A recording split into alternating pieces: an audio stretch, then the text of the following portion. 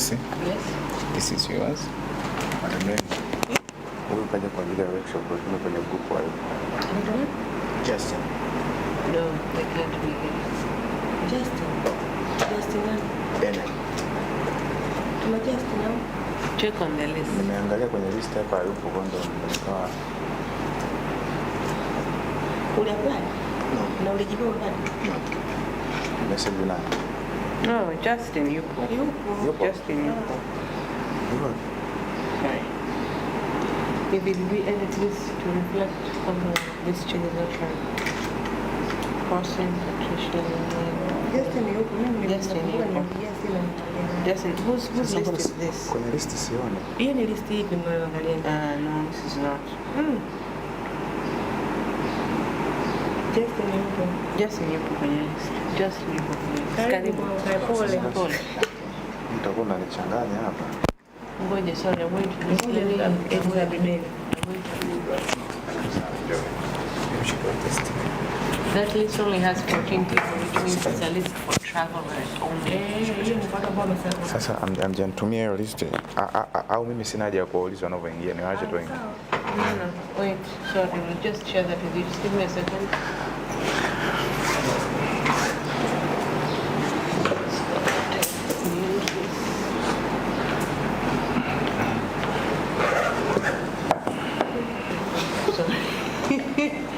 Sorry.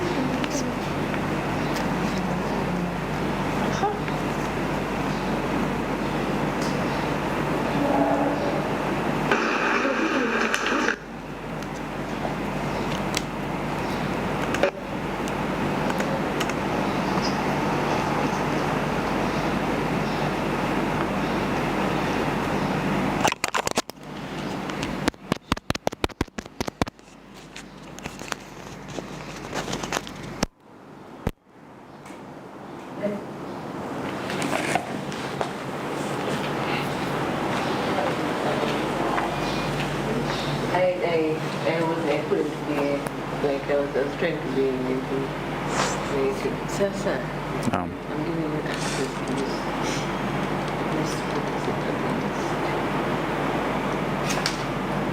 Mbona mnanicheka tena?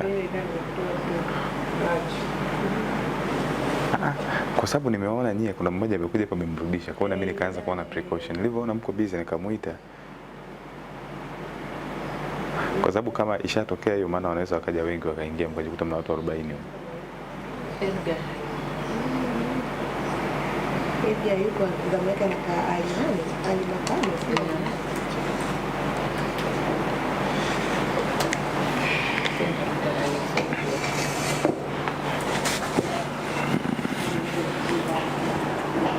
Vipi mzee?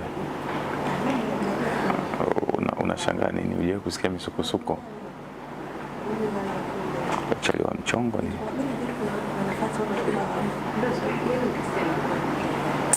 I was so like, sorry, 50 years old. Yeah. Okay.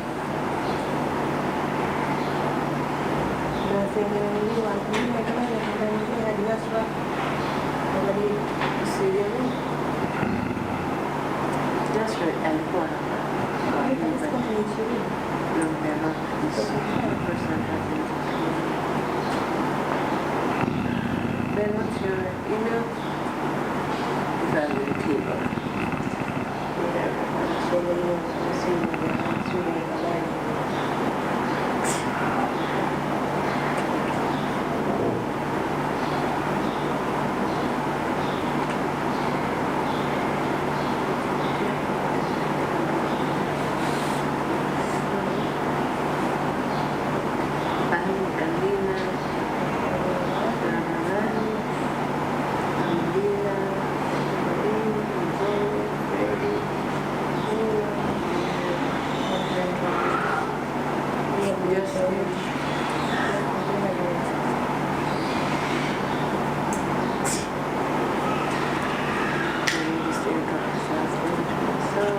Madam.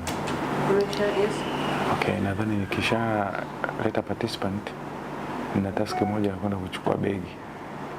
Begi nani? Hasa Amiri. Nililete hapa reception. So I'll be settled.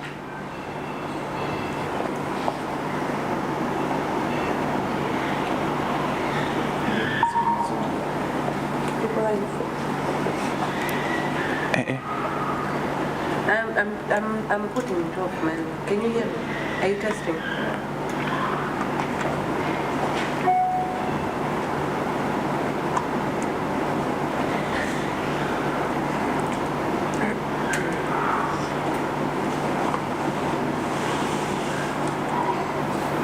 Do you have a pen?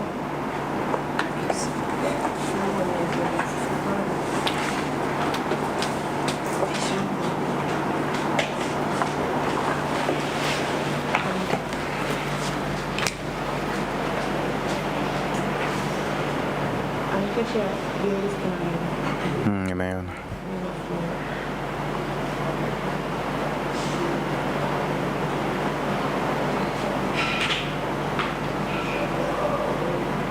We're waiting now. Okay.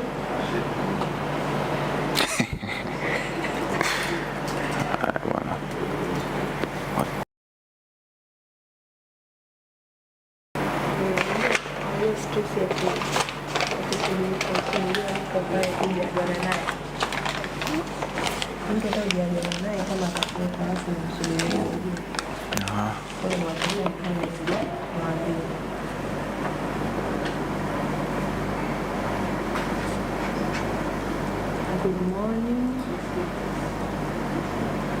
Hey.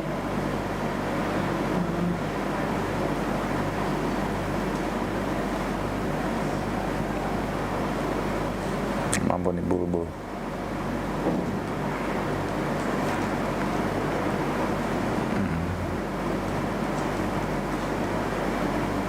Asubuhi muda mzuri wa kuposti Instagram ni saa ngapi? Saa 3. Asubuhi. Wow. Picha zangu tu basi nikiwa Zanzibar.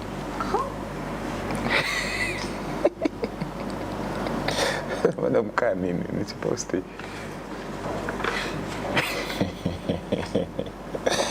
Kumbukumbu. Ndio yani kuposti itawapa lazima ndio ujue endelea na njoo. Nipate like. Nipate engagement.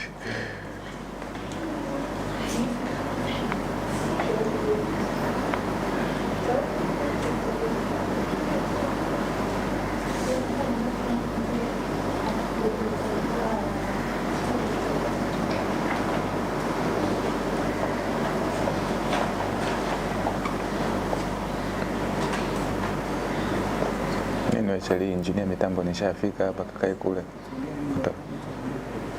Jinga gani? Afu chali ujiangalie wewe. Achukua na ile mikrofoni yako.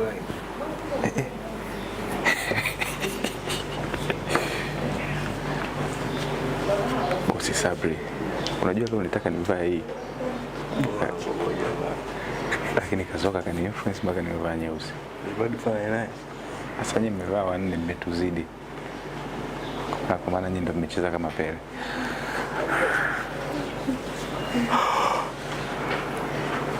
Yeye alikuwa ananisumbua kichizi. Wala unaulizi. Naona ndo naingia. Bosi Sabri. Ningeshafanya chai. Shule hapo unani pressure. Mimi nakuja kule.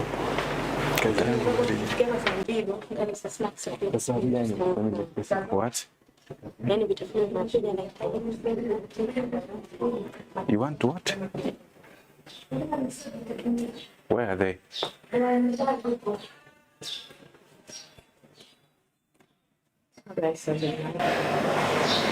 Yeah. Yeah. Bosi Sabri. The big boss. Boss.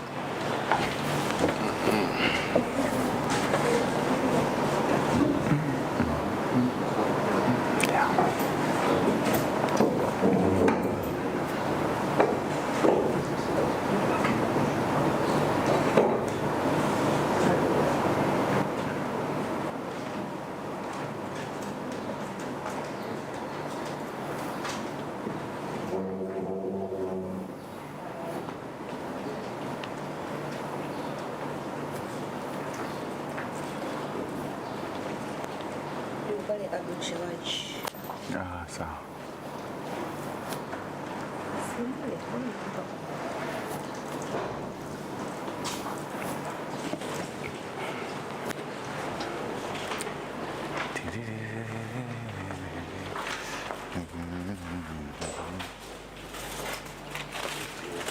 And I think this is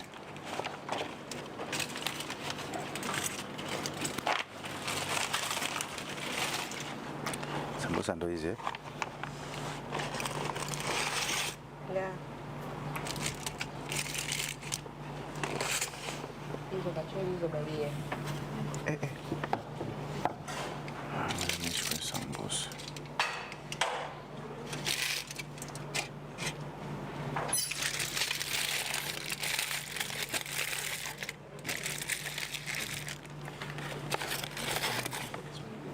Naam. Empathy kwa Kiswahili najua kulielezea mwenyewe. Empathy ni kama vile wewe uwe unaumwa na mimi niwe kwenye unaumwa, au labda umepata shida, mimi kuvaa ule uhusika na kukufeel wewe. Yeah, that's empathy. My friends, waambie wenzako waje wale vyakula mapema. After 5 minutes vinapoa vyote na EAC. No, nimeambia. Nimekosa sehemu ya kuweka meo. Watu waje tu. Aje. Hivi tunaonekana kwenye video.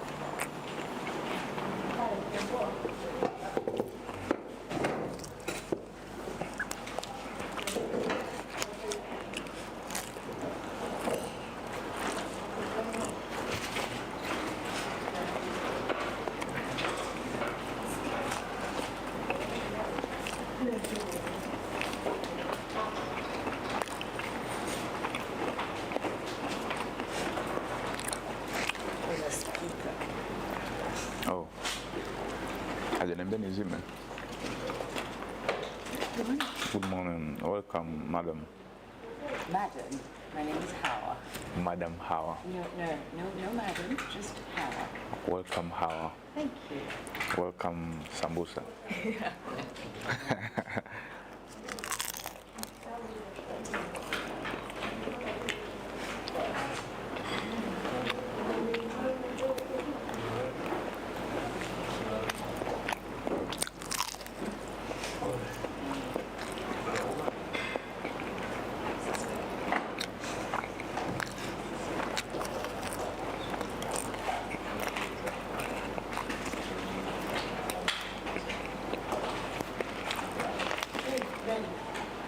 Then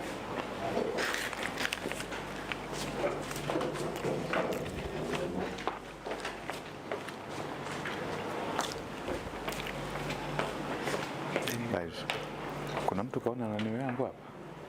sorry. I didn't mean to go in. Can you please push your on button now? Yeah. Yeah.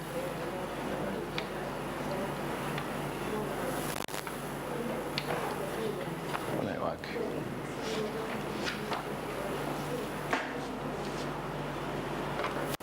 Au nawashia wapi? Okay.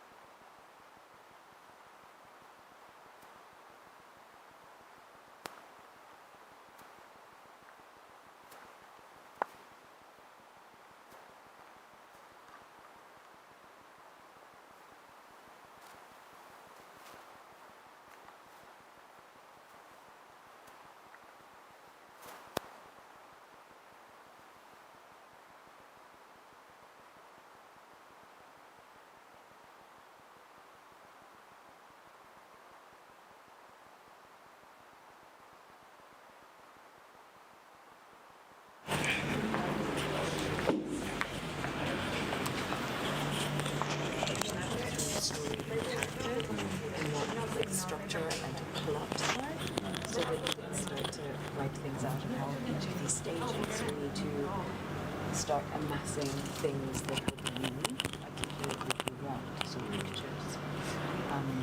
pictures of people, references from other films, from TV series, pictures you take of yourself.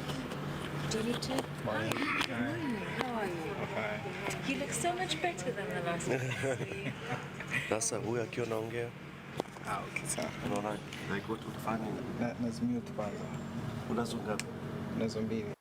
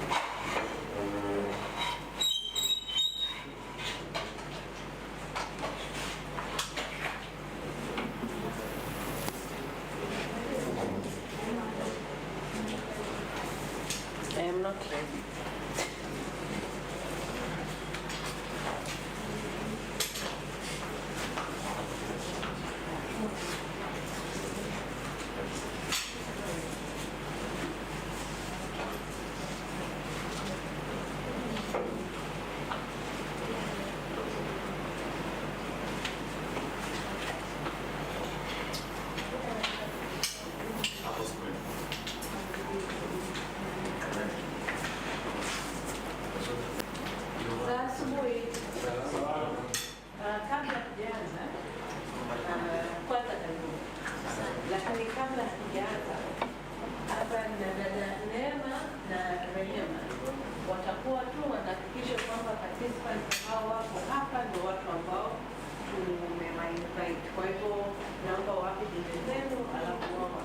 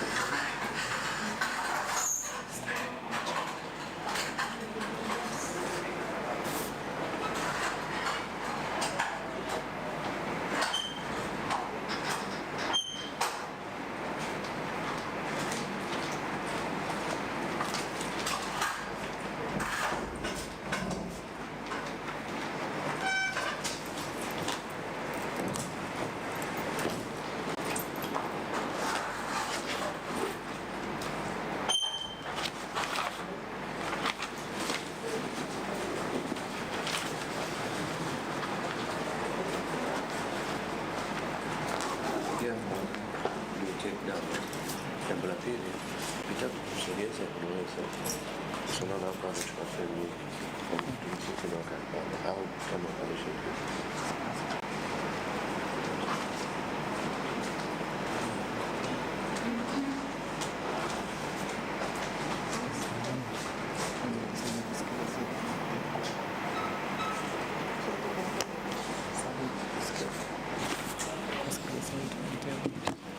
Sikiliza mimi.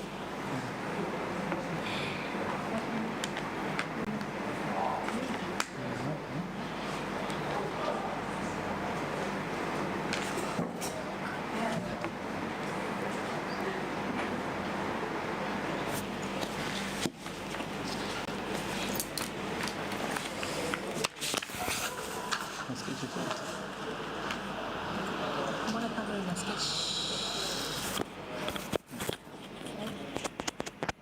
watu sikiliza.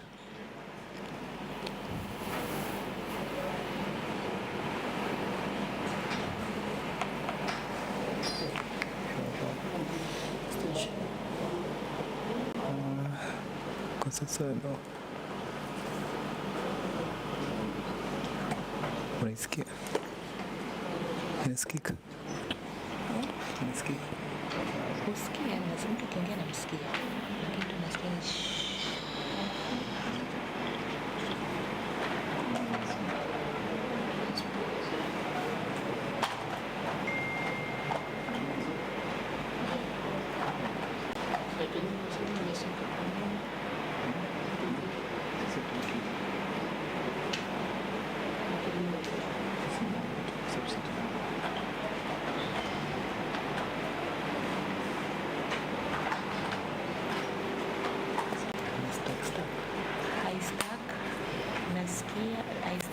nasikia vizuri, ina delay lakini nasikia vizuri, japo hivyo lakini inasikika vizuri, kwa mtu anaweza kusikiliza.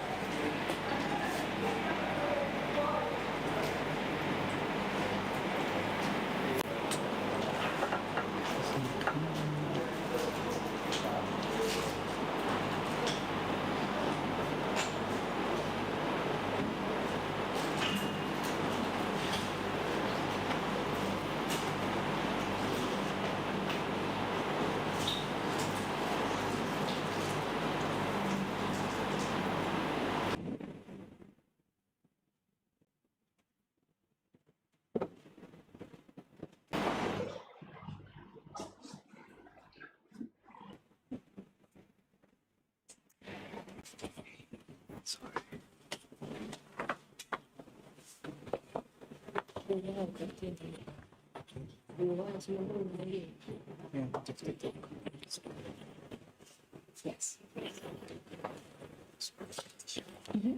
Where would you like me to put it?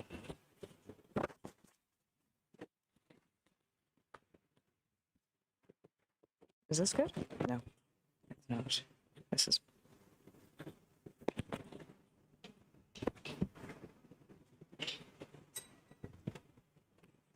Let's see. This is good, I think. Better, right? Okay, pocket.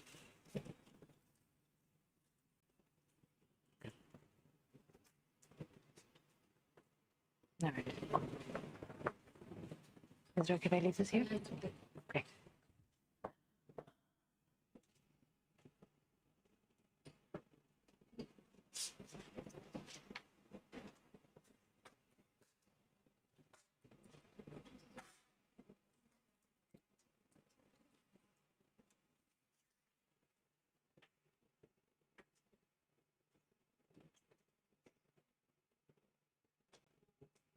Who are we waiting for?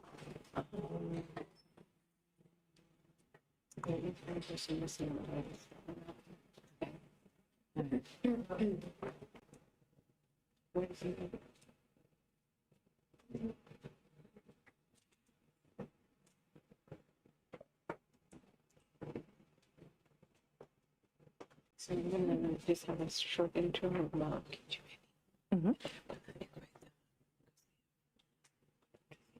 Okay, can I get a little chair? And I'm gonna grab.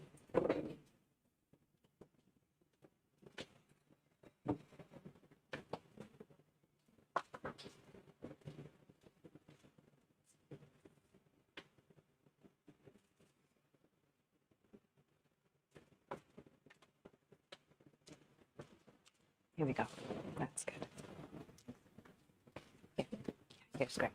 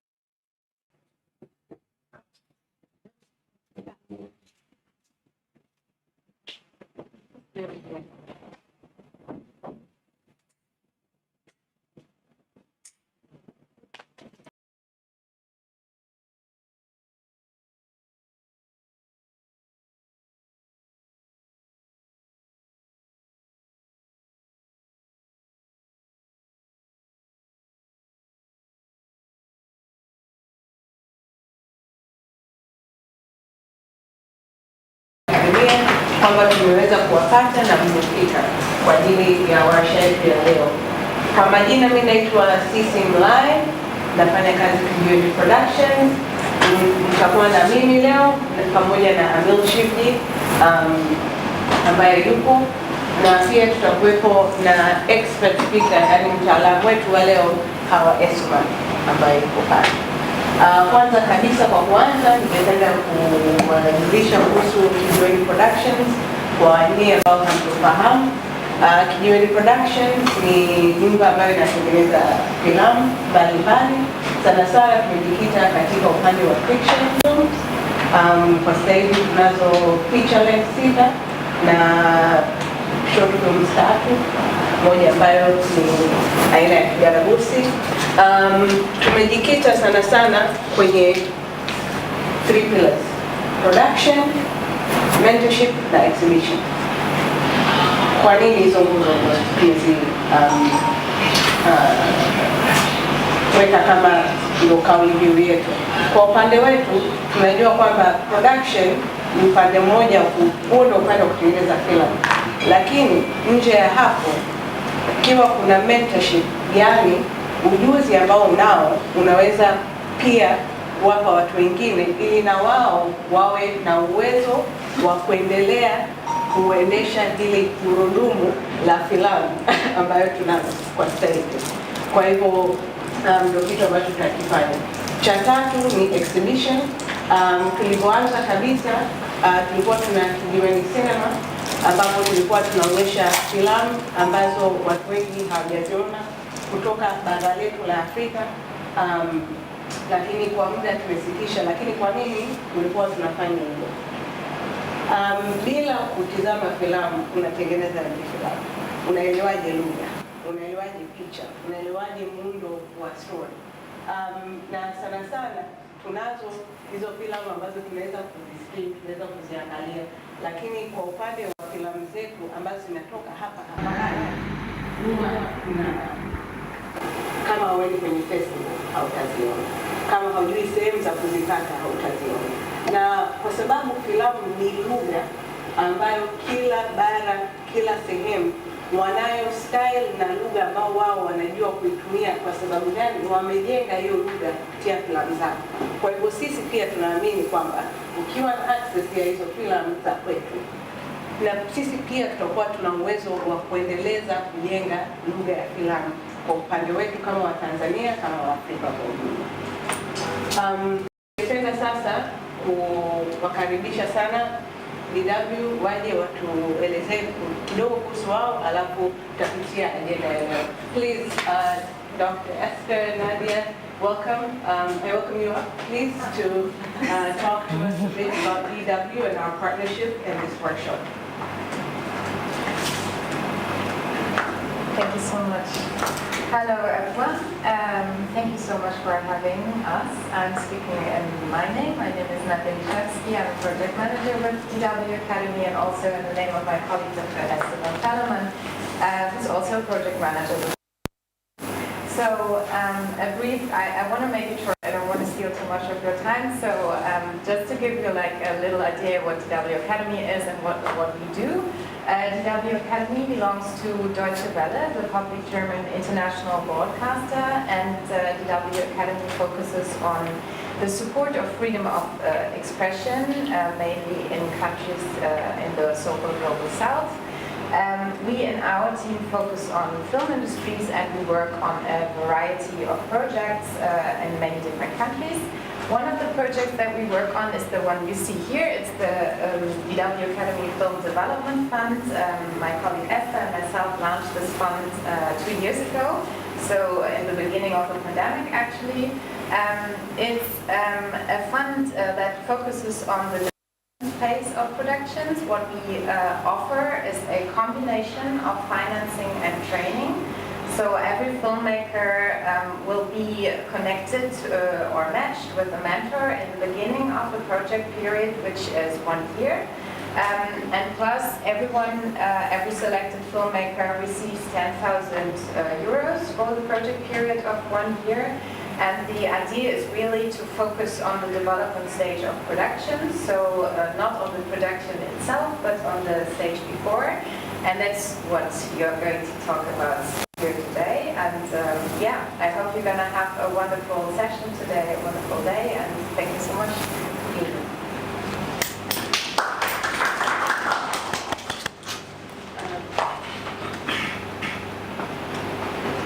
Kabla sijamkaribisha mtaalamu wetu wa leo, ningependa kugusia tu alichokuwa anasema kuhusu hii grant ambayo alikuwa anaitoa. Last year 2021 tulikuwa tuna hii warsha hapa Zanzibar, na tulikuwa tuna participants kama 12. Kati yao ambao waliapply, na waliapply watu wengi kwa ajili ya hiyo grant ambayo waliitoa kwa mara ya kwanza mwaka uliopita, watu 4 ambao walikuwa wamehudhuria hii warsha walipata hiyo. Tumepata wapo 5 washindi ambao wapo sasa hivi hapa katika ZIP. Kwa hivyo mkipata muda wa kuonana nao pia sio vibaya kuonana nao, kujua wao walipitia nini, labda watakuwa wana ushauri kwa jinsi walivyopita. Na ningependa kusema kwa upande wetu, kwa kweli hii warsha kwa huu mwaka wa pili tumeshangazwa sana na mapokezi ya watu, kwa sababu watu 502 waliapply kuja kufika hapa, na nadhani inaonyesha kwamba sasa hivi kuna uwepo watu wanataka kujitokeza kwenye kujua zaidi kuhusu tasnia yetu ya filamu, haswa ni jinsi gani tunaweza kujenga misingi ambayo yanaweza kuweka filamu yako katika sehemu ambayo itaweza kusimama. Kwa hayo basi, let me introduce to you today. Okay. Asante kwa kunikumbusha. Naomba nipitie ratiba yetu ya leo. Tutaanza kwanza kabisa kwa kuongea na Hawa Essuman ambaye tuko naye, who will be our expert speaker. She'll be talking about what it is to develop films, what film development is, how to do it, and why does it matter. Baada ya hapo tutakuwa kuna muda wa kumuuliza maswali, so akiwa anazungumza, please guys do write down your questions. We will have time to speak directly to Hawa and ask her questions about film development and where she comes from her perspective. Baada ya hapo tutakuwa tuna break fupi ya dakika 15 hapo nje. By the way, samani, kabla sijaendelea na ratiba, hapo nje kama tunataka kupata faragha kidogo, tunatoka kwenye mlango ni upande wa pili tu hapo straight. Asante.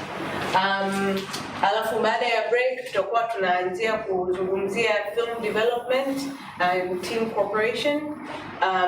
Tutazungumzia writing an activity schedule, what to develop, when and how.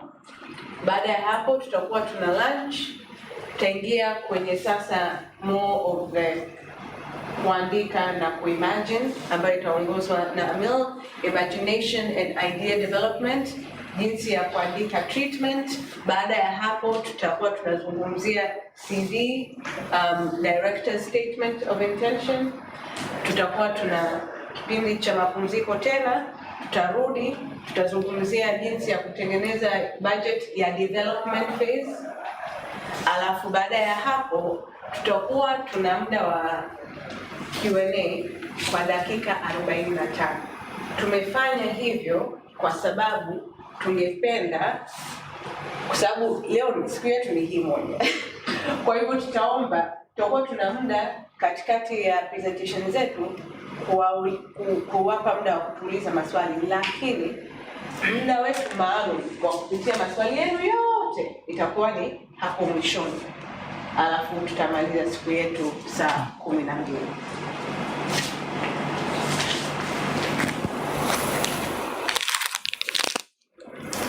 Kwa hivyo, let me not take up too much more of your time.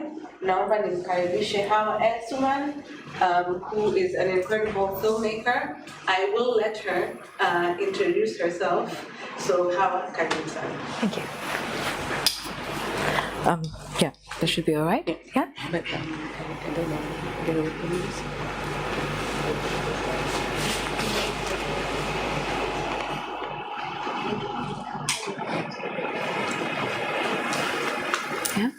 Okay. Good morning, everyone. Good morning.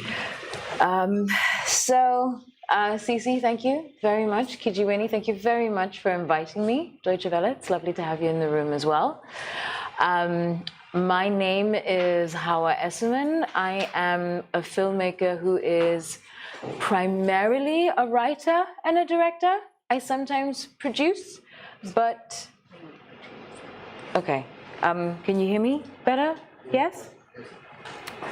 So, as I said, my name is HATUA YA. I'm a writer-director who is sometimes produces, but reluctantly. Where I really like to focus my attention is writing and directing, and particularly when it comes to creating story. So when Emil invited me, I was really pleased to share my experiences in the hope that it might help you. And I'd like to say now that if there's anything at all that you are curious about, or if I am talking too fast or you want me to repeat something, please do not hesitate to ask me. I do well with questions and clarification, because sometimes I assume things. So please do not hesitate, okay? Okay. So a little bit about myself. I started filmmaking almost 20 years ago. And when I first started, I decided that because it was too difficult to find people to work with and nobody understood my mind, that I was going to do everything myself. So I was going to write, I was going to produce, I was going to shoot, everything except act. I tried, and I don't think you're all, I can hear little laughs, so you know how impossible and insane that is. But I think the main reason why I did that, I found out later, is because it's really scary and very difficult to explain what is going on in your mind and how it is that you're going to express that to someone so that you can work with them in order to create your story, to make this film. That is what development is. It is trying to create externally what is going on in your mind. And I am sure you know, and if you don't, you're about to find out if you decide to go the way HATUA, like 2001 went, that the mind is a very dangerous place. It's sorry, you say to create what? to create. You say film development to create what? To create an external expression of what's going on in your mind. You want to be able to share clearly, not just for others, but also really for yourself, what it is that you want to make. I said earlier that your mind is unreliable. It is a wonderful place for invention and imagination. But once you pair that imagination and invention with all the nerves and concerns that you have, everything becomes really, really unreliable. Do you know, remember, have you experienced nightmares, anxieties, concerns about your project and the doubt that you have? Development is there to really help you show yourself where the holes are, what works, what doesn't, and how to keep the process going so that you can, in fact, talk about your work with confidence, express it clearly, and find the right people to make your work a reality. That's its purpose. I also need to stress that it is a long process. It takes time. Anyone who tells you that, yeah, I'm in development for 3 months and it'll be okay, I mean, either they're a genius, in which case, fantastic. But odds on it takes longer and it takes more time, and you need to give yourself that permission, that space, so that your story and yourself can breathe, so that it can grow. Stories do well with nurturing, just like people. So, what is development? It's world building. It is creating the world, articulating it in your own words, with your own expression, where the story that you want to tell lives.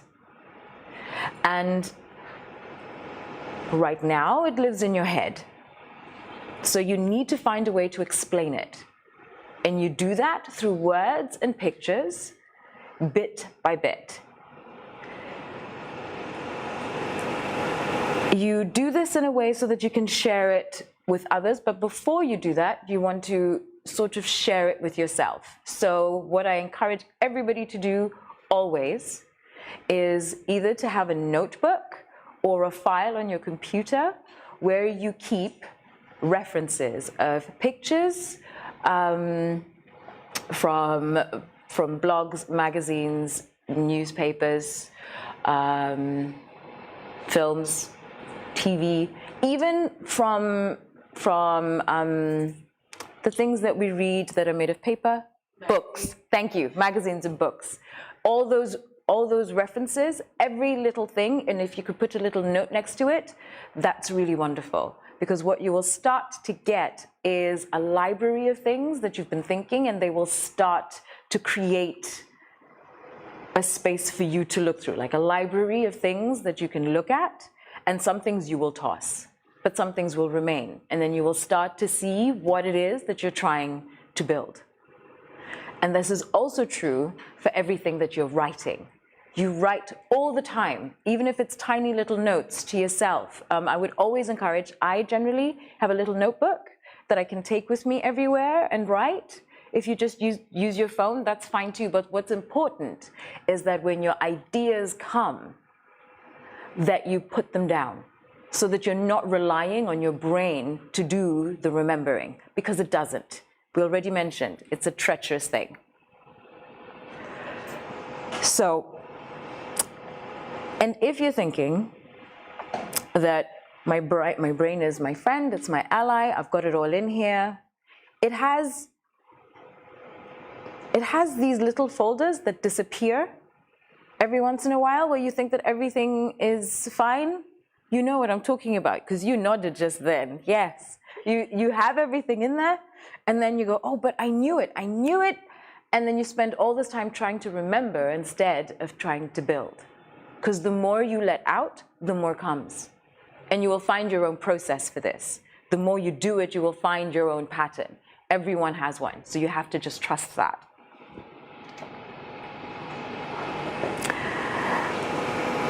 So, as I was talking about, it happens in many different levels and different ways. You start with this so that in the end you can have a logline, a synopsis, a script outline, ideally a script, definitely a mood board and reference materials, all that stuff that I was talking about, the collecting of pictures and your words and your quotes and all of that. Everything that inspires you, that references your characters, everything is in there. And from that is what you will create the mood board, potentially a storyboard and a script. If you are, you have a logline, synopsis, and treatment, which I mentioned. A logline is a one-sentence summary of the description of your film. A synopsis is a brief that's about a page. That's an arc from the beginning, middle, and end of your film. And a treatment is a document that presents the story idea of your film before you're writing the script. But it is also a document that helps you explain the mood and the style in which that you want to tell it. Cece and Emil will go through this in detail. I just bring this up now so that you know what we're talking about when I bring these up later. Are we good so far? Yep. Great. My approach to development is really starting with the self, because that's where your story comes from. And it's a very vulnerable work. The best work, the best stories are the ones that mean something to you, the ones that you probably even have doubt about. That's generally the barometer for telling, that's the indicator for going, you're on to something. Because if it resonates with you and it makes you feel like that, odds on it's going to be like that for someone else. But because it's such nervous work, you have to find a way to treat it in steps. So dedicate time to it, like true time. If it's an hour a day, if it's a weekend, find time, but do it systematically. Because then you will have habit, which is very, very important in writing life, in filmmaking life. Apart from shooting in editing, in post, you need to have a system for that.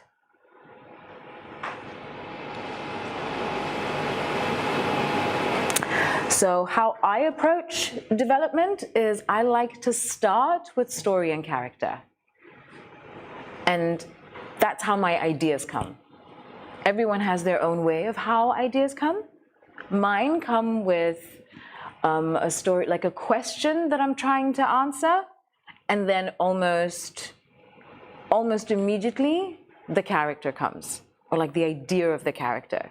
So what I like to ask myself is, who is this person? Who are they like? Do I know them? Have I had an experience of them? How do they feel to me? And all those questions I write down, and then I start to look at, I try to find their answers. They remind me of Cece last Sunday when she was at the beach, or Emil when he was really upset because I forgot his book. Like little scenarios, like very specific things. But then you can tap into the emotion of a person, the look of a person, and that fleshes them out for you bit by bit. Unless, of course, I'm going to make a film about Hawa when she was in her 20s, and then you have that already. But if you're building something from the very beginning, there is no wrong way to do it. What's important is that this person is real for you. And then you can find a way to explain that in words and pictures to somebody else. And the clearer they are for you, and the more you understand who they are and how they move, when they're in your story, they will be real people who have reactions to the situations that you're putting them in.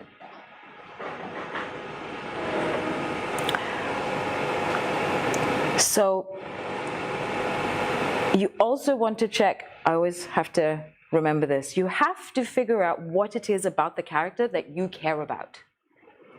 It is not enough that there are policemen who puts baddies in jail. Who are they as a human being? Does he have children? Does he not?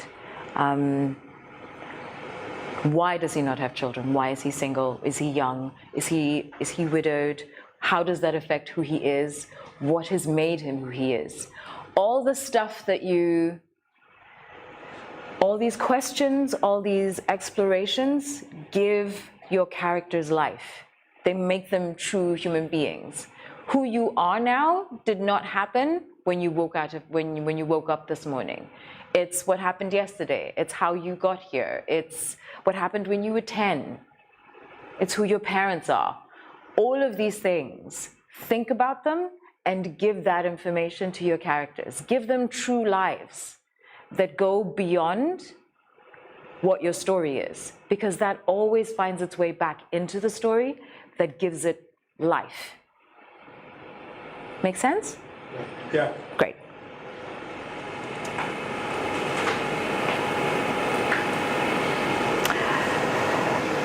And once you have that, well, for me, it sort of happens in tandem. It's like, so what is the story and what's happening in the story? Which really is plot. The plot is the A, B, like what is happening, and then this is what happens, and then this is what happens, and then this is what happens. You want the plot to reflect the true core of what your story is, and think about it in the stages. So you want to write it out. And the first time you do this, the second time, third time, there will always be holes. That's fine. You're not sharing this with anybody yet. At least not unless you want to share it. But the holes are okay. There will always be holes. Because if you're anything like me, there's the bit that really springs out, and my goodness, this is what happens here. But then I don't know how the story started, and I don't know how they got there, and how do they get from this point to that point. Or I have a really great ending, but what's everything that comes before? It's never linear. Not unless you're doing a biopic of someone and you've got their life, and then it's really simple. But then you still have to fill in the gaps. You will need to fill in gaps. This is where the time comes in, and this is where you are asking questions. question that you will always, always, always ask yourself, that you really should ask yourself, is why is this story important? What does it mean to me? Because if you can be honest about that, and it might change, and it might become a deeper question or a deeper answer, it might change. You need to know what this is, even if you don't share it with anyone, but at some point you will have to, just to be clear. You just want to get comfortable with it, with yourself first. If you can get this clear, then you can answer the questions that come with the story and world building and character building. It will determine whether your character is a nice person or not, whether she likes to walk or whether she drives, or she drives a lot, but this time she walks all the way through, and what does that mean for her? Little things that make people are determined by the choices that we make because of what it is that we're trying to say. Everything from how someone stands there, how someone holds themselves, how they dress, how they interact with people or how they don't interact with people. Every little thing, and it really is like taking little Lego blocks and putting them together to create this person, to give them life, to get them to breathe. And that happens with the actions that you put them into, the scenarios that become the scenes that turn into a sequence of events that hopefully give people investment in the story that you're trying to tell. Do you remember the pictures that I talked about that you guys are going to be collecting, and the notes that you're going to be making all the time? And do you remember that? Yep. So that is the library of stuff that you're going to use to make a mood board. Do you know what a mood board is? No? Okay. So even though a script is a blueprint for what it is that you're going to make, it really helps to have images so that people can understand the style that you're going for, the wardrobe reference that you're going for your characters, what sort of locations that you would like, what you would like to recreate in a particular room. All the things that need visual references, you can put in a mood board. It depends upon what's important. If you've decided that you are going to tell a story about a boy in a school, in a middle school, what school is it? What sort of building is it? Is it in Zanzibar? What do the buildings look like? What sort of uniform do they wear? Is it in the middle of the day? If it's not, and if it's at night, what sort of treatment do you want to give the shoot if you're going to do it at night? All of these things you have to think about. You have to research. You have to find. Research, research, research. It is internal and it is external. When I say internal, it's going into the treacherous wonder that is your brain, and you look for anchors of that in the world through pictures. If you liked Stranger Things, and you wanted to do Stranger Things in Zanzibar circa 1950. How would you do that? We're not really sure, but you're going to find references for all the different things so that you can find a point that everyone can anchor to, can use as a way to navigate your mind, so that you can navigate your mind. Make sense? Yeah? Yeah. Great. So, a mood board is broken up. It's broken up into different sections depending on what's important. Characters, for me, number one, characters. Location, next. Where are the pertinent ones? Are they exteriors, are they interiors? They're almost always both. It's so interesting. I talk about how to navigate your brains. You don't write anything. The moment I tell you that you have interiors and exteriors and mood boards, everyone is writing.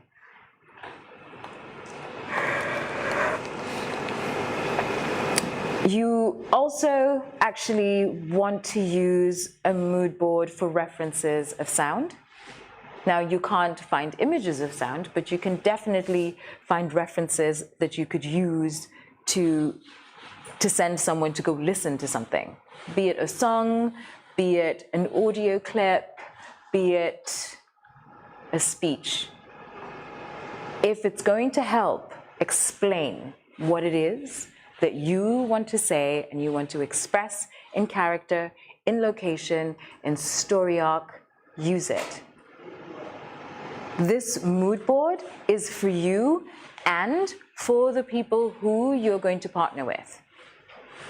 This is all work that you can do yourself and it takes time to do, but it is also a really great place to, if you're going to work with a production designer, for example, get them on board to help create a mood board so that you can both see what it is that you're trying to create. Remember, all of this is for you, but it's also to find the people who are the right fit for your project. If the person next to you is the right person, great. If they're not someone who you've worked with before, but still understand there's value in that. If there's someone who you've worked with and they're not getting it, maybe they're not the right person. The whole point of development and creating all of this material is so that you can find the right people. From cast to crew, it's across the board.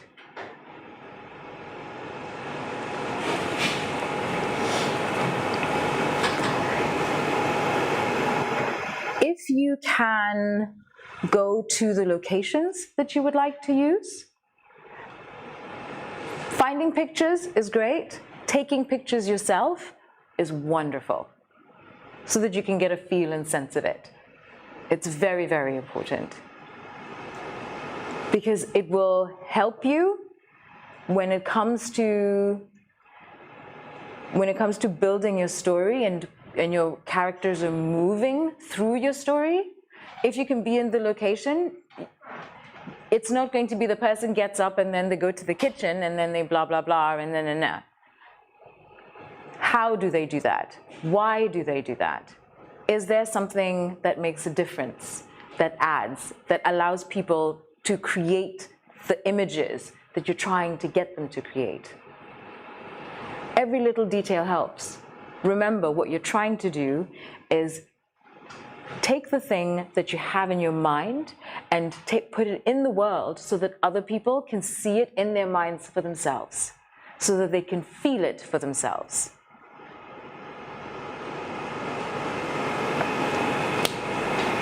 And while I'm here, I really would like to talk about pitching. Who here is terrified of pitching? Has anyone pitched before? You've pitched? Did you enjoy it? You did? I do not enjoy pitching at all. I really don't enjoy pitching. But what pitching is really is just talking to people about your story. And you're doing it all the time. You're doing it when you're talking to a potential cast member. Are they a right fit or not? It's like what the story is about is. Do you remember the thing I said earlier about the logline and the synopsis and the...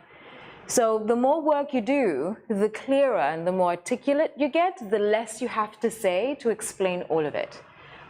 Do you notice that when you start talking about your project, so it's like this, there's this guy and he's walking down the street. Do you remember that scene in this other film? And then it was like that. But then you have to remember there was that vampire and the other thing. Don't think about the vampire, think about the other thing. And someone's thinking about vampires and a street and maybe a police person and you haven't really shared anything and you're desperate to try and get it out. But then you say, actually, the film is about this man who is scared of the dark, and it looks like this, and it went like that. The more you do it, the clearer you get, the more people can understand you. And then they can fill the gap for themselves, and they go, oh, so it's like this thing. And you go, no, you don't get it at all. And then you go back to the back drawing board and get it clearer so that maybe the next time you explain it, they do get it. But the more you talk about your story, your script, your project with potential collaborators who are actors, producers, camera operators, anyone who you're going to be working with, you are constantly pitching. And it is very important that you think about it like that so that you can take the sting and fear out of it. You will always have nerves. In fact, I would say that if you don't have nerves, there's a problem, because then you're complacent and maybe you don't care about it enough and you want to go back and think about why it is that you no longer care about it. Because you never actually get used to it. At least I don't. It always matters, and it always has a slightly lively quality. That's how I know that this project still lives for me, that it's still important for me. And when I get bored and I go, well, actually it's about this thing, but you're not really going to care about it, because that's how it sounds when you have no more investment. So it's a really good point to check. And it does feel like this is very long work. I think it's taken me 3 years to develop something at one point. The quickest turnaround I ever did, I think, was maybe a year.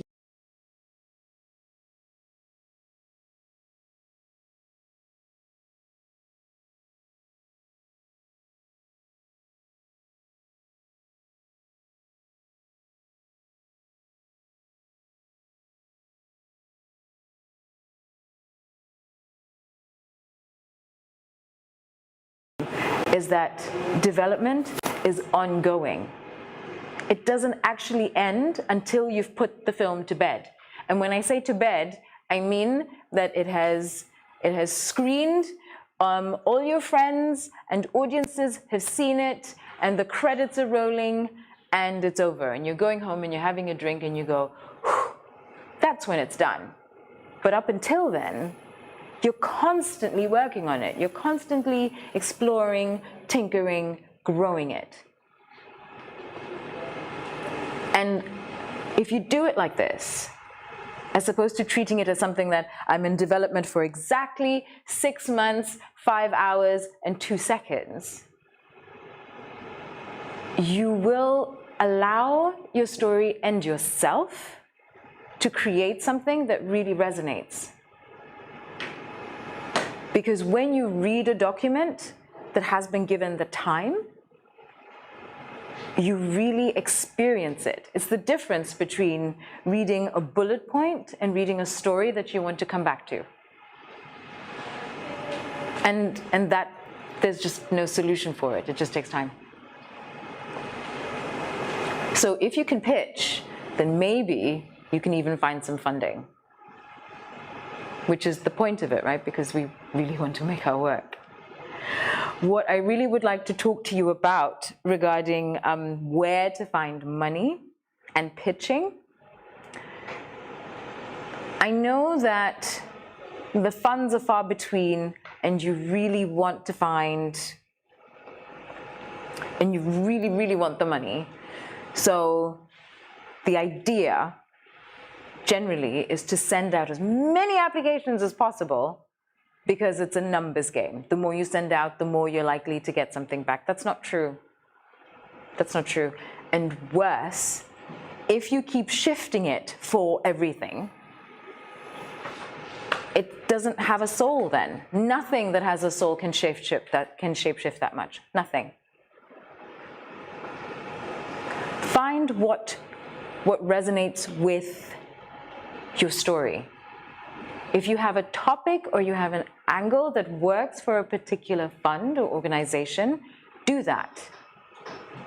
Stay true to it. I mean, I know this is not a popular opinion, and it's very hard because, I mean, if someone has anything that could be the difference between you shooting now or not shooting at all, you would take it, but that doesn't mean that you get it. And worse, it might mean that you get flagged for being someone who doesn't actually know what it is that they're saying. And what does that mean for any film that you want to make again or after? So it's harder and it's not fun, but do the research and work for what it is that fits your project. And if you've done the work of creating the document of your project, it will either resonate or it won't. And you have to trust that if it's not a fit, then it's not a fit. And then you just keep going. I mean, it sounds very lonely and tiring, and it is. But that's why when we make films, we have massive parties afterwards, because we did it. Ask Emil about the massive party he had after he finished Vutani Kuvute.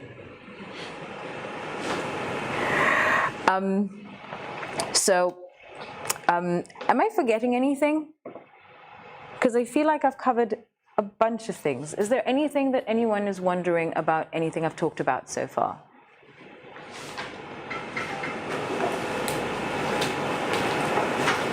It is Q&A time, so we can raise your hand. I didn't talk about storyboarding. Oh, God, yes. I didn't talk about storyboarding. This is really important. Normally, in order to, I'll be very quick. Storyboarding is not, I mean it is, but it is not only having wonderful illustrations made in the computer that looks really gorgeous with watercolor type of, inflections to woo people. I mean, if you can do that, that's great. But what it is at its core, it could be just you, a pen, piece of paper, and, and stick people trying to explain exactly how you want a scene to go. That has value, and that will explain what it is that you're trying to execute. And if you can do this with your camera person, DP, the better. Because again, you will find out if they understand what you're saying and if they're on board with how you want to shoot something or not. And also, if you've done that like 3 months, 4 months ago, and you come back and you go, yeah, that holds true. It's like, no, that's all wrong. You can develop it. You can keep working on it. Nothing is set in stone until it's done. But I encourage you to use your pen and piece of paper and your stick and your little stick men to figure out how scenes and the rest of your stories go. I'm not saying that you do it for your entire script, but if an opening sequence, it's really helpful. Really important scenes that might feel really still or have a lot of action, if you can plot it out bit by bit, in frame by frame, it will become clearer for you and for your cinematographer. And you're more likely to find a person that not only understands it, but also can build that with you. As opposed to saying, did you see that sequence in Mad Max? Yeah, like that. No. I mean, that's great, but that's not helpful for anyone except for how good it felt to watch it. I think that's it. I hope that was encouraging enough and I wasn't, depressing you all with all the work that you have to do with developing your projects. I hope what it does is give you access to yourself and give yourself permission to wander through it and to ask questions. Because the better questions you ask, the better you can answer them for yourself, or you can find what you want in the world to add to this document that will hopefully get your film made. Thank you very much for your time and attention, guys. I hope that was helpful.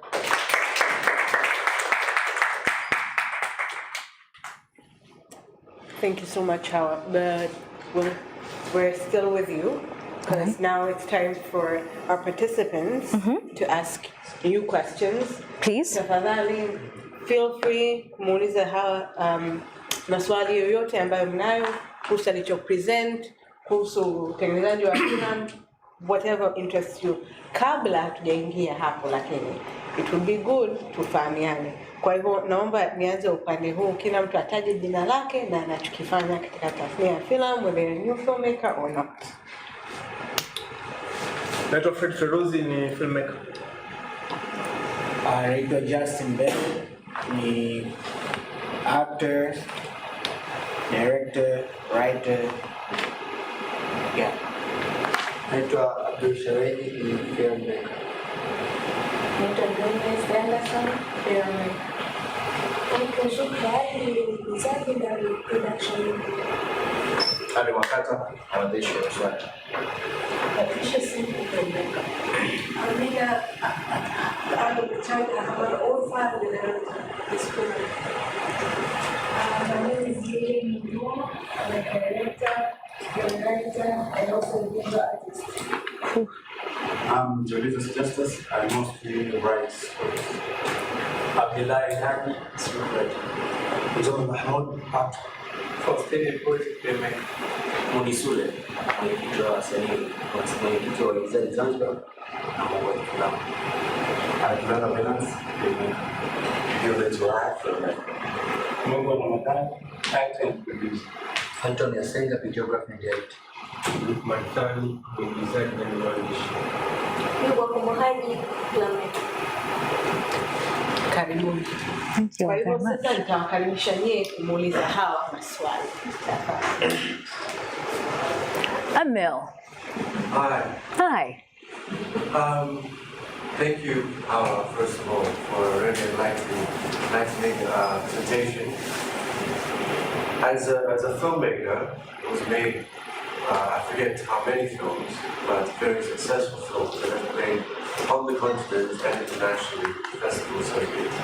Films like Soul Boy, Silas, different genres, different formats. What is your personal experience when you were starting out at Like Funding versus now, after almost 10 years of doing the festival circuit, and a natural exception when it comes to funding films on the continent? So when I started, there were definitely fewer funds. And I really did not know what I was doing. I really treated logline synopsis treatment as bullet points. And looking at that work now, it's a shock that I got anything made. But I think the more I did, the more I realized that people really connect with what it is that you're trying to say, which is why I keep harping on about what it is that the story is for you. Because if you know what that is, and you can be really honest about that and share that in your writing and in all the material that you put together, then it shows that you have a voice. And earlier, I think the reason why anything got made is because they understood what I was trying to say, even though it was very unrefined. And I think I should say that. You're not always going to be as refined as you want, but you can be true to what it is that you're trying to say. That's what's important. And I think also, the clearer you are, you will find the fund for you. But speaking about the experience that I have now, I don't apply for everything because I can see that, yes, they say that they're supporting women, but they're supporting women in a very specific field. And I don't fit it. And to say that I do, well, number one, is fraud, and it's very easy to find out. But it doesn't work. So find funds that work for you, because also, actually, the funding pool is tiny. We have more funds now, but the funding pool is really small. People ask people. It's true of funding, it's true of collaborators, it's true of everyone. I ask Emil, I was like, so I have these people in my room and they're from TZ, they say they're from DAR, do you know anything about them? He asks me, so I'm looking for this person and this person came to me and they're from Nairobi, what do you think? the world is, the world of filmmaking is tiny. So be really clear about why you're pursuing something so you can stand by the decision that you've made. And if someone asks you, that you can, but also that whoever is funding you or whoever is looking at the places that you've applied can see why you're applying there. And they can understand the connection of it. Is that it? Great. Anyone else? Someone else had risen their hand. Yes. Yeah, just want to ask this. You said you use up to 3 years developing. I have done, yes. You have done that. My recent film I have directed, it's a horror film. It's called Kabla. It's also plays in Zifu. I did not write the script, but I did not do a horror movie before. Okay. So, when the script writer, who is also the producer, gave me the script, he wanted me to direct it. I told him that I need time to know how to go about horror and stuff. Yeah. But I just used only 3 months to know how to go about it. So now my question is, what do you do exactly in 3 years? Are you working every day, 24/7? What are you? Oh, you just. Okay, so. I find it so. Yeah, it sounds like a long time. Yes. Yeah. What do you do? So when I say that it took me 3 years, it was from when I had the idea to when it is that I had. I think in that time, I wrote very many versions of that script. And also, it was the first time I was writing an ensemble story, which had multiple characters that were weaving into each other that had a mythical element. So, and I was writing about somewhere that I had visited a lot, but I didn't live in. So could I visit? I ended up actually, it's here, by the way, I came here. I came to Zanzibar. And it took me time to write it, but also to rewrite it, because I wrote it and I was like, it doesn't feel like really what it is that I wanted to say. Of course, I had to go and work because, you know, my life doesn't sort of exist on its own. Bread and butter is a serious consideration. But I had to dedicate time to it.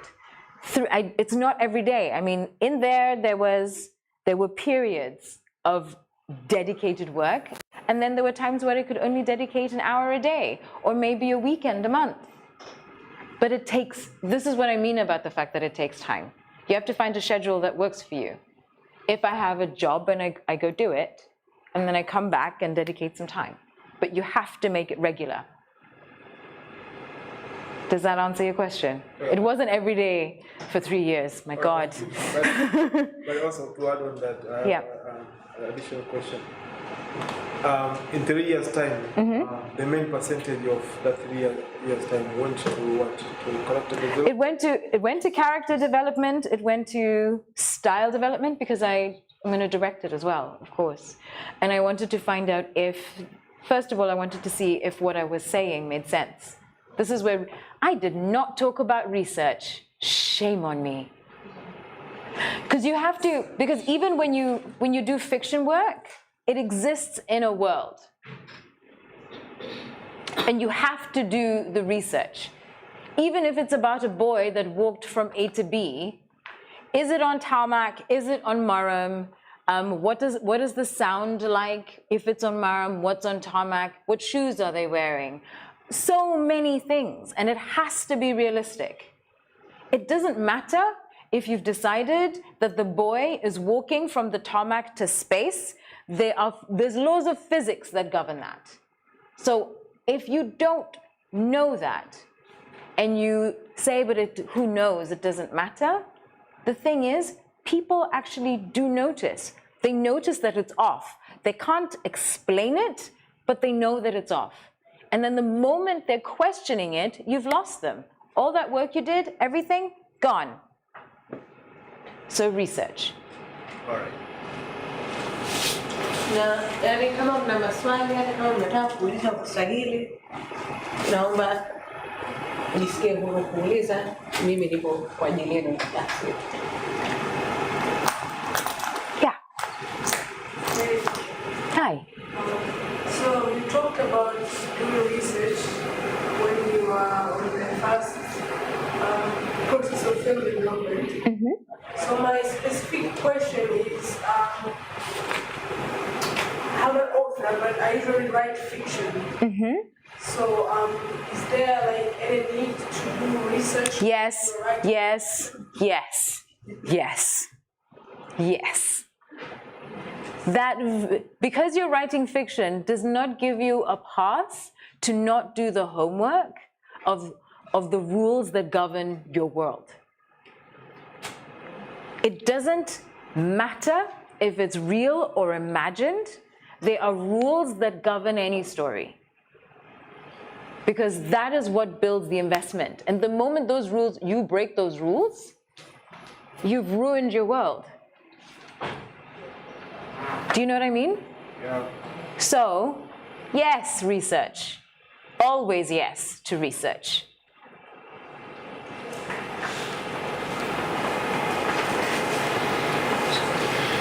Anybody else?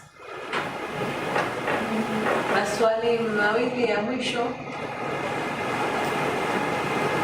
Yeah. The question is, what do you think after writing your story? What do you think that I should follow after reading my story? When you say that you've written your story, do you mean that you wrote a script or it's just a story? Story. If it's just a story? Yes, storyboard. Storyboard. Yeah. So, if you have done your storyboard, and have you worked on it alone or with somebody? Alone. I would approach the person who you would like to work with. Do you have a person in mind who you'd like to work with? I would approach them and say, this is what I'm thinking about for my story. And so what do you think about it? This, and let them look at it and then see what questions they ask. Because the questions that they ask normally tell you, A, if they understand it, or they will give you some insight that you had not considered that you can either include. And from that conversation, normally you can tell whether or not you're a good match. Because that's the point, you know? Yeah. Do you have something else to add? No? Okay. Is that helpful to you? Yeah. Okay. Yes? You think storyboarding is about drawing events with people? Yeah. I would like to know the difference between storyboarding and script writing. The storyboarding and script writing. So,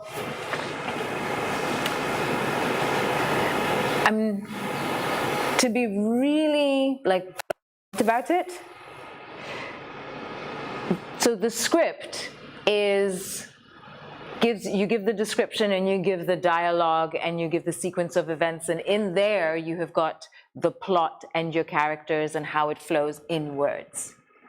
The storyboard is either the entire script or sections of the script that you have then where you draw out in stick people, or in more fleshed out people if you're more artistically inclined, in frame by frame, so that someone can see where the camera angles are, and you can use shading to look at light and different and things like that to show how you imagine these scenes to look like. I mean, you could have your entire script storyboarded. I mean, it's a lot of work, but it's really great to show how you see it going in by shot by shot, and like frame by frame, but it is not the script. Yeah? Yes? The way of spoken about film, at one point you say it's like an endless process. It is. Yeah, so I want to know when are you going to say like this is a limit and I am going to ask But the thing is, even after you ask for funding, you still have to develop. Because the thing is, sometimes, almost always, in my experience, they ask you questions. So how do you see this working? How do you think this is going to happen? And that's all part of it. And from when you start to wherever it is that you get, if you do 3 years or 3 months, there's something that you understand that you might want to include. So it's the more you do, the clearer you get, the more you want to tweak. Does that make sense?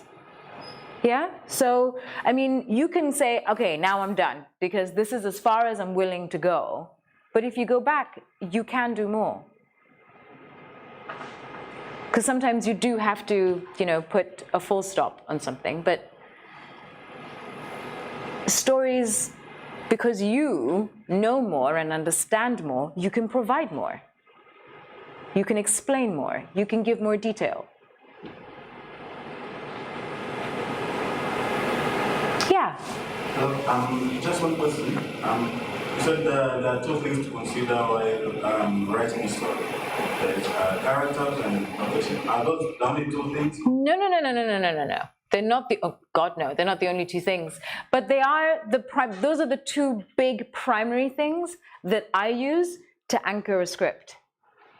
You have your structure, and then you have to think about, I don't want to go into this because this is always a minefield, but you have classic character arcs and classic character structures, but I think those are really distractions. What's important is that you think about who the people are in your story, if if it's governed by people, and then what is happening in it, and the sequence of events. Those are the 2 core things. Everything else, of course, I mean, you could break all of those things down to granular, tiny details. But fundamentally, those are the things you have.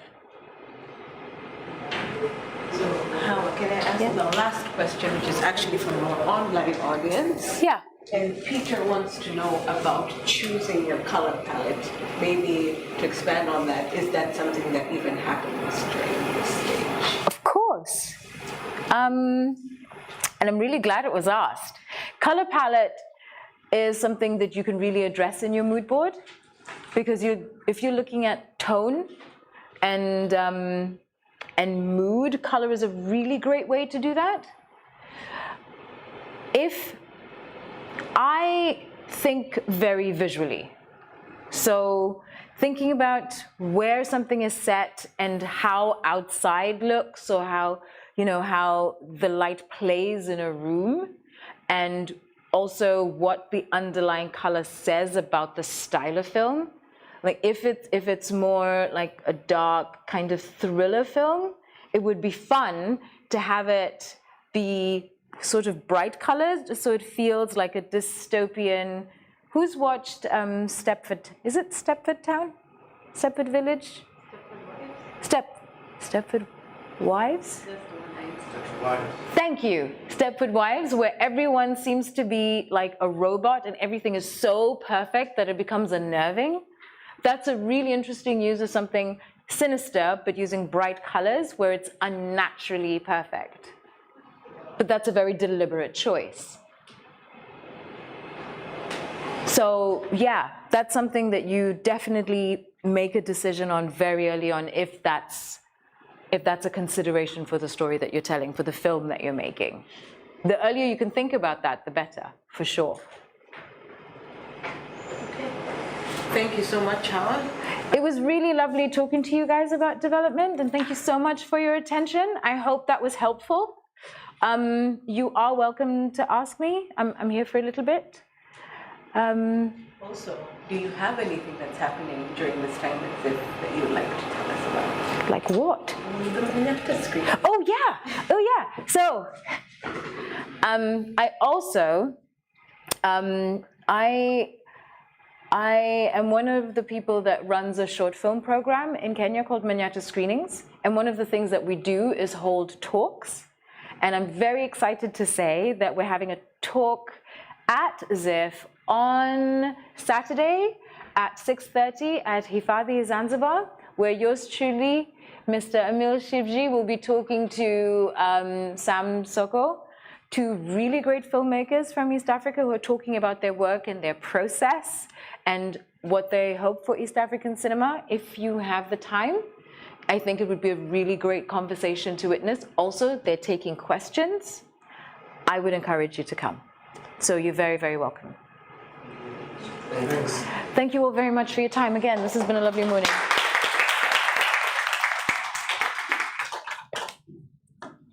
Sasa tutachukua break ya dakika 15. Kwa hivyo sasa hivi ni saa 4 na dakika 40. Tutarudi hapa labda saa 4 na dakika 55. Yes? Yes. Haya. Karibuni nje, kuna chai. Kwa nyinyi ambao mko online tutarudi baada ya dakika chache. Asante.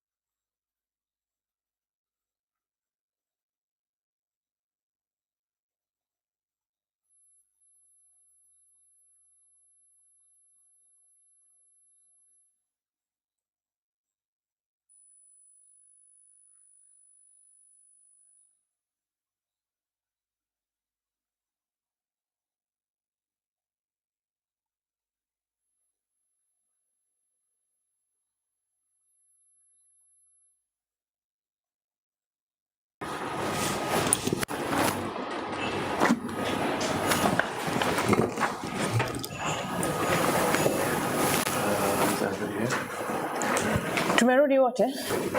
Tumwangalie mwenzetu kulia, kushoto, nani hajarudi? Ali hapo kwako pembeni, mwenzako amerudi? Hajarudi. Faustin bado hajarudi? Naomba check. Yeah, just go check.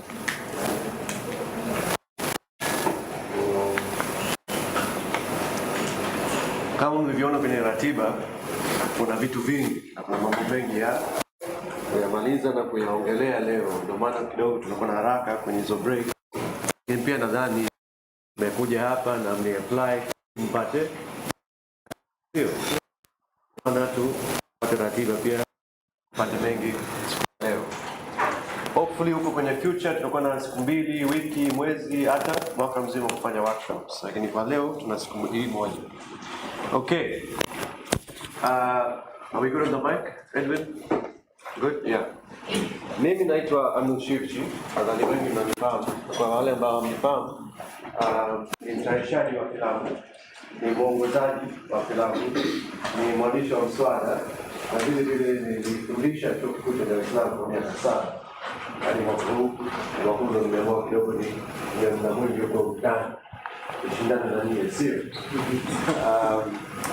Mwenzangu hapa sisi Mlai, Kijiweni Productions, na kuna watu kwenye timu hapo kwenye timu, unaona Warsha na Neema pale ni production assistant, kuna Rehema coordinator, yeye anapokea maswali kutoka YouTube, tuko live YouTube pia.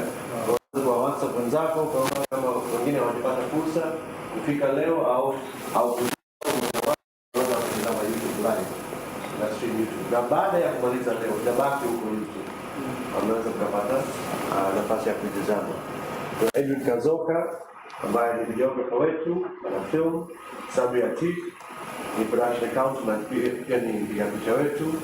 Ben Valentino ni production assistant. Nadhani kwa mtu ambaye cha Kijiweni, kama kuna swali anaomba kumsaidia. Jambo la pili, kwa sababu mimi bahati nzuri na bahati mbaya kuna kabla ya kujifunza nilikuwa nafundisha JIT, nimezoea kwa mtalii. Lakini wanafunzi wangu nadhani wapo wachache ndani, unajua kwa mimi napenda class iwe interactive. Sio kama nikiongea mnakaa kimya hivi mwalimu anasema kwa hiyo na kila hapana. Sio wanyenyekevu. Napenda kuchochea mambo. Napenda watu mkiuliza maswali tu tunajibu pia, lakini zaidi kujenga mazungumzo ambayo yanajadiliana kwa pamoja. Pia kidogo tutakuwa natumia maneno ya Kiingereza kwa sababu na hili ni sababu ya msingi na pia ni kitu ambacho ni kuchocheza mawazo. Kwa bahati mbaya, unajua kila fani ina lugha yake. Ukiwa engineer, unaona lugha ya engineer. Wanaongea lugha tofauti kabisa na tunaelewa. Sisi kwenye film pia tuna fani yetu ambayo tuna lugha yetu. Kwa mfano, how many of you know director of film? Unajua neno director of film? Kwa wale ambao wamejosha kwa Kiswahili tunasema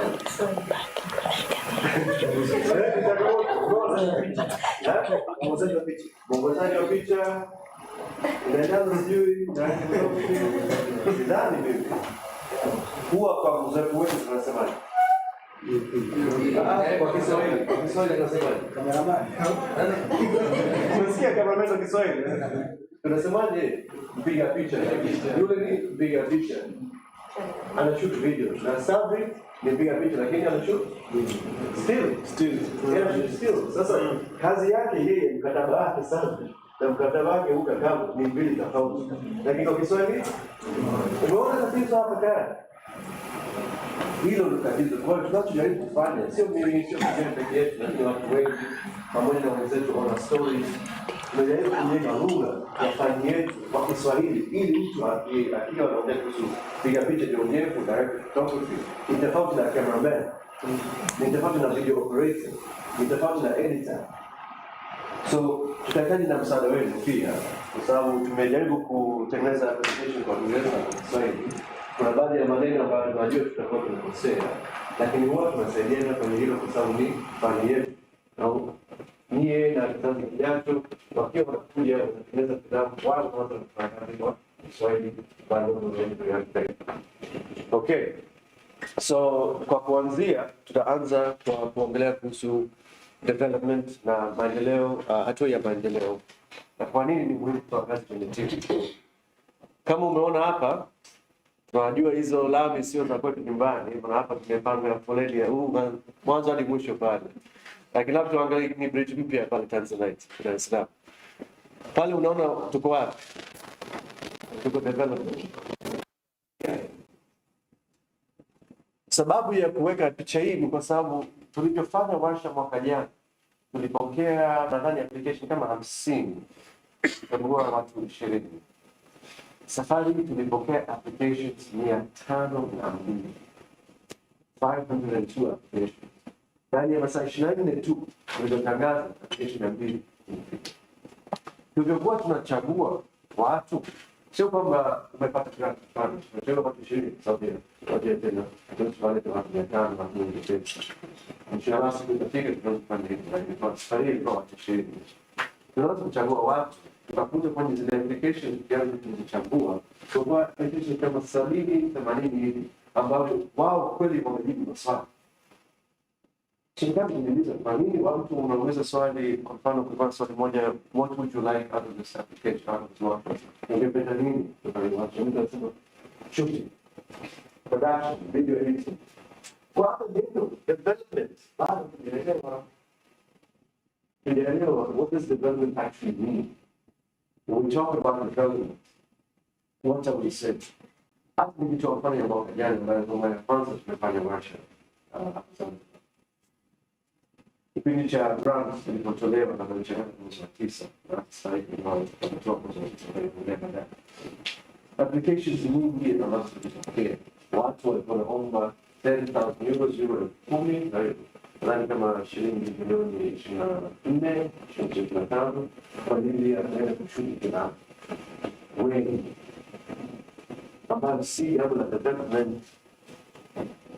Ndio maana hawawezi kuongea sana kuhusu development. Inaweza kupata miaka mitatu. Shooting yake inaweza kuchukua wiki mbili. Na wenzetu watasita kwa mwezi mmoja. Lakini miaka mitatu imetimia kwenye development. So that's where we are. Kama unakaa hapa na unataka kujua Hivi kwa namna gani ametumia kama gani kwenye kupe maana hii hali kwa sababu ni tayari. Sasa mbele ni development. Kwa nini tumefilamu ya muda? Huu ni kuelezea development yangu, kwa sababu ni kama tumetumia mwingi. Nikisema nimeanza kupiga 16, kweli nilianza kupiga 16. Na pia nilifanya mahojiano. Nilikuwa na kimetoka. Wangapi umeitazama tena? Labda niulize okay. Wangapi hawajatazama? Okay, almost half. Nitaonyesha tena Jumamosi. Lakini nimeona angalau trade. Sawa.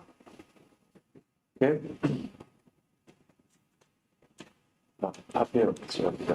So, maendeleo katika timu. Hawa Esuma aliongelea kidogo, aligusia kuhusu maendeleo kwenye timu.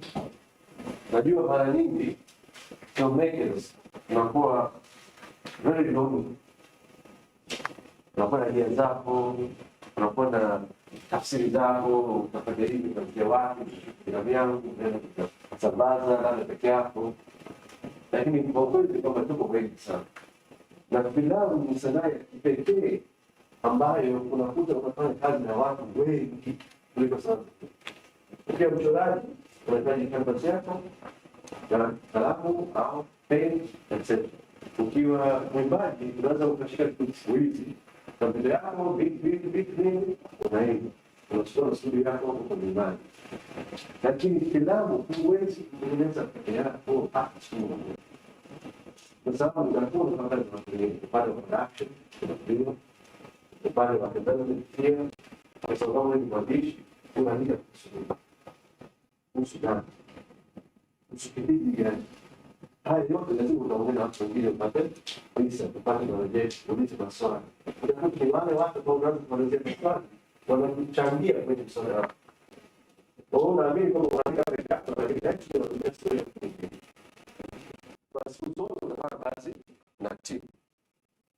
Lakini kwa kuanzia, ningependa tuelewe maana ya mtayarishaji na mwongozaji. Kwa kuanzia tutaongea kuhusu definition of producer and director. I think the definition of what we use here. Please share hapa kuna right, kuna wrong, sio au kasema ndio kapatia huko kakosea, hakuna tuzo hapo tunatoa. Please wewe kwa kweli, please share tunajifunza sote tunajifunza. Kila mtu ana experience yake. Actually baadaye ningependa tuongee kuhusu experience yetu wenye ma story writers wa novels, kuna watu wa virtual reality, kuna watu kutoka serikali, kuna watu kutoka independent. Ni kitu ambacho tunataka kusudi. Na pia tuko na swali, kwa nini hiyo washiriki watu 20 wamechaguliwa na sio wale watu ambao wanatumia nje ya Tanzania? Pia jambo hili ni kwa tunataka variety, watu wa experience tofauti. Tunaona wengi hapa ambao kama kifanya vile wote hao wamekuambia tena kama kama tunajaribu kufanya hivyo ili tupate experience kwa watu wengine. Kuna watu hapa hawajawahi kutumia hata mara moja. Lakini storytelling ili tuweze kuwashauri. So kwa kunyosha mkono, nani hapa ni mtayarishaji wa filamu?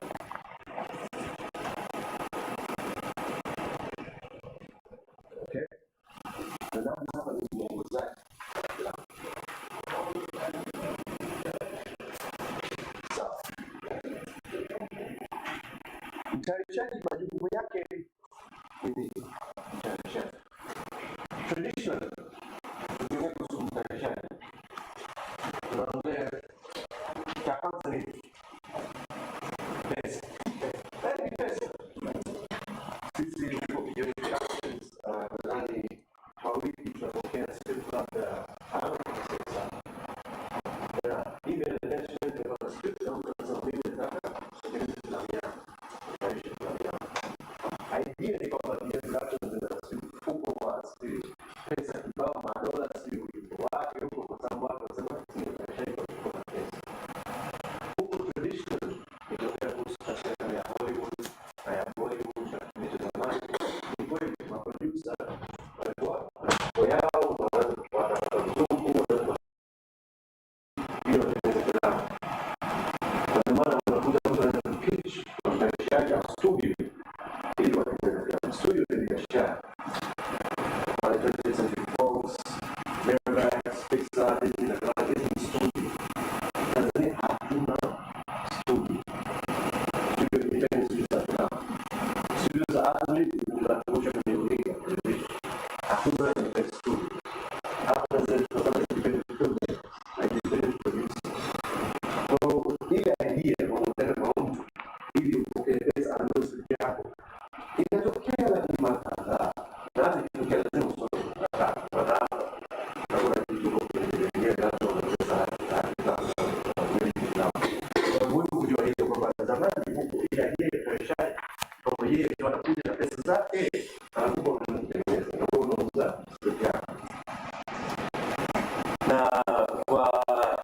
Relationship yao mahusiano kati ya mtayarishaji na mwongozaji yalikuwa kwamba producer anatafuta pesa na anaridhiki labda 50, 70 au 100 ya filamu na director ni yule msanii. Msanii kwa sababu msanii sio tu mwigizaji, ndio mzombe. Mwigizaji maarufu wanaita wasanii, sisi pia ni wasanii. Mtayarishaji pia ni msanii, lakini mwongozaji hasa ni msanii kwa sababu tunatoa wake.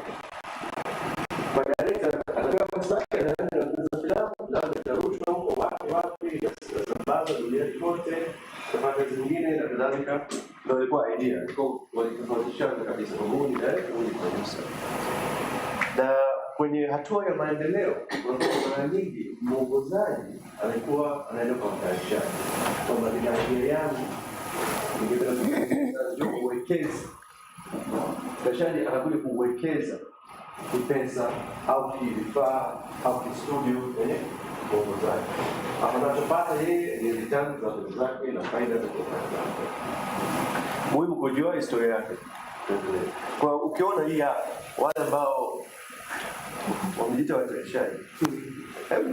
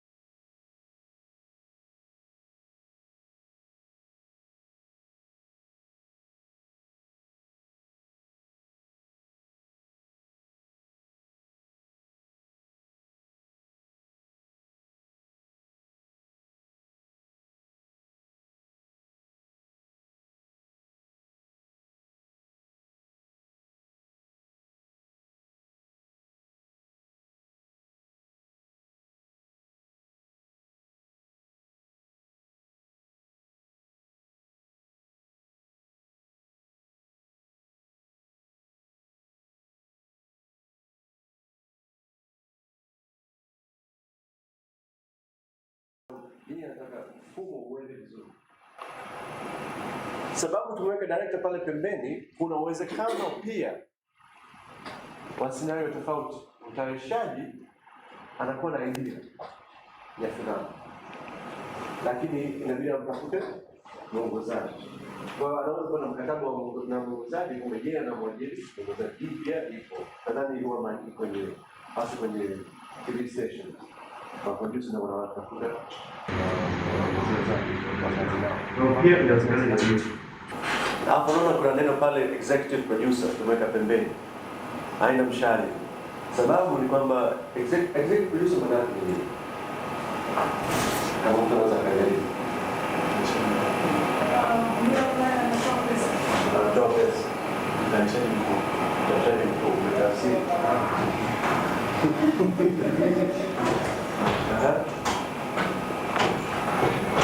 Executive producer zamani ndio maana nilianza na zile definition, ndio alikuwa anatoa pesa, lakini kwa namna ya yeye ndio mmiliki wa studio.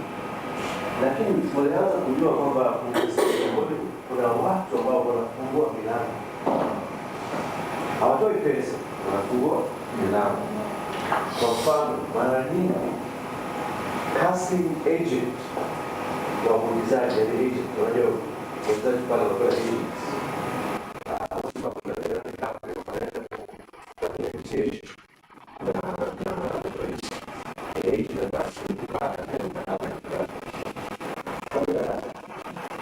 So agents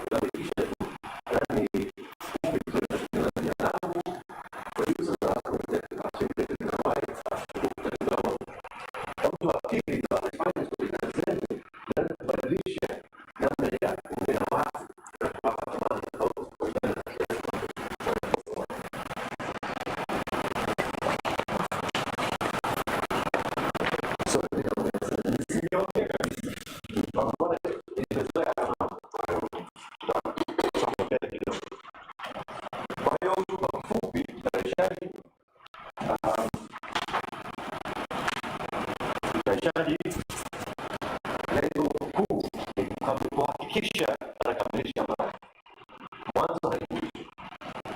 Lengo kuu ni kukamilisha mradi, kutafuta pesa.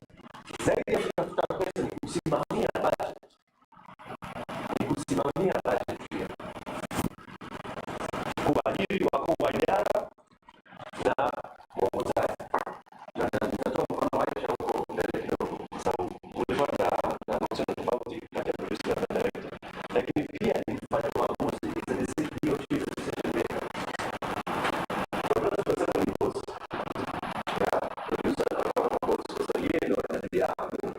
Lakini vile vile mwongozaji kanisani visualize hawa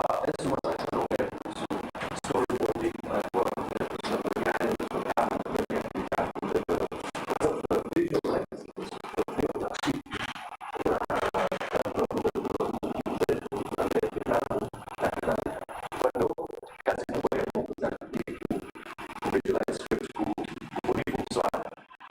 pia ni kujenga ulimwengu wa kila kitu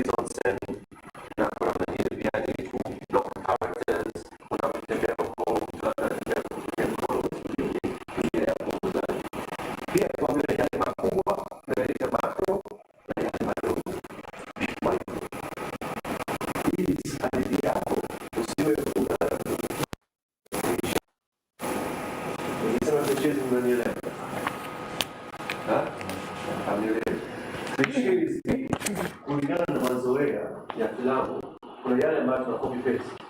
Na mimi nifanye hivi, mtazamaji akisema I know this movie. Nani nishajua filamu na dirisha.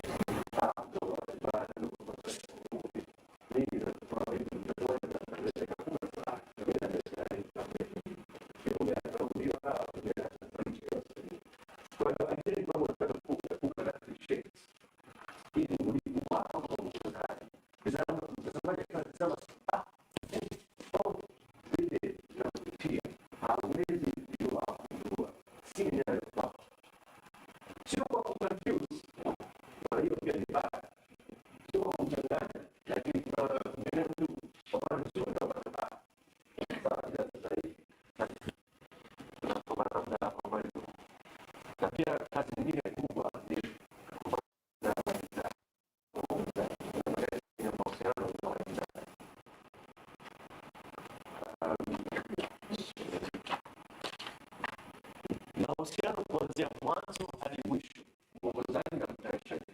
Sababu tunarudia hizi vitu ni pia hapo sio hata kila akasafiri ya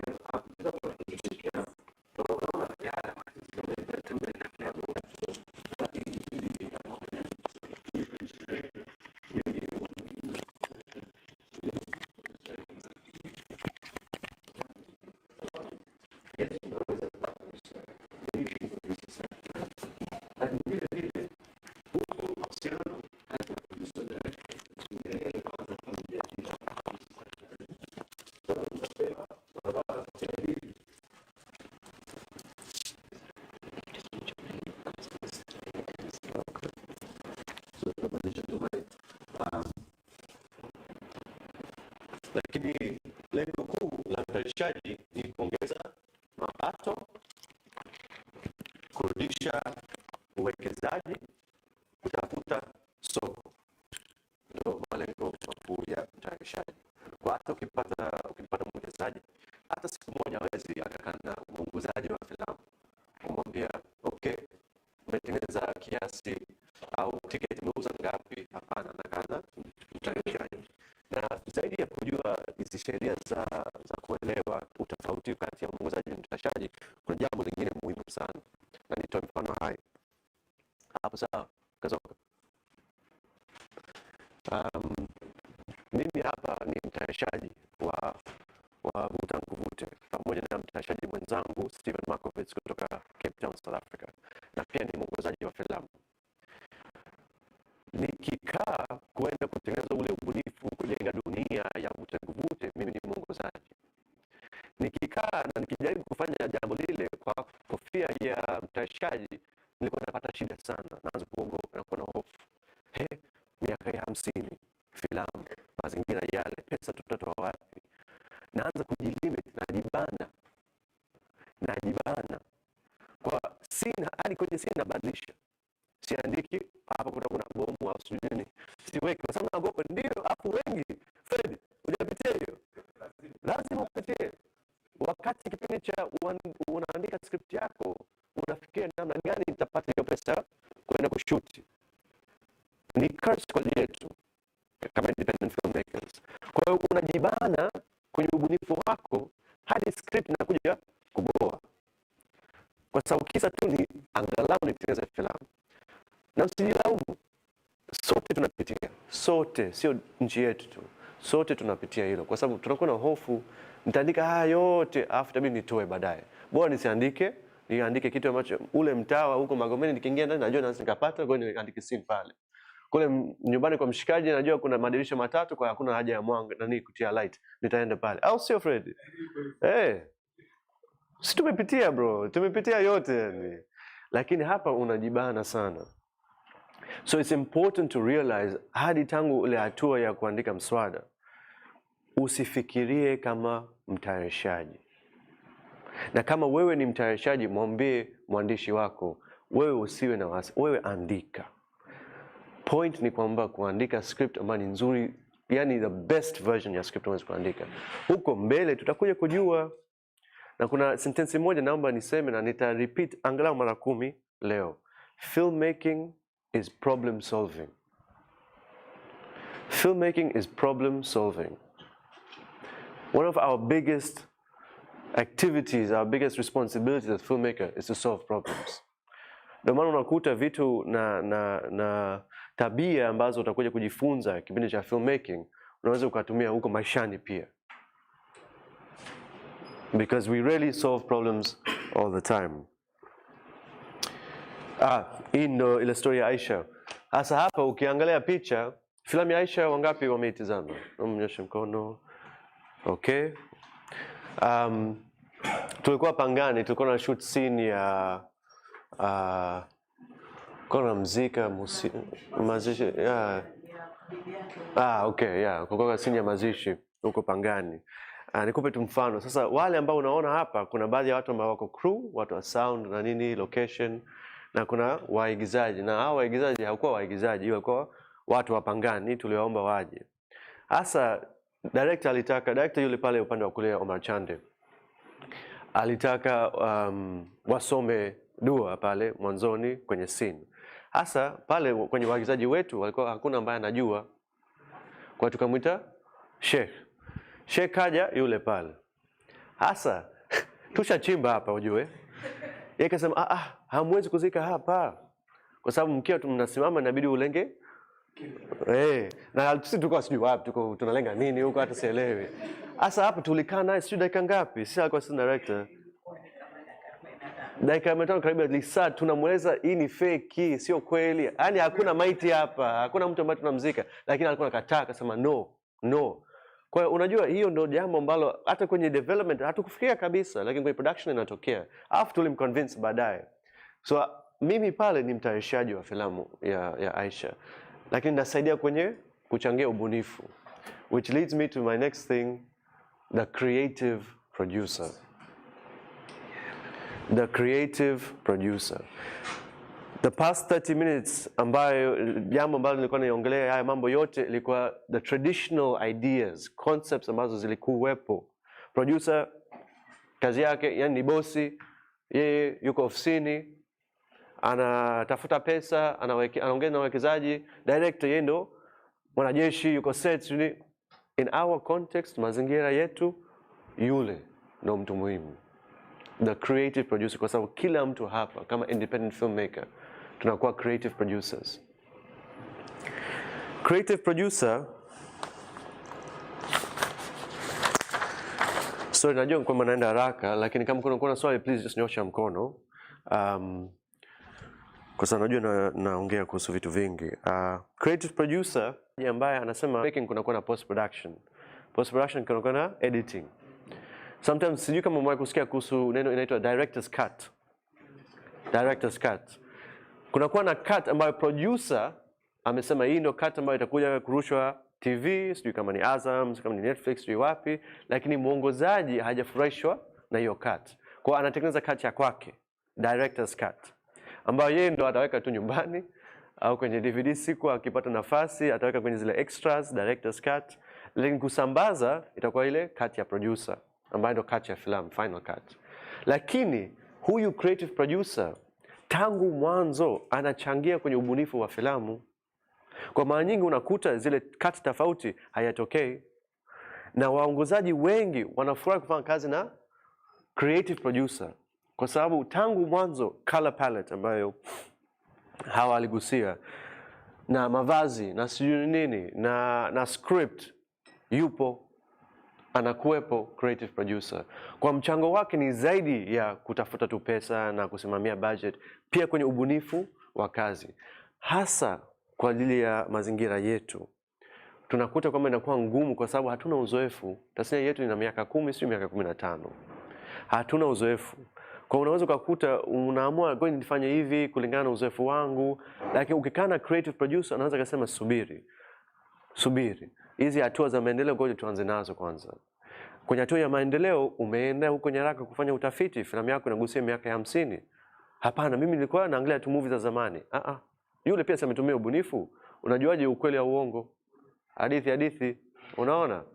Kwa hiyo namna gani huyo hapo wewe kama creative producer unaweza kumsaidia mtayarishaji na mwongozaji na pamoja na mwandishi wa mswada. Pia ni mtu mwenye wazo ndio mwenye haki na wazo hilo. Ndio mara nyingi inatokea hivyo, lakini pia ni mazungumzo. Kila kitu ni mazungumzo, ni mkataba. Unaweza kukuta creative producer anaweza akaja kwa mwongozaji kwamba hii ndio idea yangu, ningependa nikushirikishe kama mwongozaji. Muhimu ni kujua unafanya kazi na mtu wa aina gani. Jamani, naomba hii kwa niweke chini. Filmmaking ni kama relationship yani. Ni mahusiano kwa sababu unafanya kazi na mtu, inaweza kuwa kazi ya wiki 2, inaweza kuwa kazi ya miaka 20. Kwa sababu filamu ipo, inaendelea kuoneshwa. Unaweza Shine tulitengeneza 2013 na kakangu yule pale, Mzome Masud. 2013. Hadi leo tunawasiliana, tunaongea. Na anakuja kwenye auditions za Kijiweni. Na kipindi kile mimi ndo naanza tu. Filamu ilikuwa ya dakika 20, sijui tumeshoot siku 3, ulikuwa na scene 2. Scene moja huna hata dialogue. Na kama unamjua Mzome ni mchekeshaji, kwa hiyo anakuwa na dialogue nyingi. Lakini unajenga mahusiano na watu kwa sababu ndio kazi yetu kama filmmakers. Hasa imagine relationship kati ya mwongozaji na mtayarishaji ni ya siku nyingi sana. Kwa hiyo je, mnapatana? Unaweza kupatana huyo mtu? Kama mnatofautiana, bora kujua mapema kwa sababu huko mbele italeta shida. Mara ngapi tunasikia headlines, sijui kama nyinyi mnafuatilia hizi trade magazines tunaziita IndieWire na Variety na sijui, ni vizuri kusoma huko wenzetu wanafanya nini. This person left because of creative differences. Mwigizaji mkubwa left because of creative differences.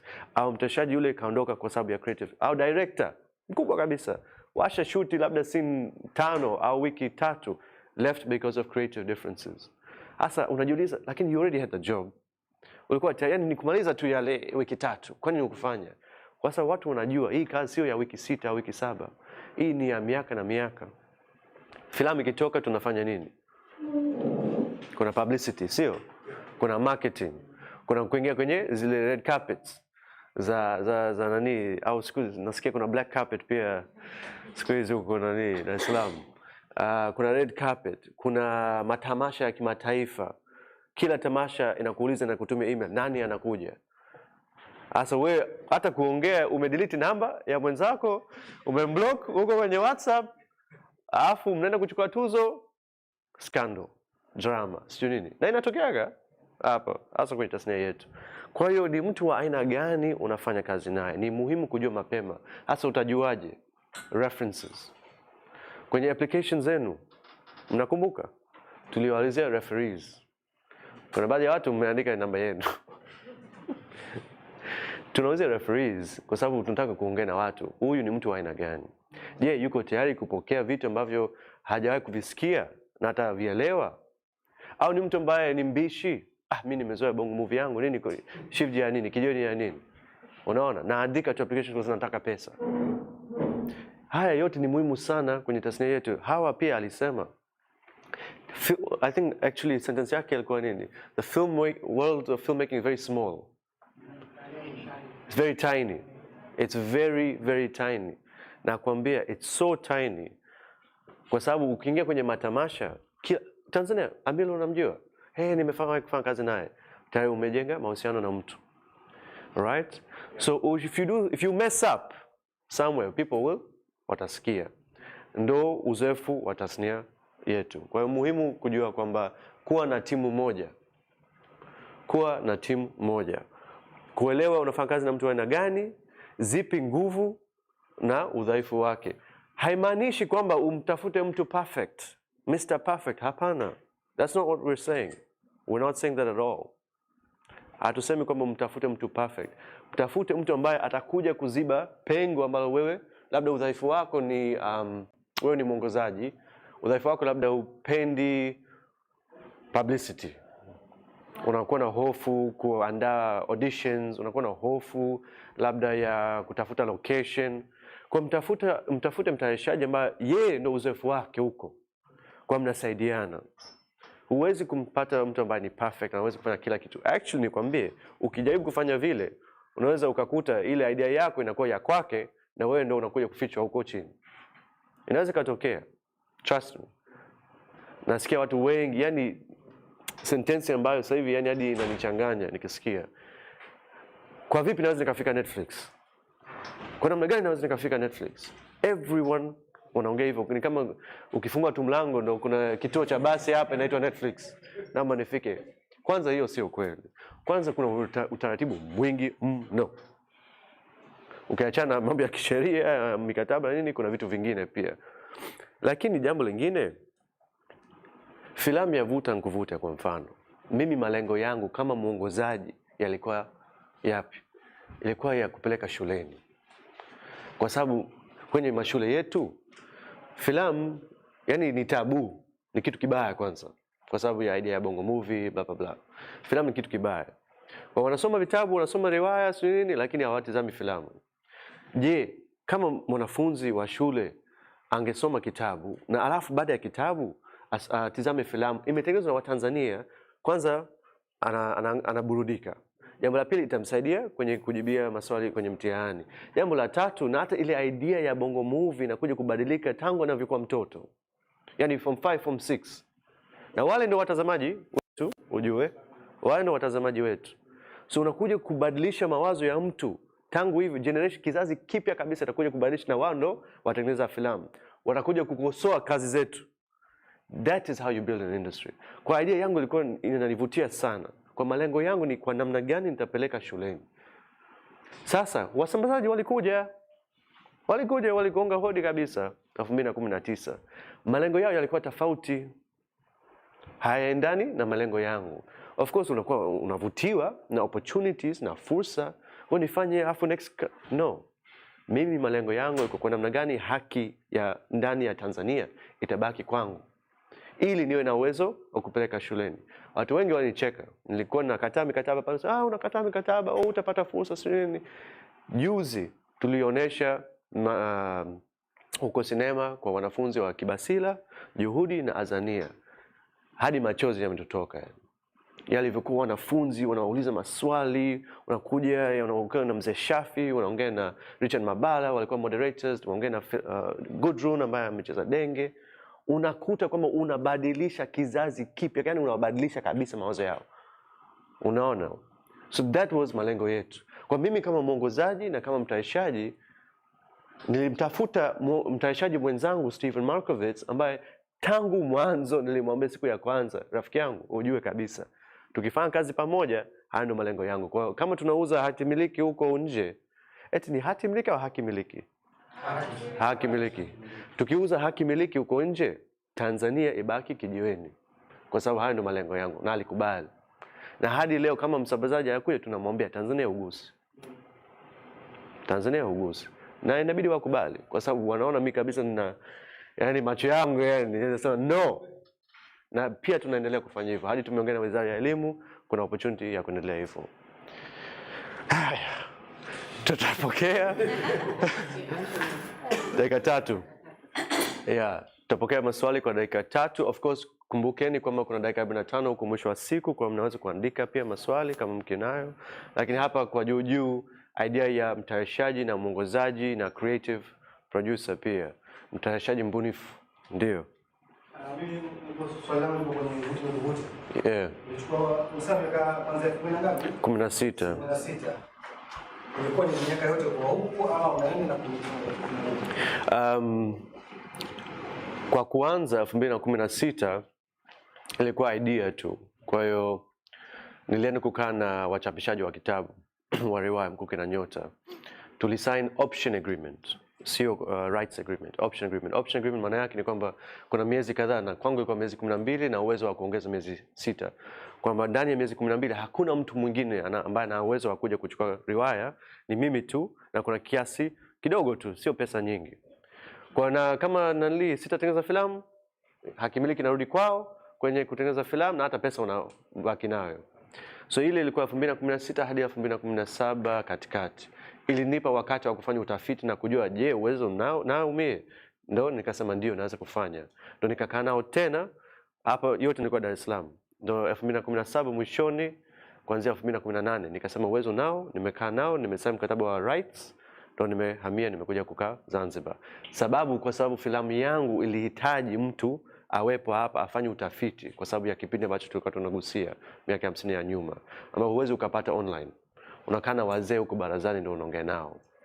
So ndio maana mimi hapa nilifanya hivyo. Pia ni tabia ya Kijiweni kwamba tukitengeneza filamu popote huko nchini, hata nchi za nje, tunaenda tunakaa pale kwa sababu falsafa yetu kama Kijiweni ni kwamba huwezi ukawakilisha kitu ambacho wewe upo pale. Huwezi, sio haki. Unaona, mimi nikienda kutengeneza filamu kuhusu watu wa Pangani, ni wao wenyewe watasimulia hadithi. Mimi nawapa tu miundombinu, nawapa jukwaa, lakini mimi sio mtu wa Pangani. Mimi sio Mzanzibari.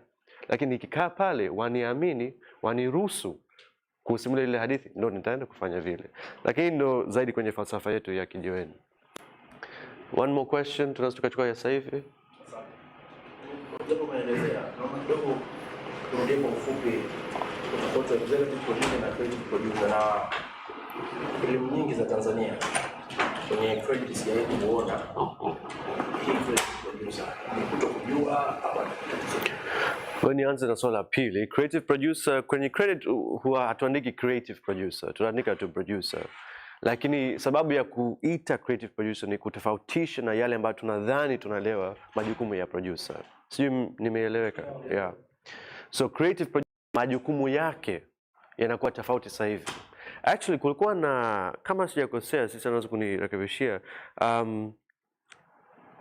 I think kulikuwa na movement na harakati huko Marekani kwenye tuzo za Oscars kuanzisha kipengele cha creative producer kwenye tuzo. Kwa sababu watu wanasema nyie tunatoa tu producer lakini hamjui sisi tupo kwenye ubunifu pia. Sio kama tunaenda kusaka pesa tu. Kwa kuna harakati lakini sijui ilifikia wapi. Kwa jina kwenye credits hutaona creative producer, utasikia tu producer, lakini tunajua majukumu yake ni aina gani. Swali lako la kwanza nitawapa nyie, nitarushia nyie. Swali lilikuwa tofauti kati ya executive producer na creative producer. Nani anaweza kumsaidia kaka yetu?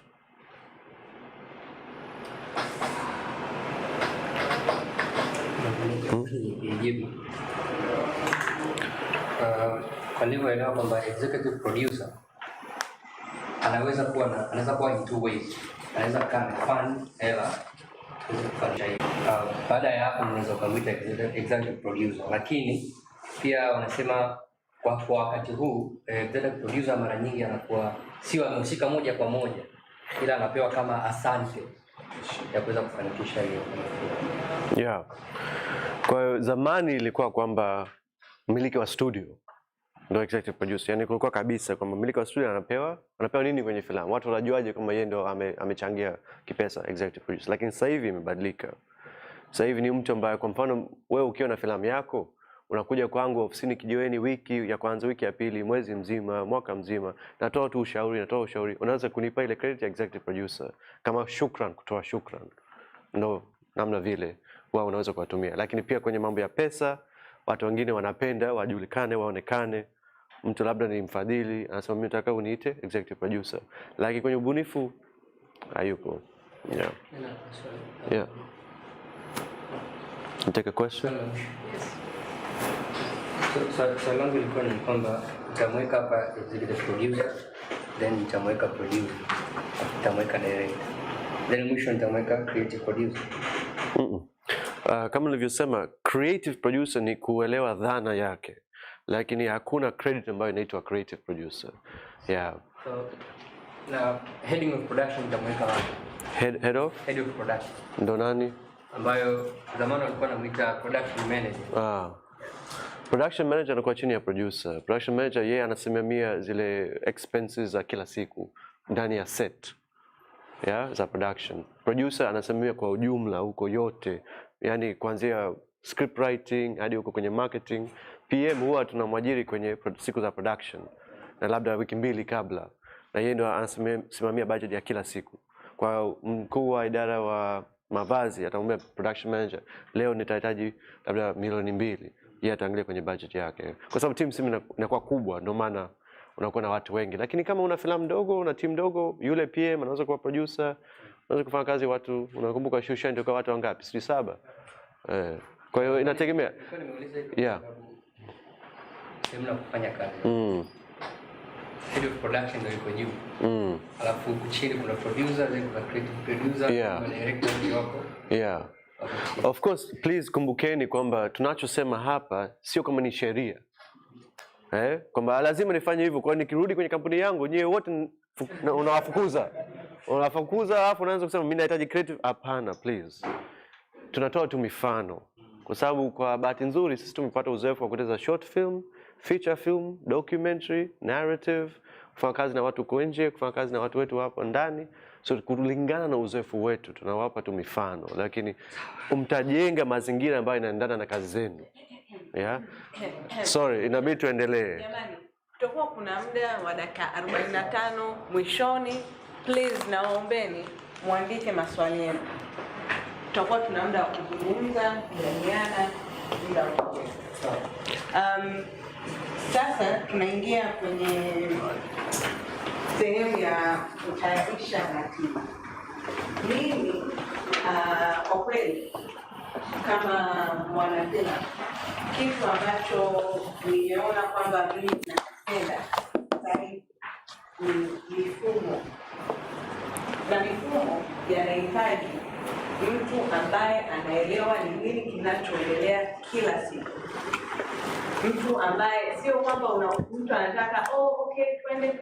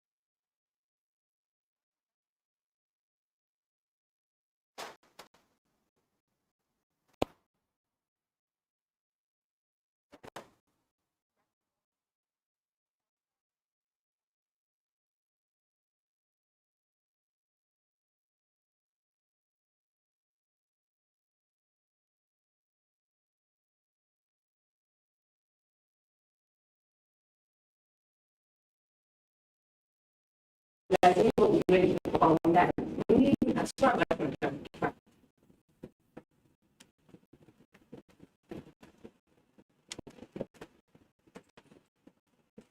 Jua mdahili.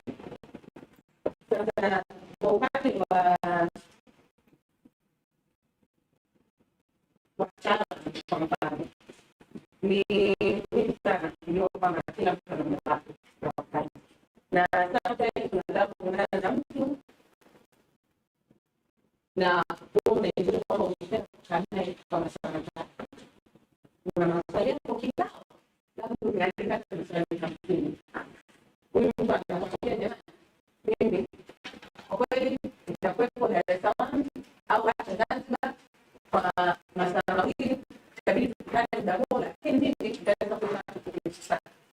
Unafanya lazima upange maswali yako, uyapate, ujue kwamba kufanya nini. Na sio swala tu la kujua ni nani na unataka kufanya, vitendo vinaendana na Warsha. Watu wanataka kwenda kufanya urafiki au pati mjukuu. Kwa hivyo muda wa kuwasilisha kila draft, kila mjadala lazima tupate ratiba kwenye mswada. Hawa alizungumzia draft za sekta. Tutaangalia mfano wa grant application na utaona kabisa kwamba kuna vipengele tofauti. Sasa tutakuta na pia inakuja kwenye mtayarishaji na mwongozaji. Kama mimi ninaamua kwamba mimi nitasikia na nimeanza kufanya kazi na mzao ambaye ni mtayarishaji, yeye atatoka kwa kujua nini tunahitaji hela kwa ajili ya production. Lakini hiyo grant application inafuatiliwa katika mchakato. Kama unahitaji login, unahitaji synopsis, unahitaji sasa ukianza hiyo kwa mtu ambaye ni biashara, wewe mwenyewe itabidi ujipangie ratiba ambayo inakuonyesha tumeanza mwezi wa kwanza, hiyo application lazima tuiingize mwezi wa sita. Kwa hivyo nataka kuona angalau nimepitia ratiba za script yangu, logline iwe imeshaandaliwa. Baada ya miezi miwili tulipitia, tulifanya marekebisho. Muda halisi, sababu inapangwa na wewe utakuwa na malengo. Kwa hivyo hauwezi kusema kwamba ukilalia script yako basi hiyo grant application haitafika. Fikiria wataalamu na washauri kama nilivyosema kwenye mfano.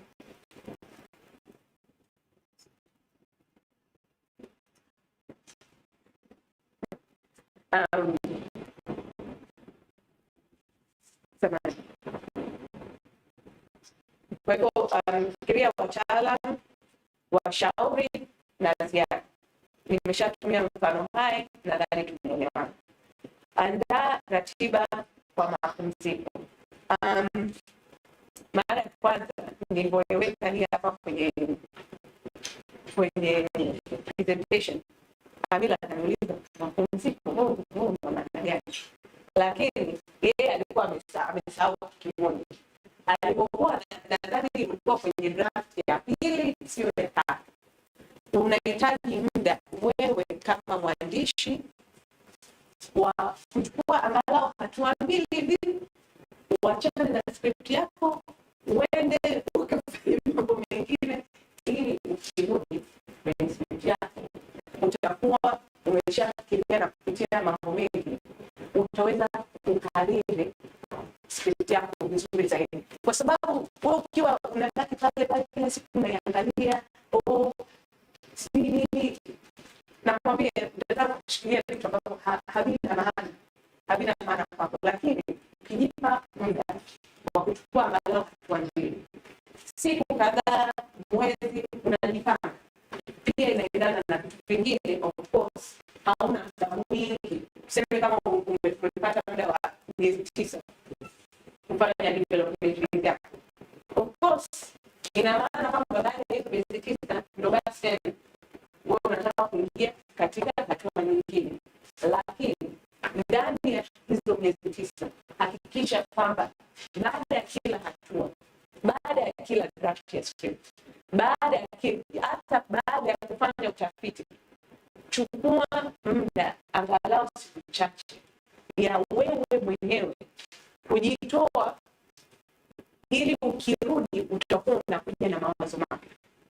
Ni kitu cha muhimu sana, lakini sio kitu ambacho lazima ukiandike kwenye ratiba yako kwenye hii activity schedule. Hapana. Yaani wewe utakapokuwa unafanya hesabu, kama umemwambia mtu kwamba tunaanza kufanya script draft ya kwanza kuanzia tarehe A mpaka tarehe fulani, basi hakikisha kwamba ukiwa unaingia kwenye muda wa pili wa kuingia kwenye draft ya pili ya script, unaingia umejiachia angalau mwanya wa wiki 2. Hamna mtu kama mtu anataka kujua kwa ndani, huyu hapo itakuwa ni labda mtayarishaji mwenzako, au labda kutokuwa kuna maswali, wewe waelezee tu kwamba tutakuwa tunachukua muda wa angalau kujikusanya, kupata mawazo mapya ili turudi kwenye hatua nyingine. Mpaka hapo kuna maswali yote? Sasa ni vitu vipi vya kuzingatia ukiwa unafanya hii activity yetu, au ukiwa unajipanga kwa ajili ya kuanza development phase? Kuna maeneo kama nyaraka, safari za tafiti ambao ndio hizo research trips. Kuna mhariri wa script au mswada, kuna script doctor, kuna ratiba ya ruzuku, hakimiliki yani copyright options, research materials, kuna washauri, kuna kama sijui kama mlimsikiliza Dahawa pale alikuwa anasema kwamba hata ukiwa kwenye hii stage ya development pia unaanza kuwafikiria watu ambao ungependa kufanya nao kazi. Unaona? Kwa hivyo hao watu tayari unaweza hata ukaanza kuongea nao. Lakini naomba niseme kitu kimoja kuhusu kuwatafuta hao watu wa kufanya nao kazi au hata kuongea na wataalamu. Hivi vitu pia vina bajeti yake, kwa sababu kuna wataalamu ambao wao hawatakuwa wana muda wa kuongea na wewe bla bla tu kuapa wewe yani, kwa sababu wao pia kuna madini ambayo mtayatoa kutoka kwao, na ni vitu ambao wao wenyewe wamefanyia research, wamefanya kazi, wamekaa, wamesomea. Kwa hivyo naomba mkiwa hata ukiwa unaandaa bajeti yako, hicho ni kitu cha kufikiria. Hao wataalamu, hao watu ambao mtakuwa nakutana nao, kila mnakubaliana kwamba kutakuwa kuna angalau budget imekaa hivi kwa ajili ya hiyo, na hiyo pia inakupa limit.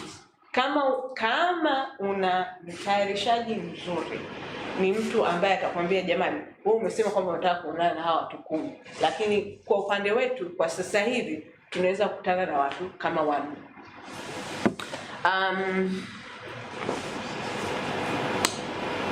Mkalimani wa script, kuna mtafiti, researcher, very important person. Najua kwenye filamu yetu ya Vuta na Kuvute, huyo research assistant was one of the most important people, na nitaonyesha kwa nini kwenye hatua zinazofuata. Kuna pesa za kujikimu, mapumziko kama nilivyosema, kusanya maoni. Sasa naomba nizungumzie vitu 4 ambavyo mtaona hapo kwamba nimeweka kwenye hiyo rangi ya njano. Research trips, script editor, grant schedule na script translations.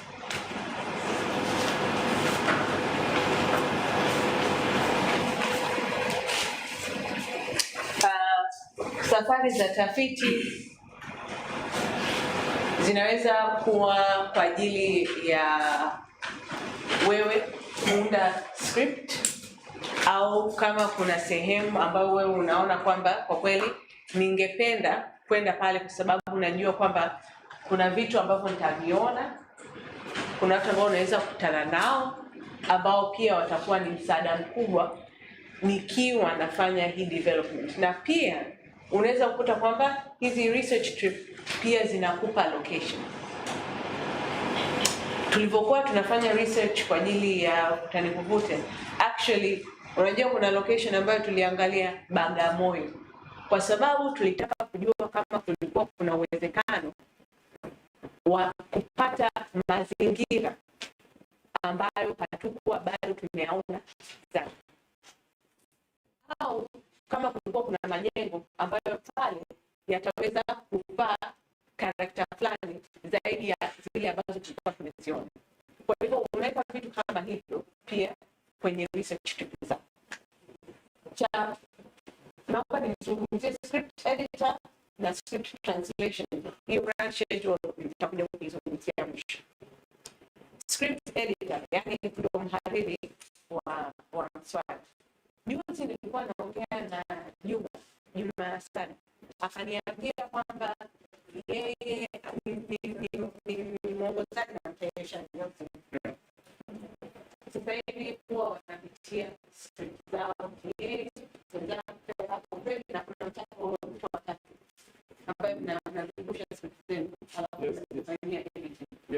Sasa kwa hivyo sasa hivi script editors ni watu ambao kwa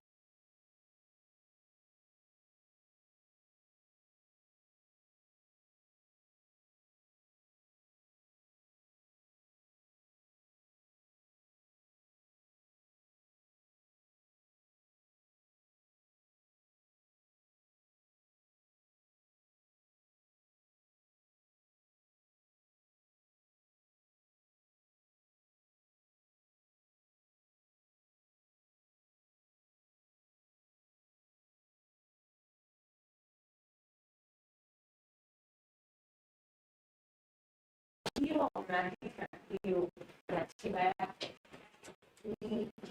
yani swala la msingi sana kwa kipengele cha hii script imeshafikia na kwa sababu itakuwa inaweka tarehe fulani hadi tarehe fulani inaweka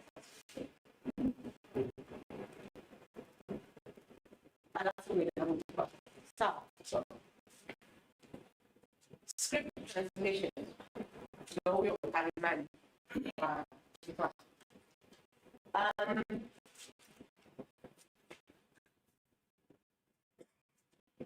Unapotafsiri jamani, na unapotafsiri vitu tofauti. Hata kwenye upande wa kuandika script zako kuna tazungumzia vitu viwili, sio the only reasons, lakini ni vitu ambavyo tumepitia. Cha kwanza, lugha ambayo unaandika yako ni muhimu kuliko kitu kingine chochote. Mimi najua kwamba ili mtu ajue mimi nataka kufikisha kwa watu ambao nataka kuambia hivi, lazima nitaandika Kiingereza. Ndio lugha ambayo mimi najua, yani piga wala darasa nitapiga kona kule, lakini nitaweza kabisa kuwasilisha kile ambacho nataka. Na mimi yani nawasili na anytime ikiwa unaandika script, ikiwa unaandika director statement, andika kwa lugha ambayo unaweza kujieleza. Baada ya hapo basi unamtafuta mtu ambaye anaweza sio tu kutafsiri jamani, lakini tafsiri na maandishi yenu, sio kama unaenda Google Translate unamtumia mtu bio yako. Imetokea tumezisoma, they don't make sense. Unakuta kwamba wewe mwenyewe unajinyima fursa, unaona, which is something that you schedule yako pia wewe kuna kipengele pale kama unahitaji, kwa sababu pia kuna grants ambazo labda utakuwa unafanya production na huyo producer ataka kuapply French grant. Hiyo script yako lazima iwe wanaweza kuwasilisha script yako in order to apply for that grant. Kwa hivyo ni mtu muhimu, kitu muhimu cha kiwazi. Cha mwisho ni grant schedule. Samahani, naomba nikae sababu I have to. Grant schedule huwa inakaa sana sana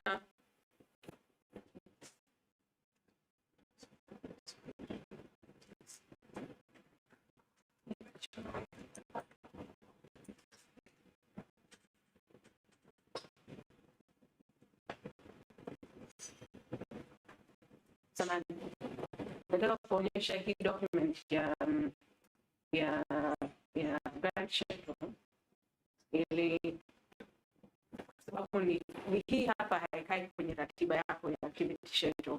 Grant schedule huwa inakaa na mtayarishaji au mtu ambaye wewe unajua kwamba ataweza kukuhimiza muda ambapo unataka kuapply kwa ajili ya hizi grants. Ni kama unaona nipunguze.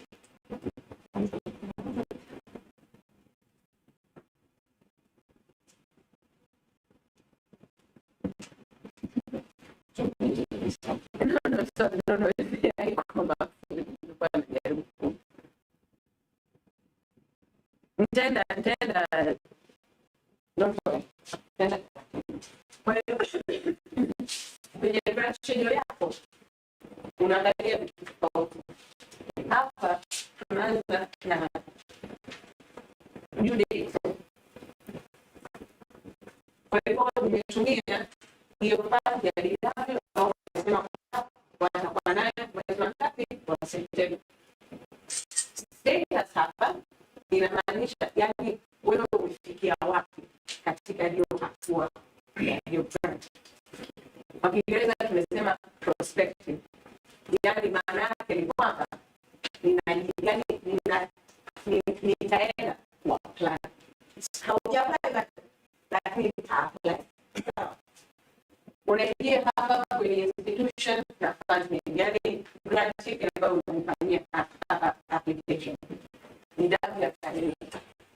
Hiyo ruzuku au grants au fund ni aina gani? Kwa sababu zote zinatofautiana na ni muhimu sana ukiwa unafikiria mjue na apply grant kwa ajili ya nini. Hii ya DW tunajua kwamba itakuwa ni development. Wao wanatoa shingapi? Euro maximum itakuwa ni euro 10,000. Minimum hawajaandika, hawajasema. Hiyo sema project alignment, yani nini inamaanisha kwamba yani sisi tunahitaji kwa ajili ya nini au tunahitaji hapo kwenye project alignment mimi nimeandika development kwa sababu mimi najua kama mtayarishaji kama mwongozaji nitahitaji hiyo fund kwa ajili ya development. Wanataka kuomba kiasi. Wao wamesema maximum yao ni euro 10,000. Nimefanya activity schedule yangu, nimeangalia mambo ambayo nahitaji kwenye budget, mimi nahitaji euro 8,000. Guidelines bado. Website, application, email form. Tuingie sasa kwenye mfano hai ambao nao hapa.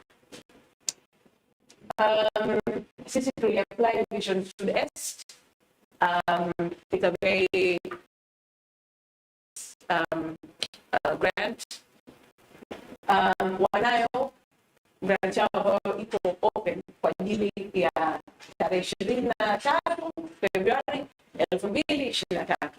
Sisi tunaanza development yetu tukisema kwamba tuna mswada. Mimi nitakuwa na apply kwa ajili ya DW, hiyo development safari yao itakuwa tayari. Kwa hivyo mimi nikiwa hapa nafanya hiyo development, basi nitakuwa bado naangalia kuona kama nitaweza kufanya application kwa ajili ya hii grant ya Vision Sudan, ambayo grant yao ni kwa ajili ya vile production na post production support. Basi hamna development, hamna nini. So if you're not looking for production or post production support, that is not the fund for you. Hawa alisema hapo alipokuwa anazungumza, jua unataka grant kwa ajili ya nini. Sio kila grant itakufaa wewe. Wao maximum yao ni franc 50,000. Mimi nataka hii grant kwa ajili ya production na post production, nitakuwa naomba 30,000. Sasa hapa kwenye guidelines tukipitia website yao, we'll do in a second. Wao wanafanya fiction na documentary. Kuna uwezekano kwamba wewe unataka kufanya documentary. A lot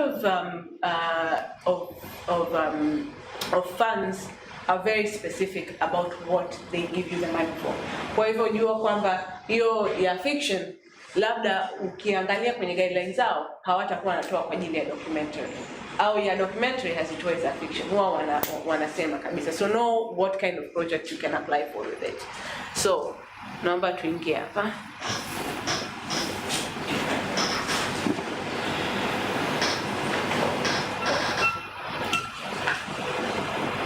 Kwa hivyo next deadlines 28th July 2020. I don't have a project for that. 23rd February 2023.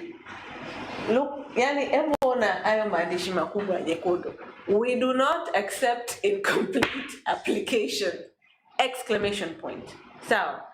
Twende kwenye hii form hapa wanachohitaji.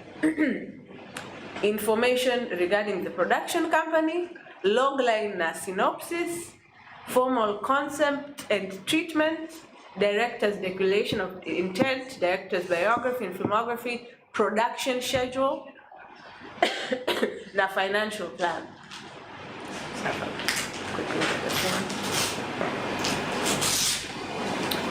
This hii hapa ndo form yao.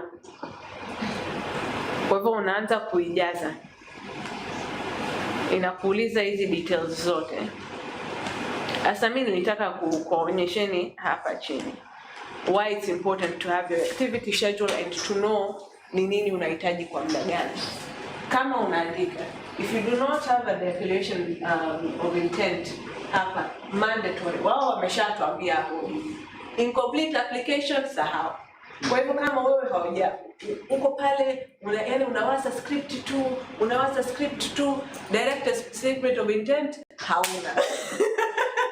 Utafanyaje? Hautaweza kuapply.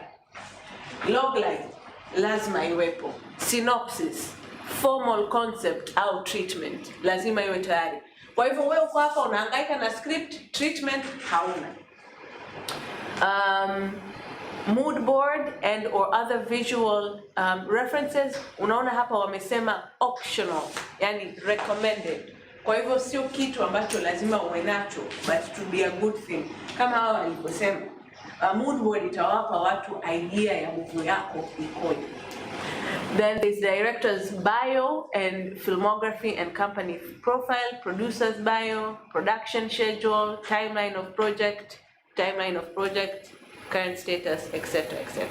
Nilikuwa nataka kuonyesheni hiyo kwa sababu I wanted you to know kwamba kila kitu ambacho tutakuwa tunagusia leo ni kwa sababu ili swali la kuapply grant ni kitu kikubwa sana, but you have to know how to do it. Na kuwa na hii ratiba moja wapo ya kitu ambacho utakihitaji.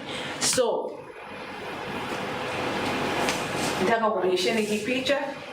Huyu hapa ni Mwajuma ambaye alikuwepo kwenye film ya Utanikubuta, walivyokuwa wanafanya research, yani wakaenda kwenye nyaraka kakuta hizi picha. Hii hapa actually researcher alilabel kabisa, kwa sababu yeye ndo akaja kuwa costume designer wetu. Alilabel kabisa reference for Mwajuma's costume. Kwa hivyo hivi ndo vitu ambavyo unakuja kuvikuta huku kwa upande wa development. So this is what your activity schedule looks like. Hapa kuna time frame, muda ambao unatakiwa kuanza Oktoba. Hii hapa ilikuwa ni last year, Oktoba hadi Novemba. Nitakuwa naenda kufanya utafiti, nitakuwa na develop treatment yangu. Haya, outcome nitakuwa na treatment ambayo nimeshaimaliza. Hapa additional personal or collaborators. Hapa juu nimeona kwamba naenda kuangalia nyaraka. Kwa hiyo mimi nataka kuwa na researcher wangu. Nitakuwa naifanya wapi? Tanzania. Hapa baada ya November, December, naingia nataka kuwa na first and second draft of script by February 2021. Outcome, completed second draft of script. Additional personnel na collaborators, script editor na producer. Sawa. Sasa basi, sababu nimeonyesheni hiyo, naomba tufanye zoezi. Very simple. Very simple. Mtakaa watu watano, kwa hivyo itakuwa ni groups 4. Nataka come up with a very simple idea. Very simple. Please don't take too much time. Simple idea for a film you need to develop. Na nataka you create an activity schedule, alafu mtatuelezea kwa kifupi sana. Okay.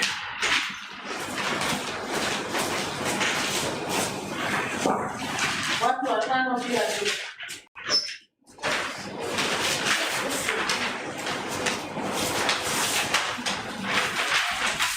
Where there is a paper, let's gather guys.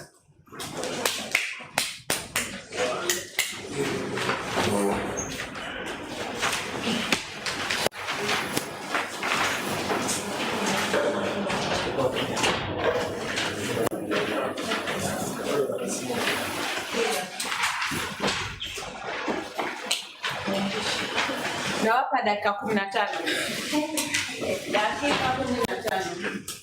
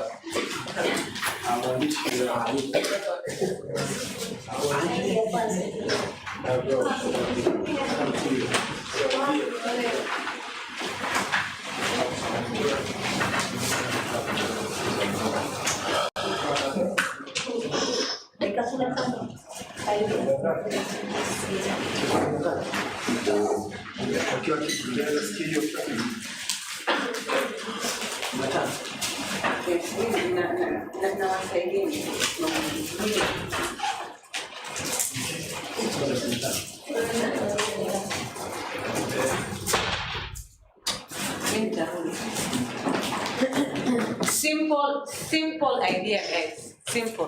Msiumize vichwa sana.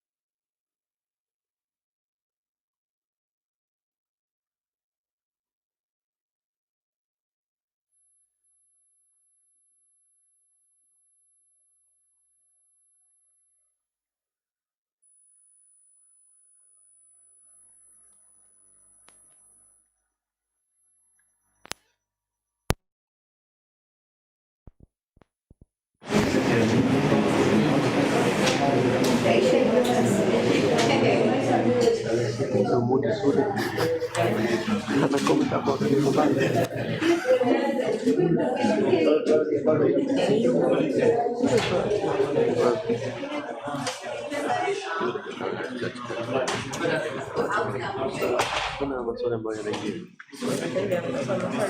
Swali moja tu, kipengele cha hawa na nilijibiwa. Ndio sawa. Hajanipa hiyo karatasi. Amesema it's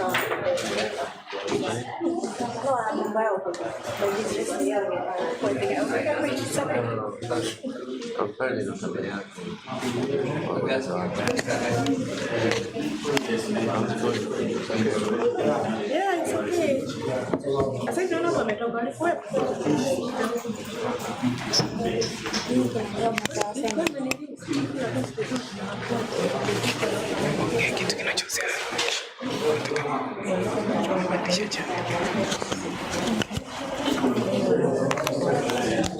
We're currently on a break into teams of 5.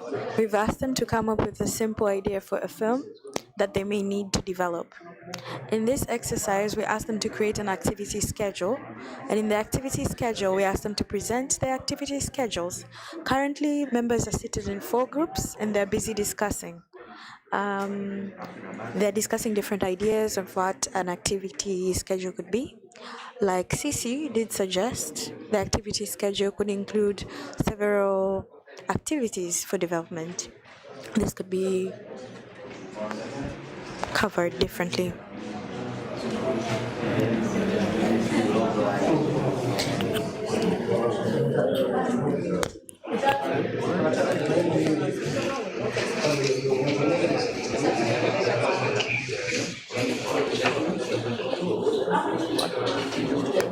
In case you missed it, we're still breaking into teams of 5.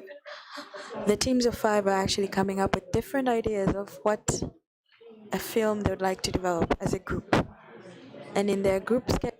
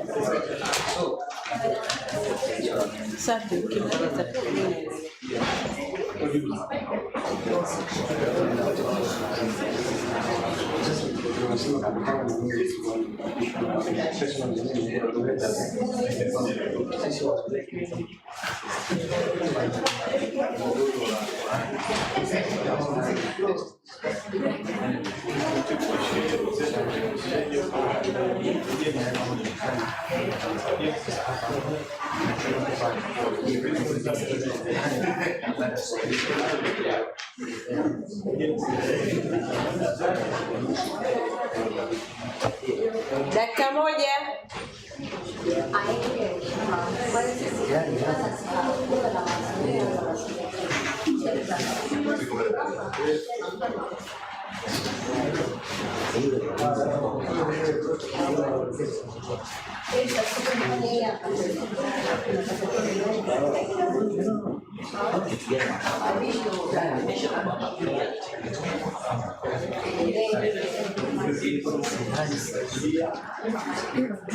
Haya, thank you. Muda umeisha.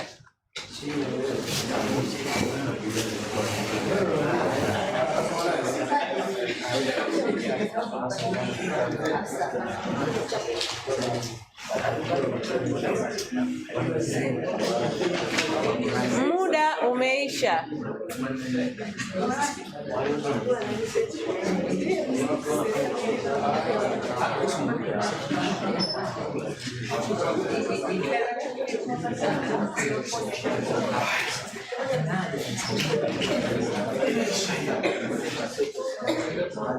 Okay.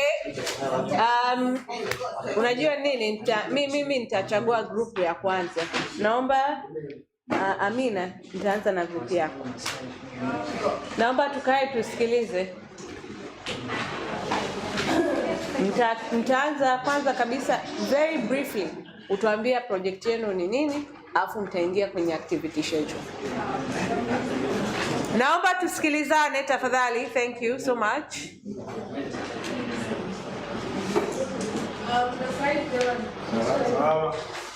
So, project yetu ni documentary ambayo tumechagua.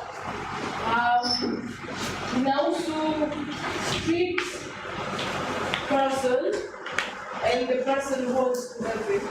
Kwamba ni pale ambapo tunaomba. Kwa hiyo tunajaribu kuangalia like how they live na nini.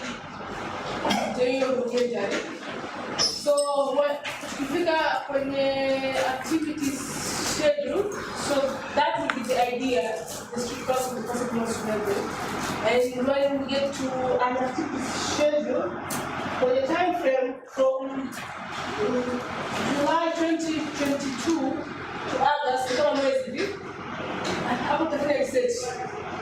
There's going to be research, ambapo the outcome sasa ya research ni kwamba tutajua life reality of street people, yani the way wanavyoishi, the way wanavyo hustle in the streets na kwa hivyo. And then the additional person and collaborators will be the researcher na hao ambao tutakuwa tunaangalia. And then the second phase ambayo itakuwa ni kama from August to October 2022, that will be the time frame. Tutakuwa na story outline, kwa sababu tutakuwa tunafanya research tayari, tushakaa na watu wale ambao ni mabega zima ushajua the way wanapoishi. Kwa hiyo sasa hapo ndo the idea that we have tutakuwa tunadevelop hapa kwa mwezi hapo. Na from the story outline tutapata the outcome kama logline na synopsis yetu ambayo tutakuwa tunadevelop along the way. That treatment pia Tunaandika hapa. Then samani kwenye hapo kwenye hiyo August to October. Yeah. Mnaandika outline na treatment.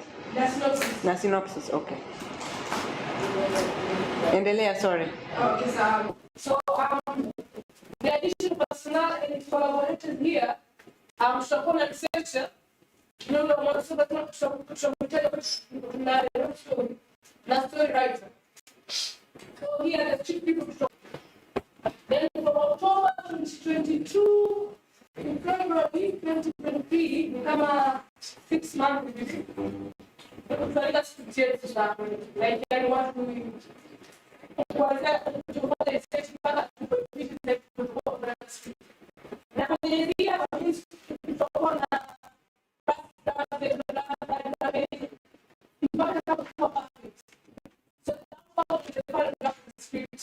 after those 6 months, our 5 class, and then the additional collaborators were needed. But the initial script writer, doctor, there's amount of writing we need script translators. And then from there we can move to writing treatment and for production. Okay. Haya, asante sana. Na maswali machache kwa ajili ya grupu yenu. July to August, mmejipa a whole 1 month only to do research. Na hapo kwenye collaborators wenu sijasikia mkizungumzia mtaalamu yoyote ambaye mtamhusisha hapo kwenye hiyo. Why?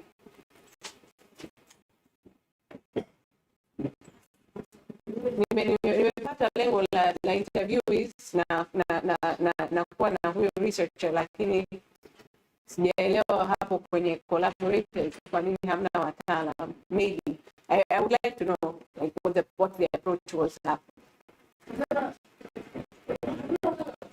Ulisema mtakuwa mnaongea na interviewees ambao ndio house subjects wenu wa documentary pamoja na researcher kwenye hapo kwenye collaborators. Yeah. Ndio, unataka kusema.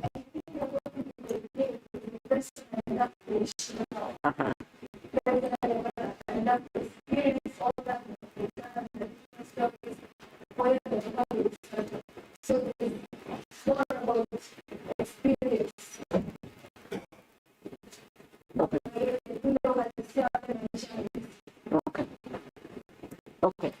So I was just curious also. Hii outcome yenu ilikuwa ni nini? Kwa sababu I'm not clear how are you going to give people this information, how are you planning on presenting it? Kwa sababu umesema kwamba mtakuwa mna huu utafiti ambao umeshaupata. Sasa how are you presenting it? Are you going to have a short video compilation of the interviews? Is it only going to be audio? Are you going to have a research document that you put together?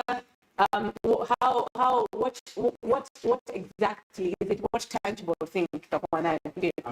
I think for the question kwamba hii sana ambayo tumeweka mwanzoni because of the initial development stage. At the development stage, now the plan was to have maybe a video, maybe a short video of documentary, because that's what we thought is documentary. Kwa hiyo tunakuwa na short video, ambazo tunaonyesha the whole idea of how the people live and how they get there, how they live in it. Nimeelewa. I'm fully on board with your idea. I think it's a good idea. Lakini now unavyozidi kujieleza ndio mimi lazidi kuona yani kuna vipengo vingi sana hapa. So are you telling me that you guys are actually going to have somebody who's shooting at your research phase? Is there somebody who's going to be recording sound at your research phase? How do I know this? You haven't told me in your activity schedule, Jamani. Because if you reflect that in your budget and we get an activity schedule, like, and the reason why actually you know, last year we didn't spend too much time on this particular kipengele, but hii hapa iliwakilisha watu wengi sana, kwa sababu hapo kwenye budget hao ni watu ambao lazima walipe, hivyo ni vifaa ambavyo uvirent kwa huo muda, and I would be renting it for 2 weeks out of the whole month research, which is why I would even query how long you want to do your research, honestly. Yeah, I think doing a month for all of that research, no, that is something that maybe you should think about. So I hope mnaanza kuelewa. Haya, next group papa.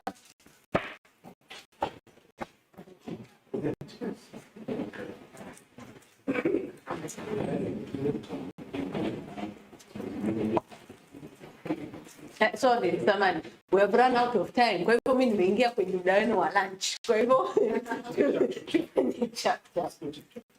yeah.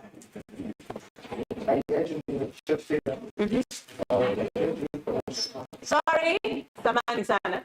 Mimi na masikio mawili na msikiliza mtu mmoja. I do not want to have my audio being interrupted. So let's listen to one another. Na nyinyi pia mtakuwa mna maswali kwa wenzenu. I'll see you. Thank you. Nasema wakati tunafanya au tunapaswa kupesa, lakini sababu kwamba tusipoteze kutenda mema au kutenda mazuri kwa familia. Kwa hiyo kwa wetu nasema Juni July tunafanya activity ambayo tunafundisha and outside of store. Additional personal and collaboration in story editor, pamoja na researcher. August up to September, kutakuwa kuna break hapo. Ndio August up to September, kutakuwa writing treatment activity, writing logos. Outcomes in draft treatment and in draft logos. So two draft. And the additional personal collaboration. Atakuwa ni scripted from August October up to November. Activity iliyowekwa itakuwa ni writing script. Outcome yake ni basi draft of script and the additional collaboration kutakuwa na script consultant, editor pamoja na script translator. Awali special person au watu ambao wana experience na script writing. Samahani, naomba uniambie kuhusu wataalamu tena. Script consultant, script editor, and script translation. Okay. And script supervisor. Script supervisor. December January. Hiyo ni draft ya kwanza mtendea. Ndio outcome yako. Okay, let's put it in. December January. So activity of writing script and the outcome of the final script. Additional person and collaboration of creative users and script development. Script consultant is in there. Number to hapa. You guys have done a very good job. Lots of activity. Cha kwanza, I haven't gotten idea ya story yenu ni nini. Sababu umeniambia the theme of it, but I'm not sure what the story is about. Number So it's a short film ambayo inahusu kijana ambaye anatafuta kazi muda mrefu sana baada ya kupata kazi. So this particular day anatakwenda kwenye interview, but mbaya kijana anakutana na mtu ambaye anataka kumsaidia. At the end of the story, it comes out to be yule ambaye anamsaidia anakuja kumsaidia kwa kazi kwa sababu influence nature.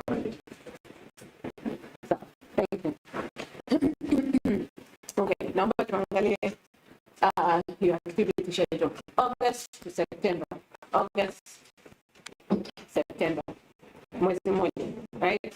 Hapo mtakuwa mnaandika logline na nini tena na treatment, na nimesema kwamba nataka kufanya draft mbili. For short film, I will allow. My question is, at this point in time, my friend, sorry, maybe see June to July also. Research June, July, nafanya research, alafu mtakuwa mnatengeneza story kwanza, na hapo mtu ambaye mtakuwa mnakuwa kama mtaalamu ni huyo story editor na researcher. Thank you for using the term story editor and not script editor. Because at that point that makes sense, kwa sababu hamtakuwa mna script, lakini mtakuwa mna collaboration na mtu ambaye ataweza kujenga hiyo initial phase ya story. Yeah. Okay. And then August, September ndo mnaandika hiyo logline na treatment draft mbili. Hapo mmesema kwamba your collaborator is going to be a script editor. That's clear? Am I right? Yeah. Okay. So, let me go with this where I had a question. Two things. Nyie na hiyo group nyingine ambayo hata sijawaambia. What is a final script? I'm sorry guys, we all make films. Hamna kitu kama final script. Hiyo script itabadilika mpaka post production. Tukae tujue hiyo kitu. What you're working towards is what kitaalam unaita a shooting script. That's what you're aiming for. There's no word like a final script, but a shooting script, which, by the way, bado mkiwa hapo kwenye production, kuna mambo ambayo yataeditiwa bado. Kwa hivyo, what you want to get to is a shooting script. Please, I never want to get this final script business. It does not exist. And then also, mmeandika creative producer mwishoni huku. Why? At the end of your process. I'm curious. I want to know what your reasoning is for it.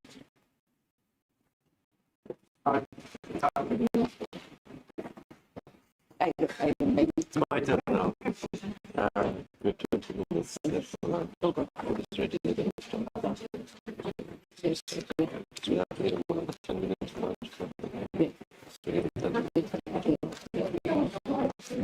yeah.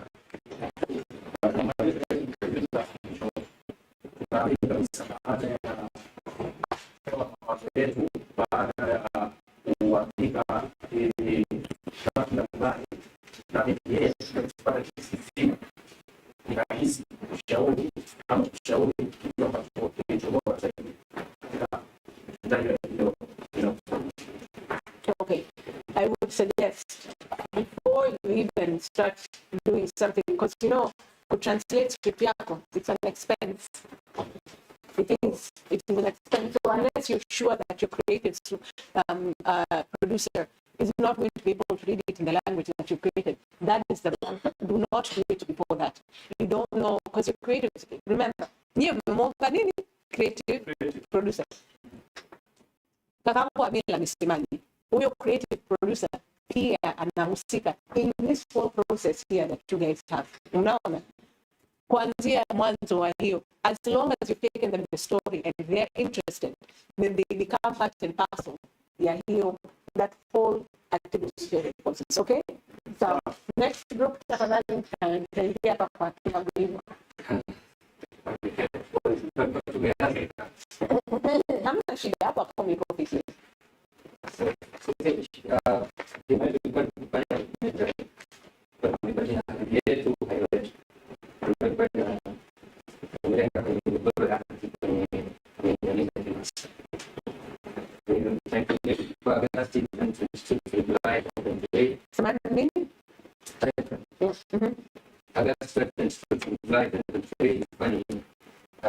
Kufanya utafiti, kujua waishi vipi mwanzoni, mpaka ukaanza kufanya hizo kufanya hizo lakini pia kujaribu kukusanya nyaraka maisha yao. Maktaba hizi kidogo kusaidia badala wote. Additional personnel and collaborators ilikuwa ni kuwashirikisha maafisa ardhi, lakini pia na watafiti.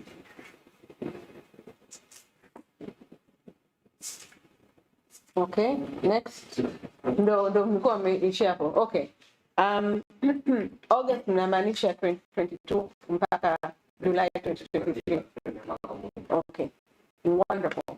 Glad that kwamba mnachukua this time to gather your research, whatever. Sasa, is the treatment going to be the only thing ambayo mnaikusanya kwa ajili ya huu mwaka mzima? How are you gathering your research? Hivyo vitu vyote ambavyo mnaenda kuvichukua kwenye nyaraka, hizo picha ambazo mnazipiga, hao watu ambao mnawafanyia interview, vitu kama hivi vinaenda wapi? Changamoto sio kwamba no, tell me now. Additional time,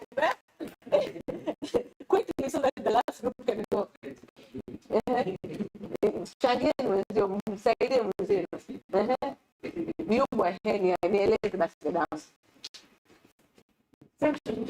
Yani nilikuwa nauliza hiyo outcome yenu ni treatment tu, huu utafiti wote ambao mtakuwa mnauchukua itakuwa inaenda wapi?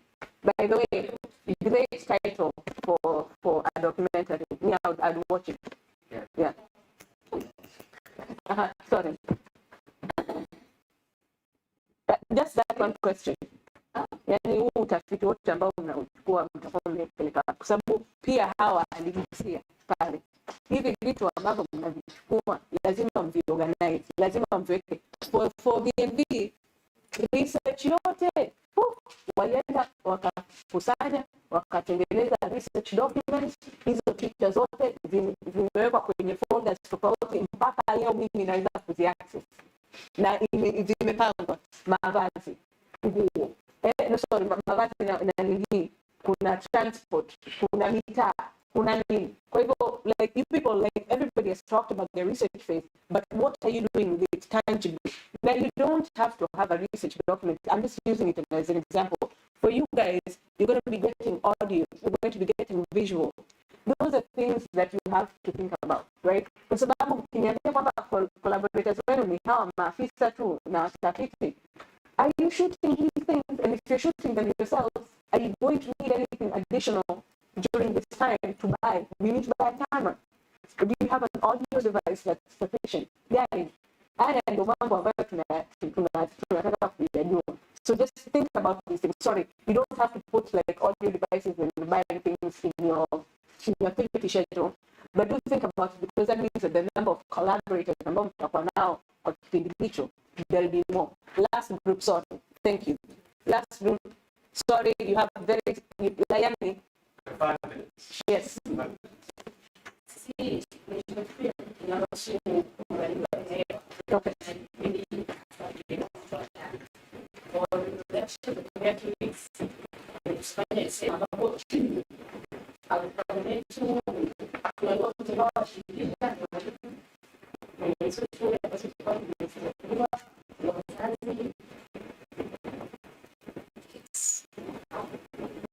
So the outcome nini?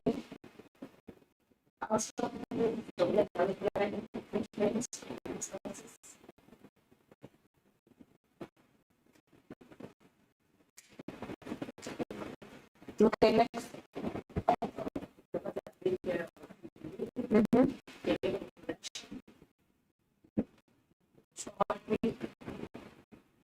Okay.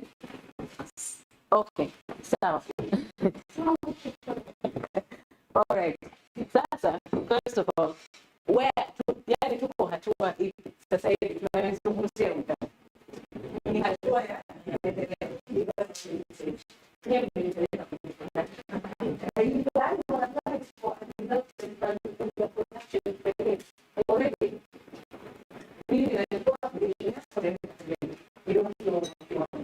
Also, you're going to shoot after 2 weeks.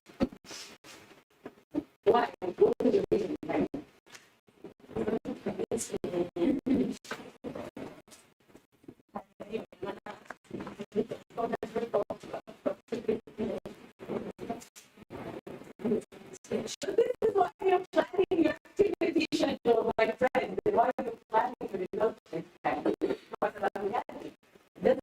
you see, you want to shoot with get scared.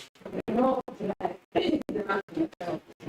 Maybe another friend you sitting again. Yeah, a whole year and a half. You have a whole year and a half. That's when you want to capture.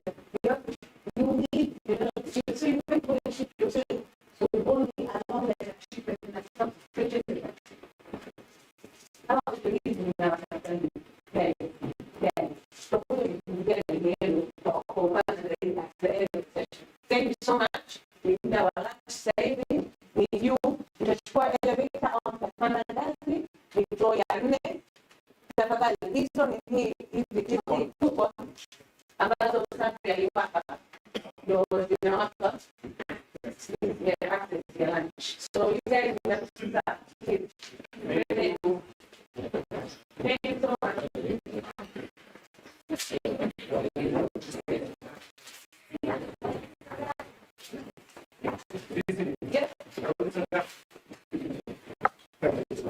Nusu saa kwa hivyo utarudi saa 7 na dakika 35.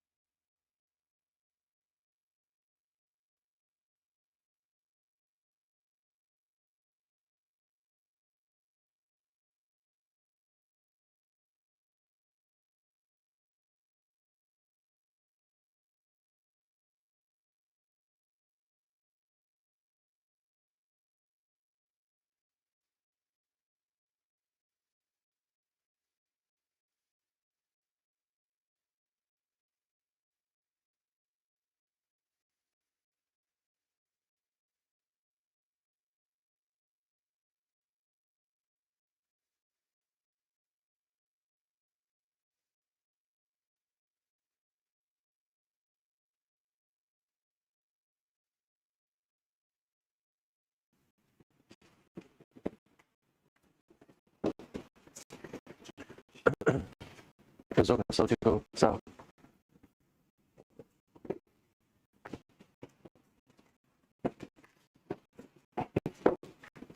So the first thing you'll do is you'll start on the images, don't go there, yeah. And then you'll stay there for a bit. Wow.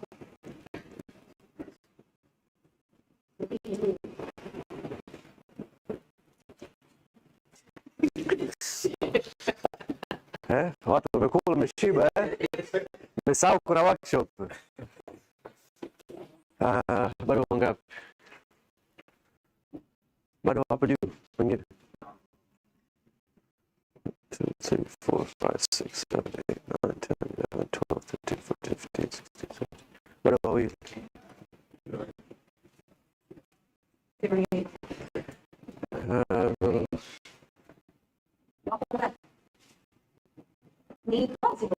Bado kumali.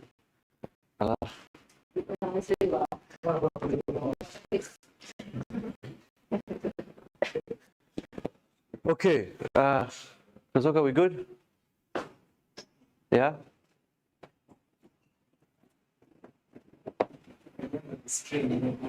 Ayanzu stream. Okay, anyway. Yes, so baada ya kuongelea kuhusu mtayarishaji, mtayarishaji mbunifu, pia kuongea kuhusu namna ya kutengeneza ratiba. Sijui kama tulishasema au Nadia kutoka DW alisema kuna grants ambao wanatoa mwezi wa 9 na unaweza uka-apply. Kwa vyote ambavyo sisi tunaviongelea vinahitajika kwenye grant yao, ukiacha na grants zingine. Of course, wao pia wengine wanahitaji, lakini kwa uhakika ukiapply mwezi wa 9 itabidi ujaze hivi vitu vyote. Ndio maana tumeamua tujaribu kuvigusia vyote, lakini kuna jambo moja ambalo ningependa kuiongelea ambayo halipo kwenye grant application, lakini itawasaidia mno, naamini, kwa upande wa creativity, ubunifu wako, kwa upande wa kwa namna gani kutoa idea hapa na kuiweka kwenye karatasi. Mara nyingi storyteller, nikikwambia kama ningekuwa na shilingi moja kwa kila mtu ambaye amekuja kwangu kuniambia na bonga idea na movie nzuri, mambo kikao, ningekuwa bilionea sasa hivi. Kila mtu ana idea nzuri. Ni kweli. Kama wewe unaamini na idea nzuri, basi itakuwa idea nzuri. Hadi mtu mwingine asikilize. Akisikiliza mwenzako, wewe utajua kwamba idea ni nzuri au la. Kwa sababu unaweza kumshawishi mwenzako yeye ameipokea vipi. Hasa ile idea mara nyingi inabaki kuwa mazungumzo tu. Inabaki kwa kwenye mazungumzo, kuongea idea. Na hapa inabaki kichwani. Una idea nzuri, hata sasa hivi hapa tukianza 1 hadi 20, kila mtu atakuwa na idea, ni filamu ambayo angependa kutengeneza. Na uhakika kabisa, mimi mwenyewe nafikiria idea 20. Wakati yani leo tu kuanzia kuamkia leo hadi sasa hivi nimepata idea kama 20 hivi ya kutengeneza filamu. Lakini kwa namna gani naweza nikaipeleka kwenye karatasi? So kwa ajili nadhani kwa angalau nusu saa na 15 tutakuwa tunaongelea kuhusu imagination na idea development. Tukiwa tunaongea HATUA za maendeleo kwa upande wa script, lakini hata ku develop idea yako. Kwa sababu what are you doing? You're making a film. Film ni nini? Ni idea yako. So hata ili ku develop idea, ndio maana walivyokuwa wanaongea kuhusu mapumziko, ni kuruhusu kichwa na bongo ile idea ikamilike, iendelee pia. Kwa tunajaribu kupitia baadhi ya mazoezi ambayo inasaidia wewe kama mwandishi wa mswada na kama mwongozaji na pia kama mtayarishaji. Kwa sababu kwa mtayarishaji mzuri, maana yake unamwelea mwongozaji wako namna ya kuchocheza, lakini pia vile vile kuendeleza idea zako. Tutaanza na zoezi moja. Wote mnaona uko mbele, sio? Naomba kila mmoja wenu bila kuongea na mwenzako, imagine umevaa alichovaa huyu upande wa wewe. Utaamua kama ungependa kuimagine uko wa kike, utavaa wa kike. Kama ungependa kuimagine kuvaa ya kiume, utavaa ya kiume. Imagine. Na imagine uko kwenye catwalk. Catwalk mnafahamu? Ya models wa fashion. Imagine uko kwenye catwalk. Just fungeni macho. Sekunde hata 30. Imagine.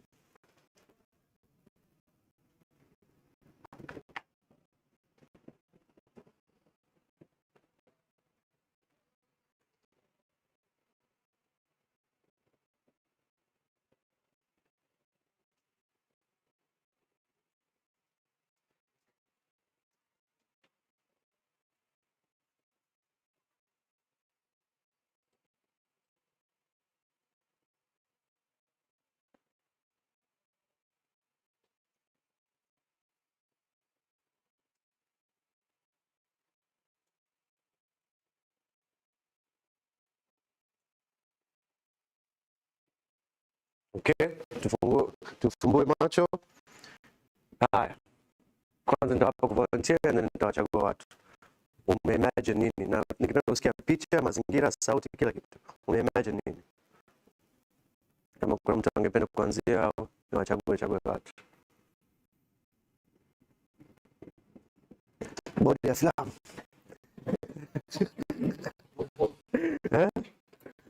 Nakutania, lakini umekuja na shati ya bodi ya filamu. Kwa wewe mwenyewe. Tuambie, umeimagine nini hali?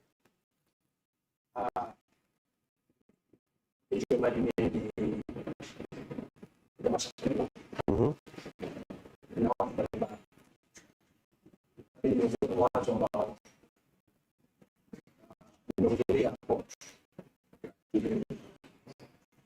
jina langu ama jina la kampuni, nitajua ni watu ambao hata tuzo. Kwa hiyo nilikuwa kusoma suti moja sana. Kwa hiyo hivyo Sijui labda sikujieleza vizuri. Nilikuwa nasema uvae. Uvae hivyo. Ungeelewa? Kwa hiyo bwana. Next nani? Yeah.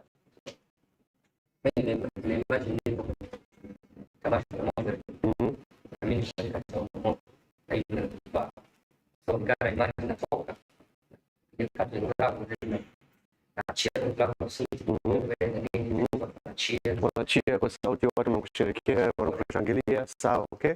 Naitwa Anthony, okay. Mwingine? Yeah.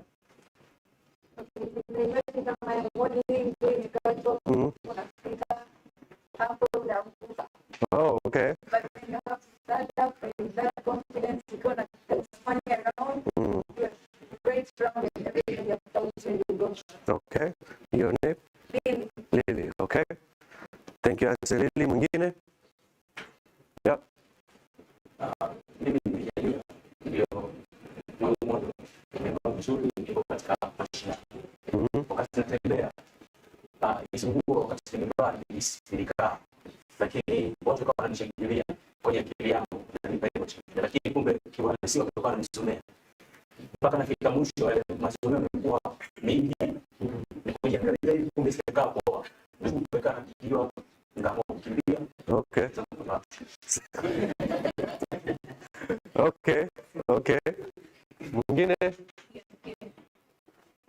Yeah. Mimi nimeimagine kwamba mimi ni msichana lakini ilikuwa ni my first time. Nilipoingia ndio mara ya kwanza nilikuwa na wasiwasi. Katikati hapo nilikuwa nikitembea nikaikuta napata confidence. Okay, asante. Kwanza niwapongeze kila mtu, sio tu ameimagine lakini pia ametoa backstory ambayo ni kitu muhimu sana, tutaiongelea pia.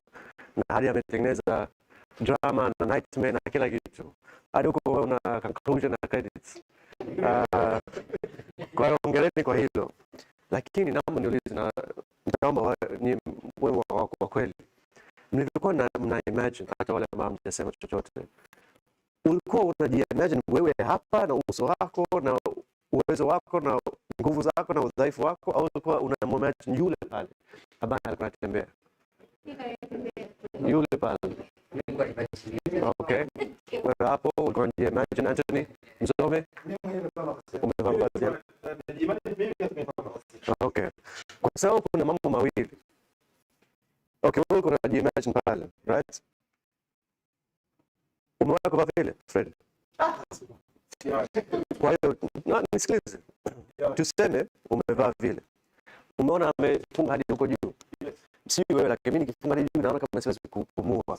Pia na suffocate. Na hata watu wakiniambia hii shati inabidi kuvaa, siwezi hata siku moja. Hadi nikivaa tie, hapa naacha wazi.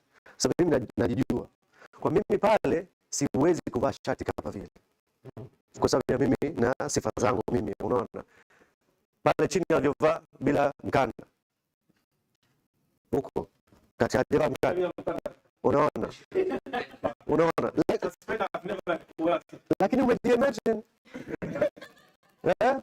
Asinaisia ukiwa unatembea mbele ya watu, hadhira, na wewe unapenda kuvaa vile. Watu wanakushangilia wakati wewe hapo unakuwa na hofu, unakuwa na uoga. So you are not imagining. Ulikuwa una fantasize. Ulikuwa unatengeneza fantasy. What you were seeing was that guy kushangiliwa, sio wewe. Ulikuwa unamuona yule mdada pale, ndio watu wanampigia makofi, sio wewe. Sasa wewe historia yako ni nini? Kwa mfano wewe pale kama ungepanda, je, ungevaa hijabu au usingevaa? Hatujui. Hata kufikiria, because you are not imagining, you are fantasizing. Hiyo ndio tofauti, na ni tofauti muhimu sana. Mara nyingi tukiwa na idea tunatengeneza fantasy. Afu itatokea kakangu hapa Mudi, yani tayari akatengeneza kwamba nimedondoka pale, wamenizomea, afu nimekuja. Hii yote ni fantasy. Sio jambo baya, ni nzuri, ni sehemu ya kuanzia. But now tunakuforce kama waandishi au hata kama director kufanya kitu inaitwa active imagining, ambayo ni tofauti na fantasy. Fantasy is looking like the model, feeling like the model. Wale models tayari wana shape yao, wameenda kwa mshoni pale, ametengeneza vizuri kwa ajili yao, sio kwa ajili yako wewe. Sasa tulikuwa tuna fantasize yeye atakuwa vipi. Ndio maana kwenye filamu, kwenye idea zenu ambayo ilikuwa small film mko mnatengeneza huko kichwani, ulikuwa unatengeneza filamu ya character ya wale wawili, sio character yako. Tuko pamoja jamani? Muhimu kujua hiyo kwa sababu this is very important hata mkiwa mnatengeneza hadithi zenu. What I am asking for and what script writers we ask for and good scripts ask for ni active imagining. Wewe hapa, wewe uvae ile costume. Wewe uvae ile costume. Wewe hapa ubebe ule husika kama ni wewe na historia yako na mategemeo yako na hofu zako na uoga wako. Wewe hapa ndio unajenga character. Umetoa ile fantasy, zile clichés ambazo tumeziongelea huko awali. Unazitoa kwa sababu wewe ni unique. Hakuna binadamu mwingine kama wewe, mtafanana labda lakini of course wewe ni unique. Asa wewe pale ukivaa ile nguo, kwa mfano kama mimi ningevaa, najua ningefungua button pale juu. Pengine labda mshoni hapa kakosea zip, huwezi kujua zile ile dress. Labda kakosea zip. Kwa hiyo pia unakuwa unaogopa, unatembea lakini unakuwa na uoga labda zip itafunguka. Kwa sababu umeenda hakuna ameongelea kuhusu fundi nguo, kuhusu ile ya kumfit vizuri. Ile imemfit yule kwa sababu ya shape yake. Labda shape yako iko tofauti. Hatujaiongelea. Because we didn't imagine it as ourselves. We fantasized what we saw. That's the difference between the audience member and the writer. Audience atafantasize. Anajiweka kwenye viatu vya Leonardo DiCaprio, kwenye viatu vya Gabo, kwenye viatu vya sijui nani. Ndio audience anachofanya. Ndio maana anakuwa entertained. Lakini screenwriter ili yeye aamini, audience aamini, ni kazi yako kujenga ule uhalisia. Na uhalisia utajua tu kama wewe hapa ukijiwekea hukumu pia. Tuko pamoja? Yes. So actively imagine your story rather than fantasizing about the perfect film, the perfect idea. Ukifanya active imagining, wearing the costume, of course kuna short-term disappointment. Kuna wengi hapa msingevaa yale mavazi. Mnaamua kabisa mimi yani sitaki, sipendi. Labda sio design yangu, sio fashion yangu, etc. So kuna disappointment. Na hatupendi kuwa disappointed kwenye fantasy. Kwenye fantasy tunashinda siku zote. Sio? Siku zote tunashinda kwenye fantasy. Lakini ile disappointment itatengeneza uhalisia. Sasa umejenga plot ya huyu character. Wewe hapo ilibidi utembee kwenye catwalk kwenye nguo ambayo hujapenda kuvaa au haja kufit vizuri au kuna kitu kimekosekana kwenye nguo, labda sijui kitu kimekatika zipu au kitu kimechanika, I don't know. Hapa ndio unajenga plot, unajenga drama. Kwa hiyo fantasy yako itakaa dakika 5 tu, itaisha. Lakini active imagining creates the circumstances, scenario. Tunaita scenario, inajenga scenario, plot, cause and effect. Vyote vile vinaanzia na active imagining. Kwa hata tukiwa tunaongea kuhusu idea zetu, please always try and imagine yourself kwenye ule uhusika. Imagine until you feel. Hadi usikie kitu. Ukiwa una fantasize, utakuwa unafikiria yale mazuri tu.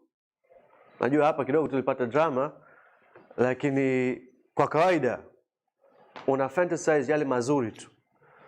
Ambao unakosa feeling.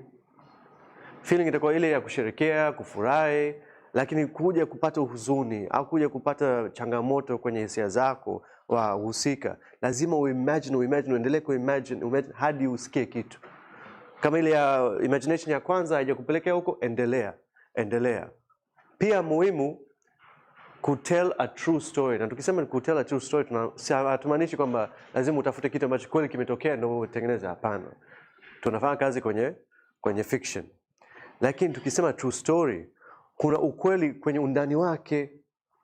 Labda wewe umeyasikia, umeyapitia au umefanya research, lazima ile chanzo kiwe somewhere ambacho unaweza ukaitafuta tena na kuichambua na kuidadavua, kwa sababu ukifanya vile ndio unaweza ukajenga character ambayo ana uhalisia na audience pia wanaweza wakarelate naye.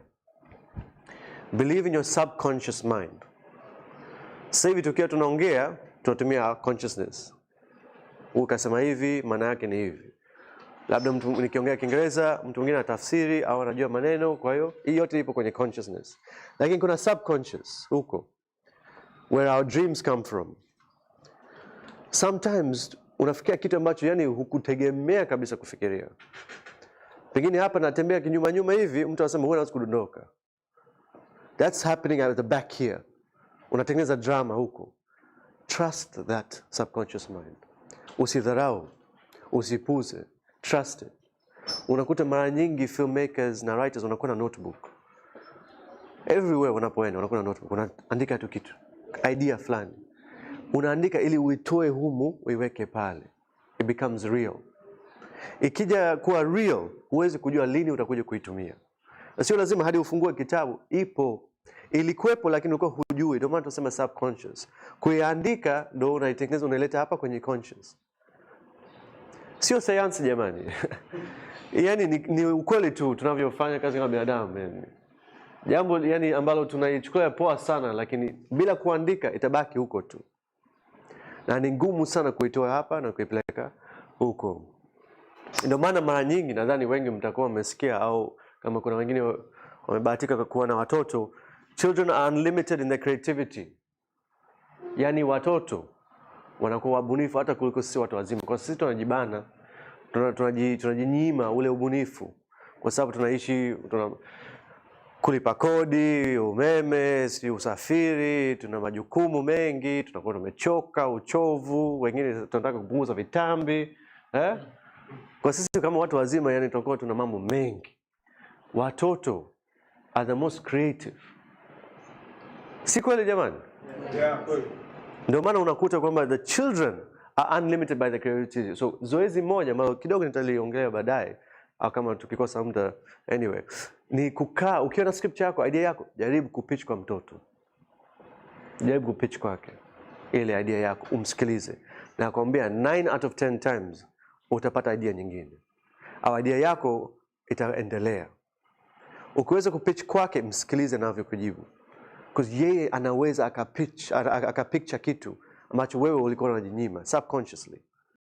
Children are very creative.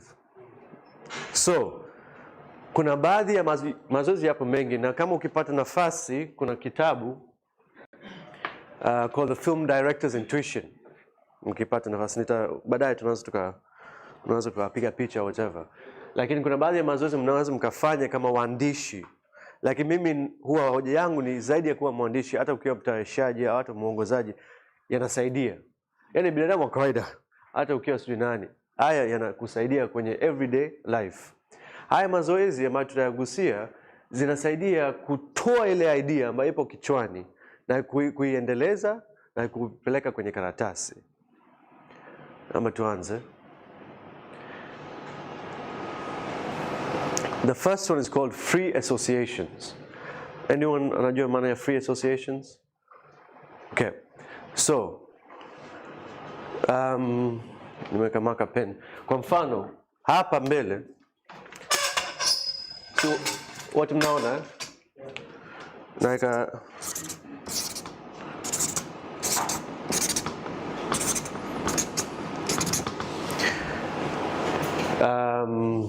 volunteer moja. Yes. No, wewe tayari ushaongea. Mtu ambaye hajaongea. Yes. Justin, right? Nikisema nataka nianzie hapa nifike huko, njoo uchore. Bila kurudia. Unaanzia hapa, unachora mstari kufika huko. Vyote wewe unavyotaka. Lakini vidoto vyote ni vipitisha. Yes. Sio vyote. Ni wewe tu. Hata kama ni doti 3 au doti 2 ni wewe tu. Amua. Sawa. Asante Justin. Mwingine? Njoo.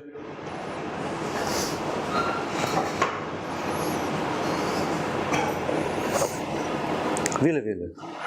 Nilichomwambia yeye.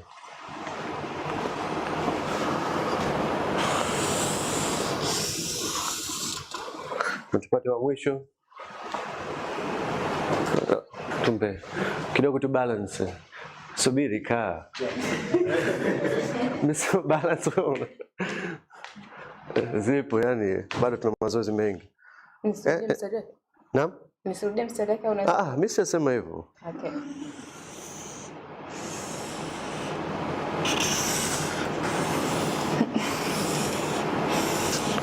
Msanii zaidi.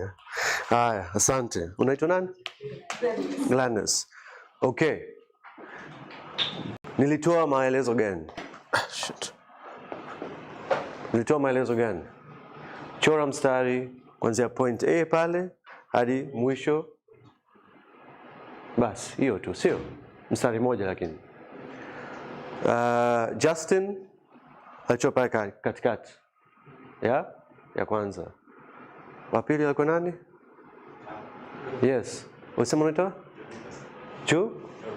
Jovitas. Jovitas ali uko juu kulia kashusha.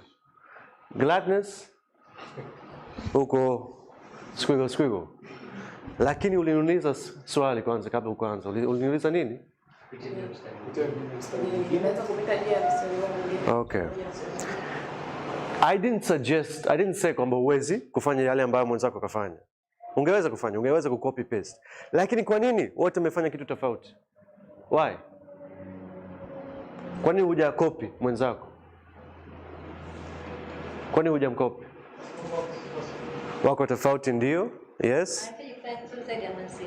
Anataka kufanya kitu zaidi ya mwenzio? Kila mmoja na maono yake na kadhalika. Kuna sababu nyingi. Lakini ndio ubinadamu wetu. Ndio tulivyokuwa. Hatutakuja kurepeat ile ambayo tayari tumefanya. Kila mmoja yuko tofauti. Maana yake ile conscious tulikuwa tunaongelea, tunakuwa na stream of consciousness. Think of it like a river. Think of it like a river. Mimi hapa nikitaja neno. Actually go tufanye exercise kabla sijaeleza. Nadhani itasaidia zaidi. Tunafanya exercise. Tutaanza na Freddy. I'm going to say a word. Okay? Na inabidi tuwe wa kweli jamani. Hata kama ni jambo la aibu, msiwe na wasiwasi. Hapa ni safe. Au tusifilm hiyo. Okay, tuwe wa kweli. Okay? I'll say a word, neno moja. The first word that comes to your mind, unatuambia. Sawa? Sawa. Neno la kwanza kabisa. Msianze kufikiria neno gani niseme ili nionekane mzuri kuliko yule mwingine. Ndio hivyo, ndio exercise. Na hii exercise itakuja kuwasaidia. Justin, wewe vile vile, lakini sio neno ambalo mimi nimetaja, neno ambalo yeye ametaja. Okay. Sawa? Wewe hapo, Abdul. Utasikia neno la Justin, and then wewe hapo utakuwa ya kwako. Lazima ifanane. Ifanane kwa namna kwamba ukisikia tu neno lazima itafanana kwa sababu ndio akili inavyofanya kazi. Lakini hata kama ni mbali na kitu, sema. Similar to ile game inaitwa telephones, nini mnajua ile? Broken telephone. Kama ukianza hapa mstari ikienda unakuta by the time ikifika hapa ni jambo lingine tofauti. Lakini hatufanyi game ile. Hii game ni kwamba neno la kwanza au wazo la kwanza ambalo linakufikia huko akilini, sema. And then huyo ambaye anakufuata lazima akufuate wewe. Sawa? Sawa. Tuanze. Can you write them quickly? Uko tayari? Blood. Chap, come on. Kikombe. Kula.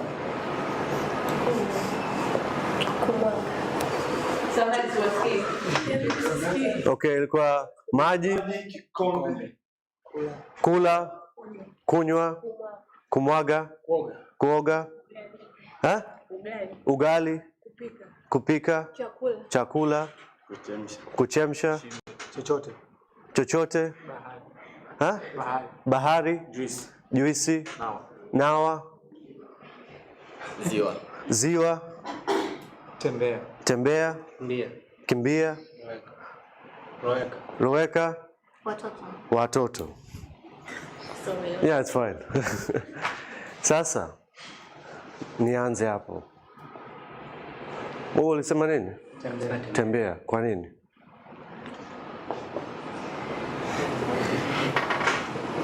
Ndio neno ambalo lilikuja kichwani kwangu. Baada ya kusikia neno gani? Ziwa. Ziwa. Kwa vipi? Tuambie, vipi yani umetokea ziwa na wewe umefikia kutembea? Kwa nini? Tusikilize jamani. Kwenye akili yangu mimi kwa haraka nilitafsiri kwamba ziwa ni kama ziwa Tanganyika. Ziwa Tanganyika. Okay. Ziwa tembea. Tukatembelee maybe. Okay. Tutembelee ziwa Tanganyika. Umewahi kufika ziwa Tanganyika? Ungependa kufika siku moja? Wewe ulisema nini? Kunywa. Na wewe? Kula. Kwa nini umesema kunywa? Kwa sababu huyu alivyosema kula, mtu akila anapenda kunywa. Wewe ukila unapenda kunywa? Unapenda kunywa nini? Juice, maji. Maji ya moto ya baridi? Ya moto. Kwa nini ya moto? Kwa sababu nahisi unanisaidia kudigest chakula. Okay. The point of this exercise ni kwamba, of course, point of exercise usifanye na wenzako, unafanya wewe mwenyewe, ni kutafuta yale subtext, kitu ambacho kinajificha huko chini ya yale ambayo unayafikiria. Because tumeanza, yeye kasema kunywa. Of course, sote hapa tunasema kula, kunywa. Lakini unadadisi kidogo tu. Ni mtu husika, kama huyu ni mhusika, mhusika lazima anywe maji ya moto kwa sababu ana shida ya digestion. Nasema kama ana shida ya digestion. Nasema tu mfano yani. Ana shida ya digestion, kwa hiyo kwa character wako, kwa mfano kaenda kwenye mgahawa. Amefika pale, labda yuko na mpenzi wake. Mpenzi wake anamwagizia maji ya baridi, anasema wewe unijui? Wewe unajua mimi lazima ninywe maji ya moto. Just ni mfano tu, ni idea. Unajenga backstory, unajenga sababu kwa kila action, kila tendo, cause and effect. Musika, kila kinachotokea yeye anafikia kutembelea ziwa la Tanganyika. Hajawahi kufika. Mimi nisingejua kuhusu musika wako kwamba hajawahi kufika. I didn't come, labda ushawahi kufika ndio maana unapenda kwenda huko. Lakini labda kwa sababu ni matamani yako uende huko, ndio maana ulikuwa unaifikiria.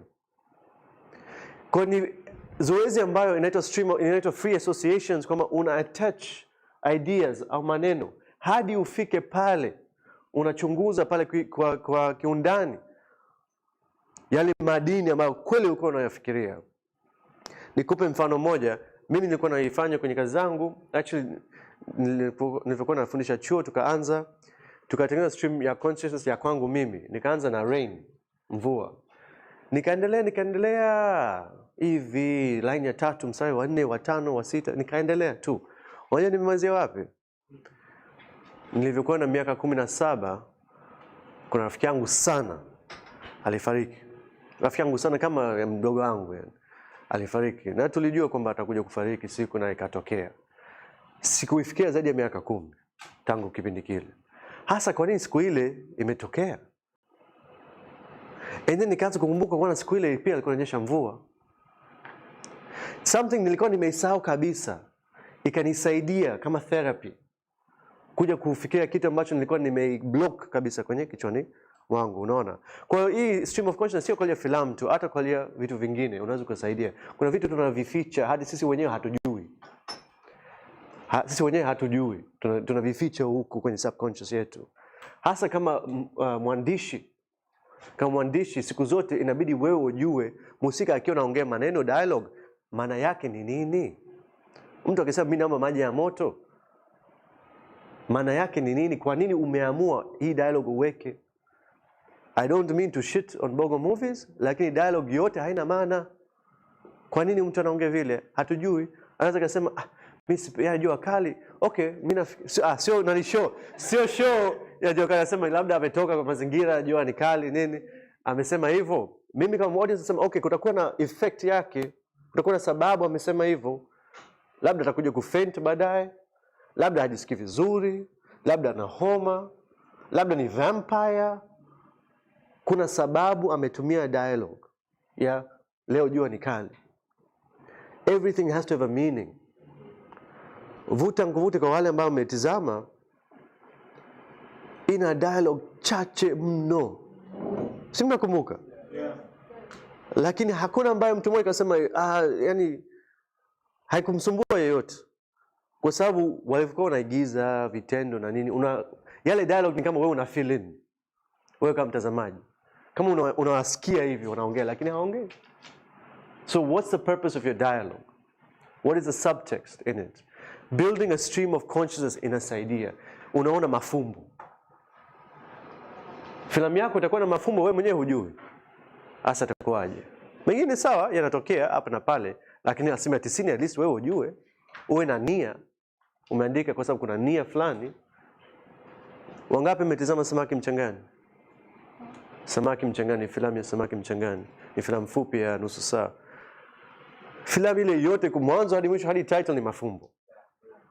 Mwanzo hadi mwisho ni mafumbo. Lakini kwa sababu mwandishi mimi ako na nia, ana nia. Sio kwamba it's cool. Tufanye hivyo kwa sababu shot kali, si top shots. Kuna nia ya kuongelea kitu ambacho kipindi kile kwa gumu kuongelea huko hadharani. So inakusaidia kama wewe mwandishi kuona mafumbo, pia mtazamaji una engage zaidi.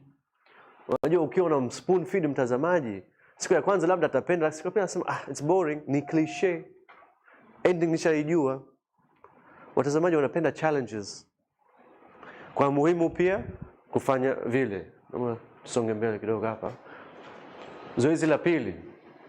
Uliza maswali. Uliza maswali. Wewe mwenyewe inabidi ujiulize maswali. Tusichukue njia rahisi, njia fupi. Tusichukue shortcut. Naogopa kusema michepuko maana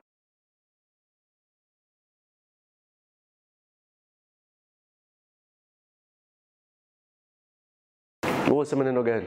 Alex. Ulisema neno gani huko kwenye free associations? Nawa. Okay? Okay, umetoka hapa, umeenda kunawa mikono. And then what happens? Baada ya hapa, just imagine. Nakupa scenario, umetoka hapa, umeenda kunawa mikono. Alafu? Okay, alafu? Huko kwenye kioo hujitizami? Unaona? Kwa nini umeskip? Shortcut hiyo. Unataka ufike tu drama. Nimerudi alafu nini kimetokea huko ulivyokuja hapa? Acheni shortcuts. Acheni shortcuts. Tueleze. Pale baada ya kunawa mikono umejifutia. Alafu umeangalia kioo, umejitizama, unajitathmini. Je, mimi hapa kweli niko pale, yani ninastahili kuwepo? Nina uwezo na kama wenzangu? Sisemi uko hivyo. Again, please, haya yote ni mifano tu. Usichukulie vibaya. Lakini unaanza kuwa na hofu, unaogopa. Wanachongea ni nini? Kwa nini walinichagua? Watu 502 wameapply. Kwa nini mimi nimechaguliwa? Haya yote ni sekunde 5 tu wakati anajitazama kwenye kioo. Lakini tunaweza tukaandika nje ya page ngapi? Right? All those are what we call cause and effect. Kila unachokiandika lazima kutakuwa na effect yake. Msiandike kitu ambacho kinaanzia na kinaishia huko huko. Why? Unaweza kupiga hoja kwa nini? Na inaweza kukubalika, lakini mimi lazima nitakuuliza why? Why umeweka hiyo dialogue? Why amefanya lile tendo? Every event, cause and effect. Every plot action, every plot event, cause and effect.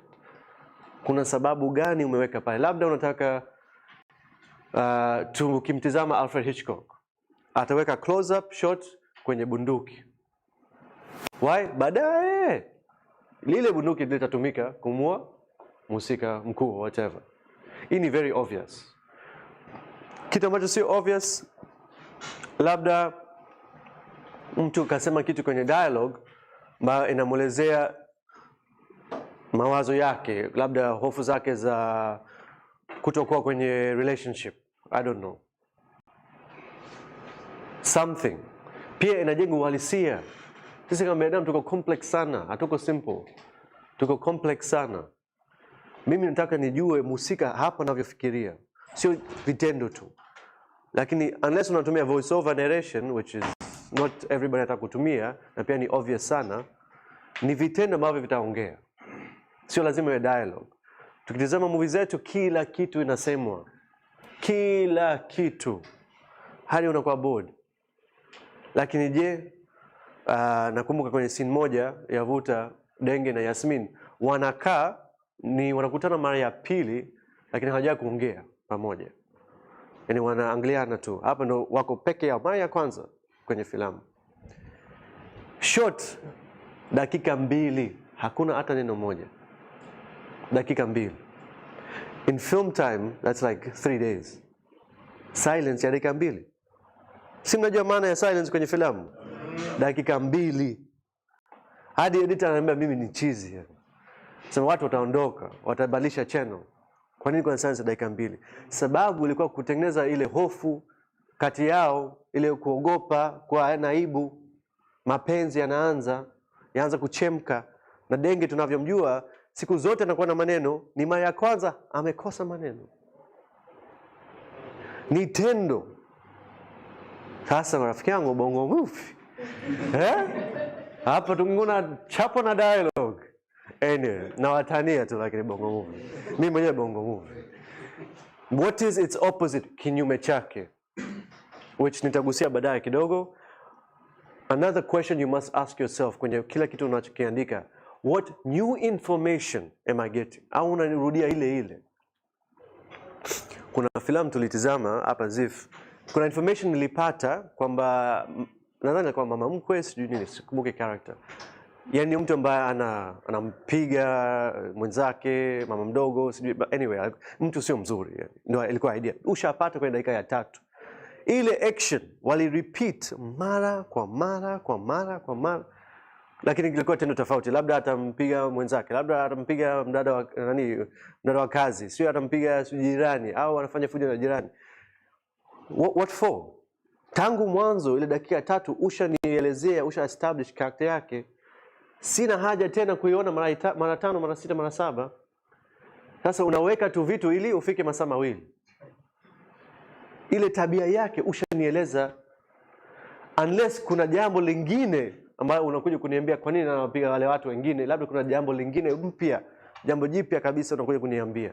Lakini kwa sababu tu ya tabia yake ndio alivyokuwa, basi ushaniambia. Kwa kurudia yale vitu filamu inakuwa boring. Na pia uniambii chochote. Kwa always jiulize, what new information do I get? Pale ninaandika tu sentensi kwa hapa mfano, kwa mfano nikisema hapa ghorofa la 3, Jumamosi saa 2 usiku, uko kwenye jengo la ofisi, taa limewaka. Uko kwingine ghorofa la 4, ghorofa la 2, la kwanza, uko juu, hakuna taa. Wote wamezima, umeondoka, wamefungasha vitu, wameenda samaki sio wapi, wengine wameenda nyumbani, lakini ghorofa la 3 taa limewaka. What's going on? Unaanza kuuliza maswali. Hasa mtu mwingine anaweza kusema basi labda huko kuna mahusiano. Kuna watu wawili wamebaki, wanapendana lakini kisiri. Mwingine anaweza kusema hapa dada wa kazi wale kufanya usafi wamekuja. Ndio yeye peke yake. Kama yuko peke yake, je, anasikiliza muziki au yupo tu? Akiwa yuko peke yake anafikiria nini? What is she thinking about? What is he thinking about? Hapa ndio unakuja kuuliza maswali. Usije na majibu haraka. Tutakuwa na majibu kwa sababu tutaka tufike tu mwisho. Anza kwa maswali. Kila swali ukilipata, uliza swali tena. Kama jibu lako ni kwamba yuko peke yake, mama wa miaka, tuseme wa umri wa miaka 55, yuko pale anafanya usafi. Jiulize swali tena. Kwa nini amepata kazi pale? Kwa nini yule mwajiriwa kamwajiri yule pale? Hapana, kaajiriwa na kampuni. Kampuni ndio imeajiriwa na ile ofisi. Alifikaje pale? Kuuliza haya maswali ndio unajenga backstory. Ndio unakuja kujenga backstory.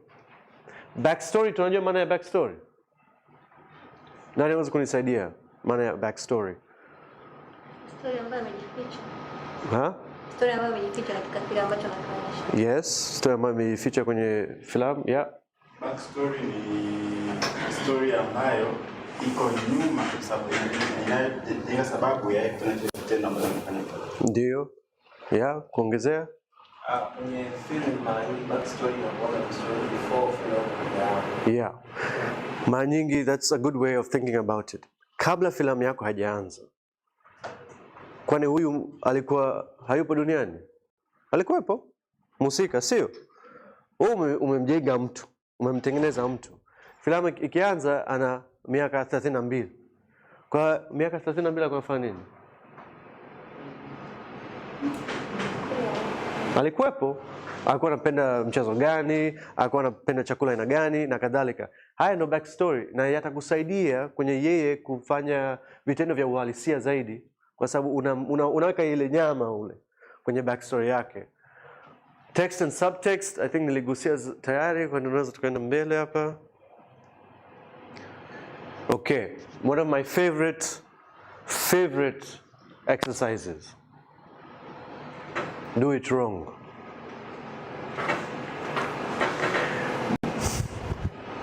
Jaribu kitu kimoja, kama haikubali, jaribu kitu kingine. When you can't think of the right answer, unajua mara nyingi kama waandishi, hata storyteller, authors na kadhalika, tunajaribu kuandika kitu afu tunakwama. Sio? Tunaita writer's block. Unakwama, yani huwezi kwenda mbele. Sote tunapitia, dunia nzima, huko peke yako, sote tunapitia. Mara nyingi suluhisho tunavyofanya ambayo si suluhisho ni kuforce kitu. Unaforce. Unajua mtu hata mtazamaji wa kawaida anasema wao wameforce bwana. Right? Kwa sababu kweli umeforce, ulivyokuwa unaandika, umeforce ili tu utoke pale ulipokwama. Ambapo huitendee haki story yako, huitendee haki script, huitendee haki watazamaji, yani huitendee haki kwa ujumla. Na filamu yako itaathirika, story yako itakuwa mbovu. Right? So what do? Tuiache tu? Hapana. Exercise moja ambayo unaweza kufanya ni ku think of, you can't think of the right answer, right? You can't think of 3 wrong answers. Think of 3 wrong answers. Unajua kabisa kwamba hutaki musika aende hivi. Mpeleke huko. Unajua kwamba hutaki musika arudi nyuma, mrudishe nyuma. Because kila kitu kipo hapo tayari. It's your imagination. Hakuna right or wrong answer. Ni wewe tu kuamua. Ukimpeleka yani kinyuma, ukimpeleka hivi nyuma, ukimpeleka huko pembeni kushoto wakati utaka aende kulia sio nini, utakuta unachangamsha bongo hivi. Na unaweza kukuta kitu kingine hapa ambacho ni nzuri hata ile ambacho ulikuwa unakitafuta. Trust me. When you can't think of the right answer, think of 3 wrong answers. Itakusaidia sana sana sana. Nakumbuka nilikuwa naandika ilikuwa samaki mchangani pia vile kwenye T Junction. Nilikwama kila siku nikiandika nafika page 60 na kwama. Miezi 3 nasubiri, mwezi wa 4 hivyo page 60 na kwama. Basi nikawaua wote. Nikaweka explosion kwenye story.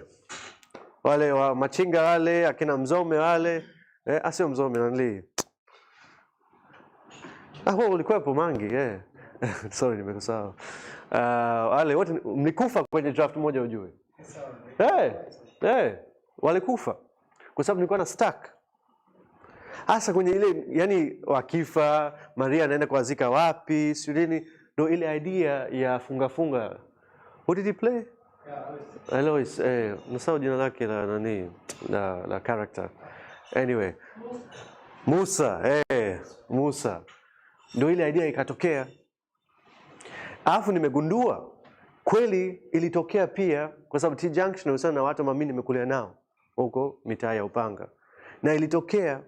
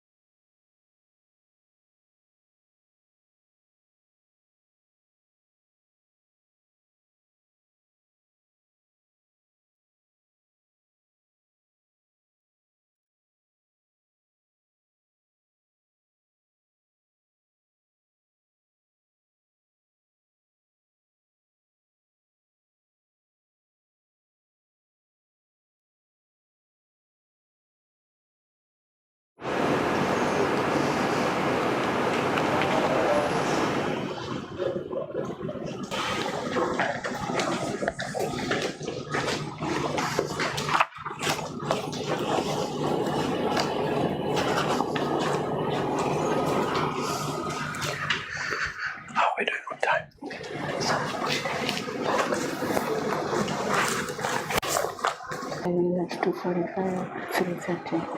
And then I'm going to, I think we've cut this part by 15 minutes. What is that? How to present yourself. Okay. So if you can go first with the directors, not with intent, maybe that makes more sense because my stuff is like good. So writing a treatment goes till 3:30. Yeah. And don't we have a tea break? It's here. At 4. Are you sure? Yes. Oh, you moved it? So by 15 minutes. Okay, so 3:30 I'll talk about writing a treatment. And then you talk about how to present yourself. Then when do I talk about statement of intent? Here. Oh, it's all here. Yeah. Okay.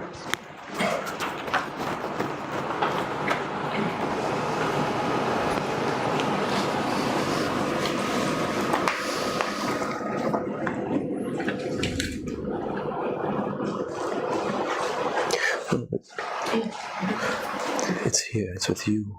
Statement of intent, not with treatment. So I'll do treatment and then I'll talk about statement of intent after I'm done. Yeah. That's what you're saying? Yeah, that's what I was saying. Okay. Yeah. Because then that just flows better. Yeah. Then I can just finish because, like I said, with the CV and the bio, I really don't know those items that we need to spend much time. Okay.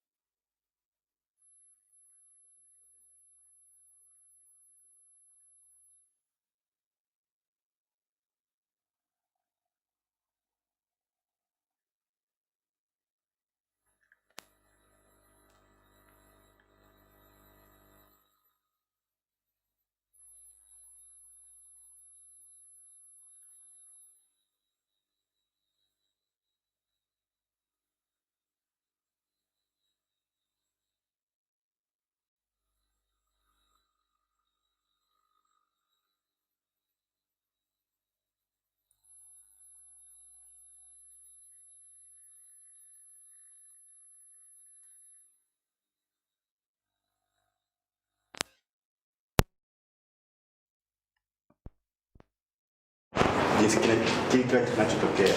And ameweka in detail, though it is short, but it is very detailed kwamba you know what is happening at that moment, and you can feel the presence of you being there as in character. Now I want you guys to think kama visual artist, kama filmmaker. Anachoongea Jovitos. Color, mood, tone, costume, music. Mna capture hiyo? Right? You see? Hasa kwa wale ambao umetazama filamu, what is one of the most, well, in my opinion, strongest scenes in the film? What the most? Strongest scenes. One of the most? Strongest visual scenes. The prison. The prison. Yeah. What about the opening? Exactly. The opening. Okay. Just say the opening. The opening, kwangu mimi kama director, tangu nilivyokuwa naandika mswada, hata kabla yake nilijua ita set ile mood. Mtu akitazama dakika 5 na tukipata muda nitamwomba sisi akikubali tunaisha zile dakika 5 za mwanzo. Ina set mood ya filamu kwenye rangi, kwenye color palette. Now actually the scene is a surreal scene. Because ukiangalia kwenye mtiririko wa hadithi, it doesn't even make sense kwa ile opening. Like utakuja kuedit, naweka visual effects, utakuja kufanya baadaye. Wewe unajua utafanya. Labda mwenzako yule DOP anajua atafanya. Lakini mtu ambaye anasoma application yako hawezi kujua unachofikiria wewe. Hasa inakuwa ngumu umchukue cinematographer na director cinematographer aeleze kwa maneno, kwake ni ngumu kwa sababu amezoea kufanya shooting. Lakini inabidi ufanye hivyo ili yule ambaye anakuja kukutoa ufadhili ajue kwamba anawekeza kwa mtu ambaye anajua anachofanya. So ile poetry, ile taarab, yale mavazi ya zamani ambao una mvuto, inabidi uyaeleze kwa kiundani ili umconvince, mshawishi mtu ambaye anasoma treatment yako akufund. Au pia asome tu treatment ili akuite tena nisome script. Kwa kumbukeni, actually kwenye mchakato, mara nyingi hasa kwenye grants kubwa, kwenye ruzuku kubwa, unaanza na synopsis tu, ya labda paragraph moja. Kama hawajapenda synopsis hawaingii hata huko. Wakipenda synopsis na watasema zile synopsis watu tumezipenda, vuta zile treatments, tusome treatments. Wakisoma treatments, haya, zile treatment 5 tumezipenda, vuta zile tusome script. Zile script 3 wamezipenda, haya wapige. Huwezi kuchukua jury wasome sijui treatment ngapi. Haiwezekani hata siku moja. Kwa hiyo inaanzia kwenye synopsis kwenda mbele. So kupitia treatment una nafasi ya kutengeneza ile taswira, kutengeneza ile picha ya filamu yako. Si picha tu, hata sauti. Ukipata nafasi ukiendelea kusoma, utajua hii filamu taarab inahusika. Yani hata ukisikia muziki ambao tumetumia ni kama vile unayesikia tayari ukiona kisoma treatment. It's the way you write, the poetry of writing.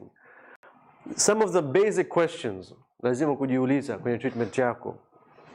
Main character, mhusika mkuu ni nani, ambaye yeye ndo anapitia yale vitu ambayo yapo kwenye script yako. Jana kuna mtu alipitch story kwangu. Wahusika, kaanza na mhusika mkuu. Unajua kaanza na mhusika mkuu. Kwa msikiliza, afu kaniambia ni short films, si short films. Yaani balivyomaliza kuna wahusika zaidi ya 20. Na sio jambo baya, unaweza kuwa na wahusika wengi, lakini nimesahau yule mhusika mkuu ni nani. Kwa yeye mwenyewe alikuwa hajui. Amevutiwa na sifa za watu wengi, za wahusika wengi. Nataka wote wawepo kwenye hadithi yake, kwenye mswada wake. Lakini kama wewe mwenyewe hujui mhusika mkuu ni nani na jambo ambalo analipitia ni nini, itakuwa ngumu sana kuiandika huko kwenye treatment. Utakuta ushafika page 20 baada tutatujua hata jina lake. Tumejua kuna mama mkwe, mama mkubwa, mjomba, nani, lakini yale ambayo amepitia yeye Juma hatujui. Unaona, kwa muhimu sana kufanya hilo. Je, hadithi gani inayotarajiwa? Ni hadithi gani inayotarajiwa kutokea kwenye filamu yako? Yaani yale majanga ambayo mhusika atayapitia, ile drama yote, unalijua lile? Na inabidi tuione kwenye treatment. Kwanza chef asitoe. Kwenye treatment unaandika yote, ufichi kitu. Logline unaandika ili mtazamaji aende aangalie filamu yako pamoja na synopsis. Lakini treatment hakuna mtazamaji hata mmoja atakuja soma treatment. Treatment ni kwa ajili ya co-producer, producer, funder, crew members, labda DOP anataka amevutiwa na idea yako anasema naomba nisome treatment yako. Wewe kama mwongozaji, wewe hapa, wewe mtu binafsi, wewe binadamu, wewe hii kazi unaifanya vipi? Sio na camera gani na crew gani, hapana. Lakini maoni yako, vision yako, maono yako ni aina gani? Hadi hapa kwenye treatment unaweza kuweka ni ile color palette ambayo itakuja kuvutia zaidi. Unaandika kwenye treatment yako. Yeah. Hii ni treatment, si ndio? Yes. Sasa utofauti ni nini hapa wa scene outline na hiki hapa? Sawa. Scene outline na treatment. Okay. Scene outline ni literally ni kama story outline. Unaandika scene zako ambazo zitakuwepo kwenye script. Exterior, marumani pamoja na dialogue. Treatment ni kama insha. Yaani unaandika mapema mno. Unaandika treatment ili just kutoa yale yote ambayo unataka yatokee kwenye filamu. 9 out of 10 times, na mimi nitashauri msiweke dialogue kwenye treatment. Msiweke dialogue. Dialogue utakuja kuweka kwenye script. Unaweza kutuelezea kinachotokea kwenye treatment yako, lakini kuniambia dialogue huyu kasema, mama kasema, baba kasema, unachofanya na treatment unatuelezea tu what's happening, lakini kwa mvuto. Kwa mfano vuta ni kuvute ni filamu ambayo ni inatumia nguvu mwingi kwenye aesthetic, kwenye sauti, kwenye picha, kwenye lighting design, kwenye mavazi, kwenye editing pace. Si tu hadithi peke yake. Kama ingekuwa hadithi ningemwambia mtu anakununia kitabu cha Aramshafi. Sio? Lakini hii hapa treatment ya vuta mimi nimeandika ilikuwa kupitia maono yangu. Kwa utakachokitizama pale, utakachokisikia yale ule mvuto mimi ndo nakuelezea kwenye treatment yangu ili nikushawishi wewe uniamini mimi filamu yangu. Je, ni maendeleo gani yanayotarajiwa? Ukuaji wa kihemko wa mhusika mkuu. Tueleze kila kitu, usifiche. Nakwambia kwa sababu tulifanya hiyo workshop mwaka jana, tumepokea application na nimezipitia. Nakwambia kwenye treatment watu wanaficha vitu. Why? Sielewi, yani sielewi. Honestly sielewi. Mmoja anasema nitaibiwa kazi yangu. Haya, mwingine atasoma ataenda kuchukua, au mwingine yeye mwenyewe labda hajui what's next in his own film. Lakini treatment unatakiwa kutomea kila kitu. Kama mhusika mkuu anakufa tuambie. Because mimi ndo nitajua nafanya utathmini wa kazi yako. Kwa usifiche kitu.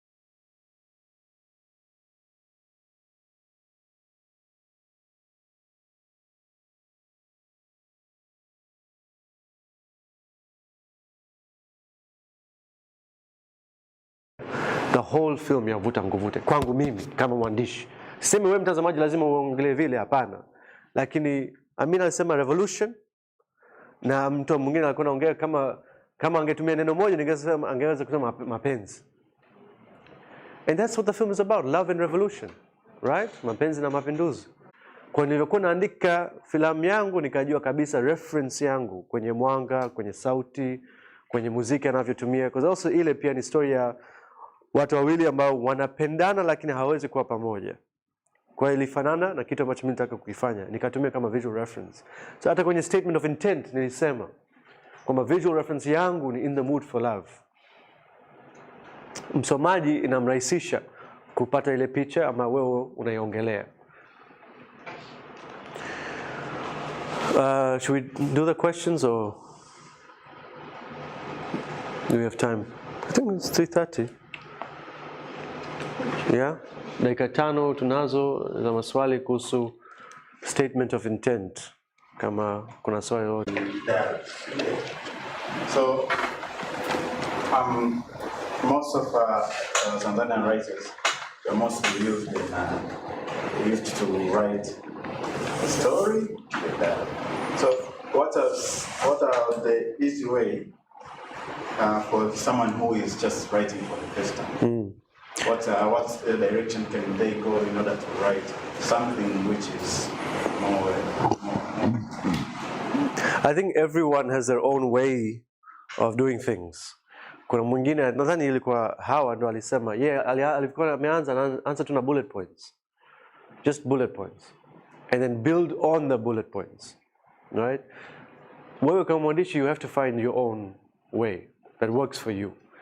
I think a mistake mara nyingi tunafanya, Amil kafanya vile kwa sasa hivi lazima nimfuate yeye.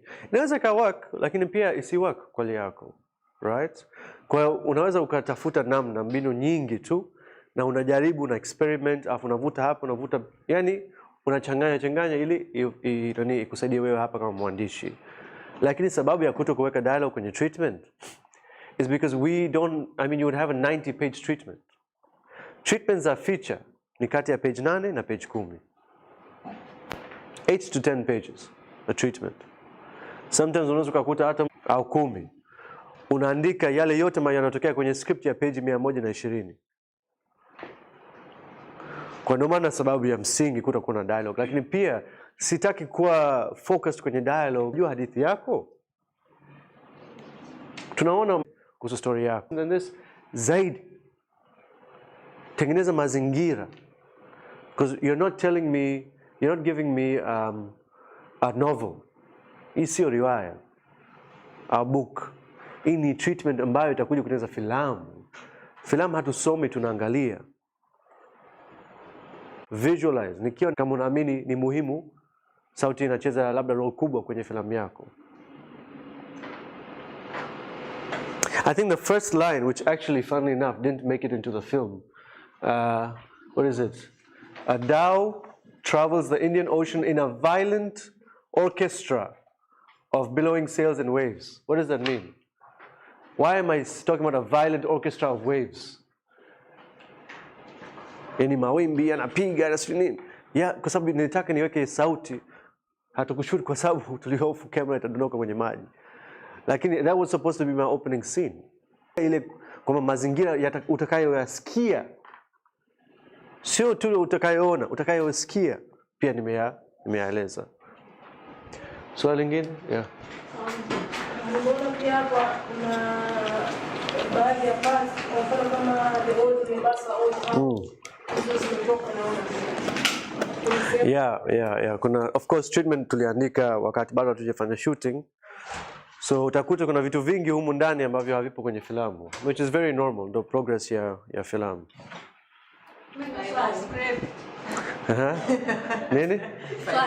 Final script. Yeah. So langu mimi ilikuwa hapa katika director statement. Sasa mwisho hizi ya uuzaji wa pekee na ujengaji wa picha. So tunahisi kama tunatumia ubunifu. Sasa sijajua tofauti yake iko hapa.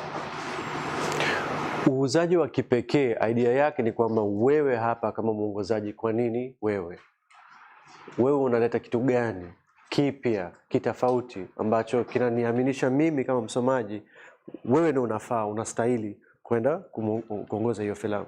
Ili ujengaji wa picha ndio unaweza kutengeneza kama hoja. Hasa umenieleza haya. Sema jina lako? Naitwa Biubwa. Mimi Biubwa ndio nastahili kutengeneza hiyo kazi. Hasa niambie kwa nini.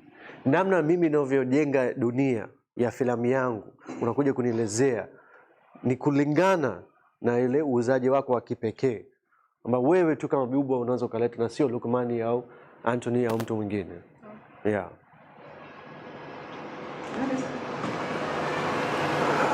Guys, naona kama kuna watu 5 tu wanaongea hapa. Hii hivi yani. Ongeeni. Kama ulivyoongea mwanzoni hapo kuhusiana na kuhusiana na dawa na maombi bakali, ulihofia kwamba hata baadaye inaweza kaja ikatokea mistake na kamera. Sasa na ndio maana kwamba mwisho wa siku haukutaka iwepo, si ndio? Sasa mimi ni swali langu ni kwamba ni kitu gani ambacho kinakufanya hii uondoshe, ukiachana na mistake za kudondoka kamera, alafu baadaye ukakava hii scene ya mwanzo ili mwenyewe uweze kusatisfy kwamba nimetoa hii nimeweka hii, maana yangu ni ile ile. Ndio. Ukweli ni kwamba hiyo scene tumekuja kukata siku ya production ya DOP wetu, kwamba hiyo scene inaweza ikaleta changamoto. Kwa waliniuliza, assistant director kaniuliza, kwa nini hiyo scene unaweka? Kwa nini ukitaka tutashoot? Lakini kwa nini? Nikamwambia hii ni opening. Lakini kaniambia, kanikumbusha ile opening yako ambayo ipo sasa hivi, bwana iko strong sana. Unadhani sasa hivi una opening 2? Kwa hapa tathmini. Nifanya haya yote tuwe tuna uoga kitu kinaweza kikatokea. Lakini hapo bado najua kwamba nina opening scene tayari ambayo nimekuja kutumia kweli, ambayo ni paragraph ya 2. Na imetosheleza. Unaona Biuba kaongea. Right? So pale, lakini ilikuwepo hadi kwenye call sheet. Lakini ilikuwa siku ile ndio tulikuja kuamua. Na hii lazima uwe huru kwenye kubadilisha vitu. Okay, now mimi naenda kukaa. Kwa hivyo tutakuwa tunazungumzia vitu viwili ambavyo sio mpito tu kwetu kama wanafilamu, lakini pia kwenye maisha. Sio zima. Grant application waliomba biography ya director. Kwa hivyo ni kitu ambacho ni muhimu tuzipitie.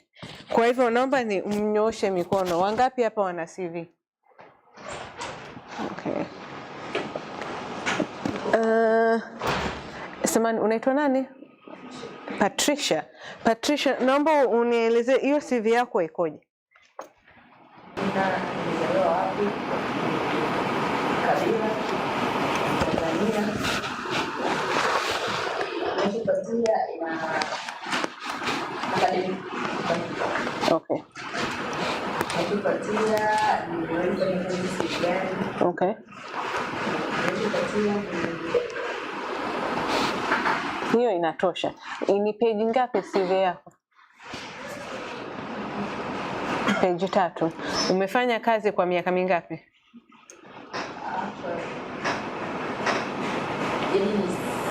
Sio kazi sana kwa mwaka mmoja sasa umezifanya.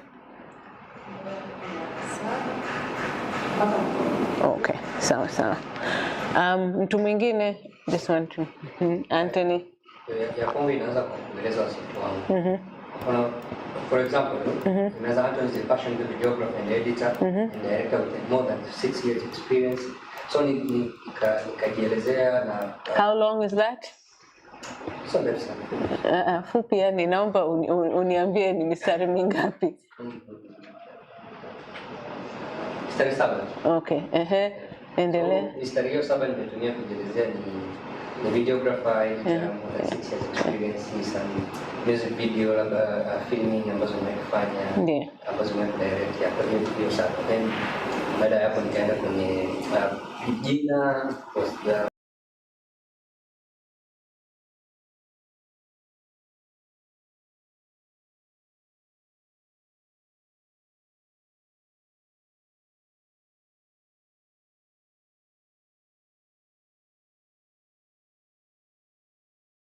First of all, guys, CV yako hivi ni vitu naomba muangalie kabisa. Hapa inasema how to prevent yourself. CV don't, yani vitu vya kutovifanya ambazo wewe umewahi kuzifanya. That is the function of your CV. Bas, hiyo document inaelezea kazi ambazo umewahi kuvifanya. Bas, that's it. Picha nini hazijalishi. In fact, ukiweka picha yako, in some places unaweza yani kuna ubaguzi fulani ambao your employers wanataka huyu mtu amefanya kazi gani. Sawa. Kutaja kabila, uraia, dini haitakiwi. My friends, please take that off of your CV. na information, mtu anaweza kutumia hiyo nini kufanya uhalifu, afu utafanyaje? Kwa hivyo ni vitu ambavyo unatakiwa usiviweke kwenye CV yako. Usiweke kipengele cha elimu mwanzo/juu. Mwajiri anataka kuona kwanza una uzoefu kiasi gani, hata kama hizo kazi hazihusiani na tasnia ya filamu. Nitazungumzia hiki kipengele. Usiandike kuhusu, kwa mfano wewe ni mtu unayebadili kazi, basi andika sentence moja tu au mbili kueleza mabadiliko yako, basi unaendelea na safari. That's it. CV, nimewahi kuwa script supervisor, nimewahi kuwa production manager, nimewahi kuwa AD, nimewahi kudirect, nimewahi kazi zipi? Sawa. Hiyo kazi ulishiriki kwenye hiyo kazi kwenye CV yako. Hata kuchukulia serious, unakuta kwamba ni kazi ambayo akienda kuitafuta baadaye. Wewe hapa nizungumzie kitu kimoja pia ambayo ina apply kwa hizo applications ambazo mlitutumia sisi. Jamani, hapa kwenye dunia ambayo tupo nayo sasa hivi, email tu ndo mwanzo na mwisho ya mawasiliano. Na ukipata jibu, na wewe pia hakikisha kwamba unatuma jibu. Unaona? Kwa sababu hiyo ndo njia sasa hivi kwa mpangilio wa kinyume. Anza na ajira ya hivi karibuni juu, alafu ya mwisho iwe kule mwishoni. Sawa? Kwa hivyo, for example, Patricia, wewe utaanza na kazi zako za 2022 hadi 2017. Sawa? Kwa sababu gani? Watu pia wanataka kuona hivi karibuni wewe ulikuwa unashiriki website profiling testing. Okay. Haya. Naomba mkiwa mnaweka, Anthony umesema kwamba wewe umeweka link za kazi zako. Hakikisha kwamba kabla haujamtumia mtu. Kwa sababu it happens sometimes, unajisahau au umeweka link ambayo sio, kabla hujamtumia mtu. Tafadhali nenda hapo kwenye hiyo link ambayo umeiweka, angalia, hakikisha kwamba ni link ambayo ipo bado.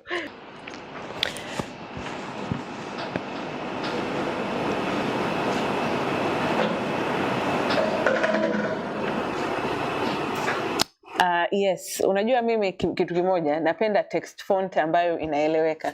Tafadhali usiweke hizi hapa ambazo mtu hata anza kujiuliza hivi haya maneno ambayo naangalia ni maneno yapi, au pia kitu ambacho hakiendani na sehemu ambayo unatuma CV yako. Sijui kama unanielewa. Sisi ni wasanii ndio, lazima pia kwenye CV yako uwe na ubunifu fulani, lakini my friends, lazima iwe ni kitu ambacho bado watu wanaweza kusoma na kukielewa. Kwa upande wa font, kwa upande ambao nao, it is very very important, shows that you are also very professional. Mimi nimesema kwamba hizi ndo miandiko ambazo mimi napenda Arial, Calibri na Verdana, lakini mnaweza kufanya mnachopenda nyinyi. Save kama PDF, andika jina. Mnajua mkiwa mna save as pale, usisave as alafu unaandika kia CV yako kwenye email kwa mfano. Hajui hiyo CV ni ya nani, haujaweka jina lako hapo juu, haujasema kwamba hii ni CV. Mkiwa mna save as, weka jina lako, sema CV hapo, na kama umeituma kwa kampuni fulani kwa wakati fulani, please always kwenye vibano pia unaweza kuandika hiyo jina ya kampuni na unaweka nini za tarehe. It is very important. Hata ukienda kutafuta hiyo CV yako tena kwenye email zako wewe mwenyewe, utaweza kuisearch kwa kiurahisi.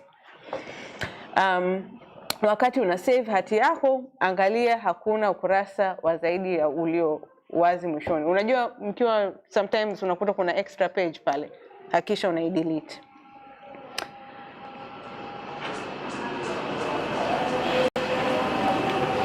Always have your CV handy, yani kwenye hiki hapa.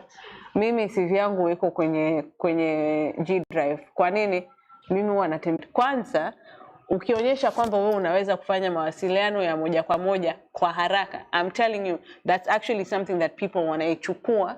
Na kama wewe huyu ni mtu ambaye labda ngoja niangalie sasa hivi, huyu mtu anajielewa, kashajipanga, kashajiweka vizuri.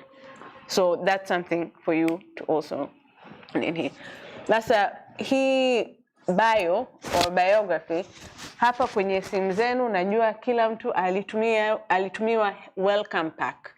Pale kwenye welcome pack iwe ni kitu kifupi sana, small paragraph, nice, isiwe ni page nzima. Nobody is going to read that kind of biography unless umeombwa kitu kama hicho. Your own personal biography sio chini, yani haizidi nusu page. Na hata hapo mimi ningekwambia kwamba lazima hiyo uedit iwe ni paragraph ndogo sana. Kwa hivyo nini unachokiweka? Usituambie historia yako nzima, yani jieleze kwa kifupi sana, right? Lakini you sound like yourself. Sijui kama naeleweka hapo. Yeah, you have to sound like yourself. Hakikisha kwamba usiende pale ukaangalie Mungu wangu inabidi niibadilishe, because it doesn't sound like me anymore. Sisi ambaye aliandika hiyo bio sio sisi wa sasa hivi. Vitu vimebadilika, I would like to edit it. Na pia ni kitu muhimu cha kufanya. Always edit your CV, always edit your biography. Muhimu sana. Kazi zako zinabadilika,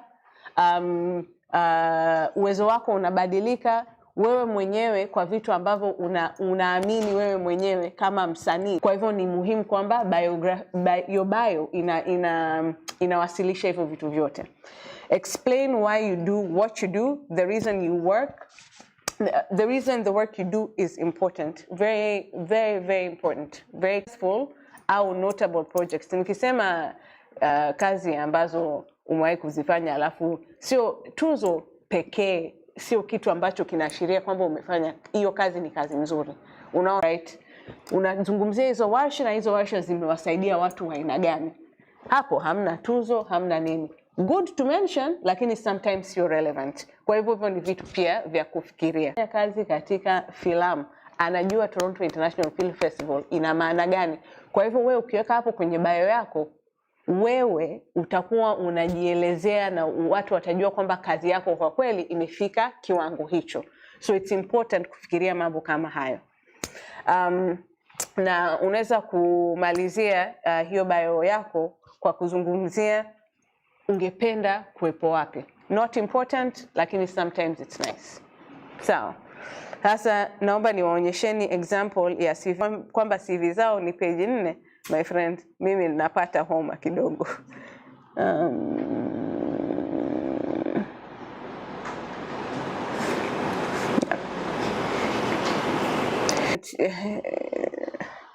Mnaweza kusoma? No. Sorry. Just give me a moment. Okay. Haya.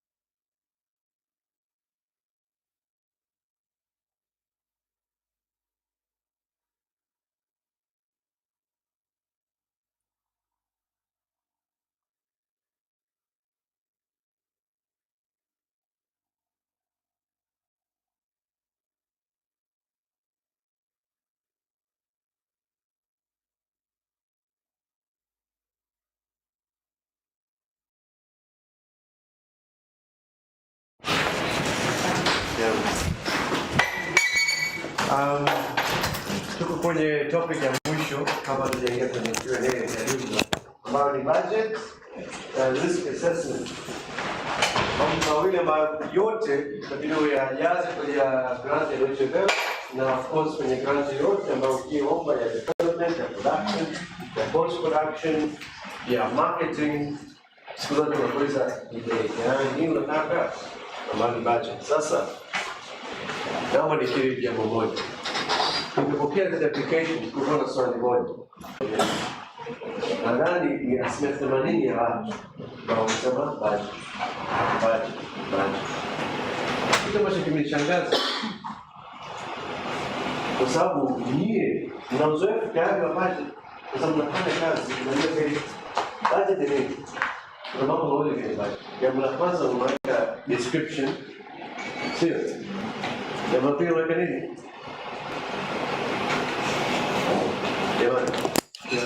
Yes, of course. Right? Nikikwambia nini ununue maji, tatu ya maji, unaweza tatu ngapi? Na budget ni gani? Yeah. Well, making a budget is very easy. Ni kwangu mimi ni one of the most easiest things kwenye application. So, nilikuwa najaribu kujiuliza, pengine ninasaidia. Watu wakisema mimi naandika. Nataka kujua zaidi kuhusu budget. Ni format ya budget au bei za vitu ambavyo tunavitumia kwenye development? Ni format. So format ni jambo rahisi sana. Kama mwanzangu pale alikuwa anaingia Google tuwataka jasiri, pia unaweza kuingia Google tuwataka kufanya. Lakini kitu ambacho tunaweza kufanya ni hata leo. Hiyo ni jambo rahisi sana. Kwa kama issue ni hiyo, tutapitia kidogo kwa upande wangu, lakini pia ningependa ku open floor nisikie maswali zaidi kuhusu budget. Na nikiangalia nikitazama kipindi cha mwaka jana kuhusu budget, kulikuwa na matatizo mengi na changamoto nyingi, lakini sio kulingana na format ya budget. Kwa sababu DW wanatoa format yao, right? Yes, wanatoa format yao. Wanajaza. Kwa format sita hizo. Na unaweza kutumia kwenye zangu zingine. Issue ni kwamba budget ambayo mtu anaandika kwenye application yake haendani kabisa na ile activity schedule yake. Na mimi kama mtu ambaye nafanya tathmini wa proposal, hapo ndo nauliza swali. Kwenye activity schedule yako, kama sisi anaeleza vizuri, umeandika research, na research yako itakuhusia kwenda kusafiri sijui wapi, kusema kazi yako ni Dodoma, na wewe unaishi Dar es Salaam. Kwa maana yake lazima uende Dodoma, ukae Dodoma, uwe na budget ya siku ngapi ya research. Lakini kiangalia umeandika yote yale kwenye activity schedule, lakini kiangalia budget yako uweka ndege ya mwezi wa umetokea na kwambia siku hizi kwa kwenda. So haieleweki pale ndio bila kuuliza maswali. Kwa nini siku ya activity schedule unaandika hivi na budget haziendani kabisa? Au tu alifanya utafiti yake ilikuwa kuhusu koloni wa Jerumani pengine kufanya research yake activity schedule wakati wa Jerumani hajaweka hata usafiri wa kwenda Jerumani kwenye budget. So pale inaweza kabisa. So the point ya budget ni kwamba lazima iendane na vitu ambavyo tunaandika kwenye activity schedule. Ndio tunaweza kuelewa. Okay, una mipango ya kufanya hivyo, cost yake? Yeah. Tunaweza tukafungua mfano tu, hii ni mfano. Na tena hii ni mfano wa documentary. Ila nimetumia kwa sababu hii ni template ya Sundance ambao wana share na watu wao kupitia workshops. Sundance, mnajua Sundance ni very big film festival huko Utah, Marekani. Huwa inafanyika mwezi wa January. Kwa hii ni documentary. Lakini format yake ndo nimeipenda zaidi kwa sababu pia ilikuwa kipengele cha development peke yake. Jamani, jambo la kwanza, japokuwa tunasema lakini najua itatokea tu. Hamuombi pesa ya kwenda kufanya production. Ukiandika vile, project yenu itakuwa disqualified. Sio kwa sababu hatupendi. Sababu ni kwamba hii sio fund ya production. Fund yenyewe ni development. Deliverables, outcome, results. Ni wewe uko na script. Sio production, sio filamu. Ukifanya production kipindi cha development, labda unajenga teaser au trailer ambayo inaweza kukusaidia kwa kuomba funds nyingi, au kitu kinaitwa proof of concept baada siku moja na gatano, hiyo unaweza kufanya kwenye development, kwa sababu maudhui yake ni na nia yake ni namna gani unaweza kumconvince kumshawishi mtu mwingine na kwamba pesa, angalia uwezo wangu hata kwenye upigaji wa picha, angalia uwezo wangu kwenye maudhui. Hii hapa ni gatano siku moja, inaitwa proof of concept au teaser au unaweza kufanya beneficial development. Hiyo ndio make sense. Unaweza kutumia pesa kufanya hiyo. Lakini kuandika budget tunashuti wiki 3. Tunachukua red camera screen. Maana hapa ni kwa kuelewa development. Na hii sio fani ya development. Na utakuwa disqualified. Please uelewe development. Kwa maana tunatumia siku nzima hapa kueleza ila kwenye budget na ratiba. So kwa mfano hapa ukiangalia again, hii ni mfano tu. Ukiangalia hapa tuliweka staff, director, producer, researcher ambaye nadhani tunaelewa, mtafiti, DP, sound editor. Hapa tutakuwa tunajiuliza, mbona wameweka crew? Kwa nini wameweka crew? Unaweza kuwa sababu nyingi. Kwenye development budget yangu ya vuta nilikuwa na baadhi ya crew. Nilikuwa na DP, nilikuwa na producer, nilikuwa na costume design pia kwenye development. Kwa nini? Kwa sababu nilikuwa nafanya research hapa Zanzibar, nataka niwalete waone ile kazi walifanya, wao pia waanze kupata idea. Sasa unaleta mtu lazima umlipe, sio rate yake ile ya shooting, lakini umlipe something. Hata ukiangalia rate hapa, we're talking about American, kwa hizi ni bei ndogo sana kwenye American production. Kwa $5,000 sio pesa nyingi kwenye production. Kwa hiyo kwa tu development ya production of course kwa nyingi zaidi. Ndio kwa hiyo tunashiriki. Pesa yao sio nyingi. Editor anapewa $700 kwa siku 10. $700 kwa siku. Hiyo itakuwa edit ya labda trailer au labda proof of concept. Ndio maana kwetu hatukutengeneza trailer wala teaser, ila tulichowekeza zaidi kwenye utafiti na kulipia rights. Hakimiliki ya kutumia picha kutoka nyaraka, hakimiliki kutumia picha kutoka online, tuliwekeza pale zaidi. Sasa nilikuwa naenda kupitch kwa nje, Marrakesh, Doha, Switzerland, naenda kupitch pale, naonyesha picha kwenye presentation yangu. Na nawaambia tayari ninayo access. Ninayo access tayari na hizi picha, hii hapa ni proof. Tushazilipia, tunayo access na tunaweza kupata ziada. Kwa pale unaweza kuweka crew, kwa mfano kama ukiwa unawatumia, usiweke crew na huna nia ya kuwatumia kwenye development. Because of course itazua tatizo. Kwa nini unaweka crew? Unawalipa ya nini wakati watumii? Hizo no taxes na nini tunaweza tukaziruka. Research, vitabu, videos, hata screenings. Tuseme unataka kwenda FESPACO, tamasha la Kiafrika kubwa sana Burkina Faso, mwezi wa 10 nadhani. Unataka kwenda huko, kwa sababu kuna baadhi ya filamu ambazo ukiziangalia zinaweza zikakuinfluence wewe kazi yako. Labda kuna filamu, kuna mtu kaja hapa Zanzibar Jumamosi kutoka Nairobi na ashaondoka just because lengo lake mmoja tulikuwa kutizama kuta mkuta. Akaniambia amesubiri mwaka mzima huko kujeleta Nairobi. Ngombe tuelete lakini bado kidogo. Basi jibu ni ile Zanzibar. Sasa kwa mfano kama yule ni filmmaker, hiyo ni part of research. Na kuna mwingine kanipigia simu akasema anatengeneza filamu kipindi cha ukoloni huko Kenya kuhusu Maomao. Kaja hapa kutizama filamu, usafiri, accommodation, per ni budget, sio? Ni part of the kwenye vitu ambavyo unaweza kuviweka huko. Kwenye development yangu nilikuwa nakaa Zanzibar, sina nyumba Zanzibar, mimi nakaa Dar es Salaam. Kwa accommodation yangu, per yangu, mshahara kama kujikimu,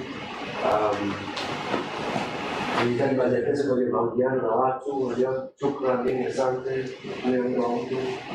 Yote yale tuliweka kwenye development budget. research meetings with advisors, tulikaa na wanahistoria, tulikaa na mtu consultation, wanasema hali mkataba kwamba namkutana wewe masaa matatu au siku tatu mfululizo unawapa consultation fees. Because kama tulivyosema kwamba kupata ule uhalisia lazima uongee na watu, ongea na baadhi ya characters au watu ambao wanaweza kukusaidia kujenga character. Ukana story editor, sio kama iko hapo. Ukana story editor. Nakumbuka baada ya draft ya 3, nimekuja kwa draft 9 baada ya draft ya 3 nilikuwa tayari kushare na watu. Kwa sababu mimi nimejaribu hapo ndio uwezo wangu hatizoniskia kwa mwingine kwa undani. Ukishare na professional story editor kuna mtu hapo ushikaje baba. Usisahau bwana sisi tunafanya biashara. Sisi wako bure. Hii ni biashara yetu na unachojifunza hope ni siku moja pekee ndio watu kutoka darasa. Right? Sisi ni biashara yetu.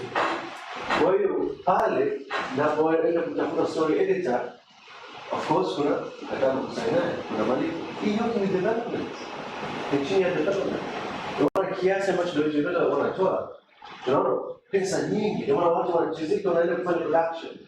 Milioni 24, 20 itaenda hivi. Kiasi kutumia vizuri. Yani fast mno. Lakini ndio hali halisi ya kwa Tanzania. Ndio maana filamu inakuwa na budget kubwa. Ndio unaona kwa Sweden ama Sweden consultants tulifanya kazi nayo. Ni mmoja Sweden alipokuwa South Africa wanaongea Kiingereza. Na kuna mwingine kutoka Tunisia, lakini anaishi Paris, France.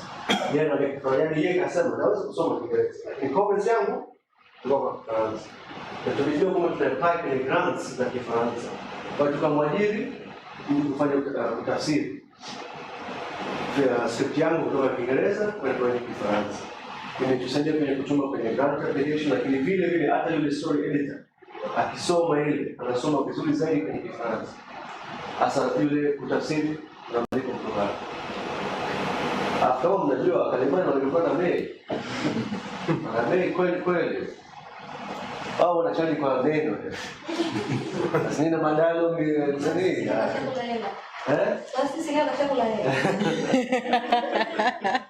Kwa hiyo pale pia research meeting, research travel, miscellaneous research, naweza kaki nini?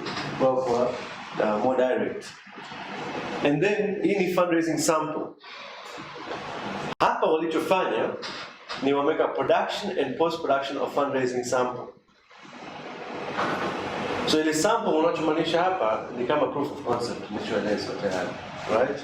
So kwa mfano filamu yangu nimesema sisi mara ngapi tayari kwamba namna tulivyotumia muziki kwenye filamu, taarab na nini.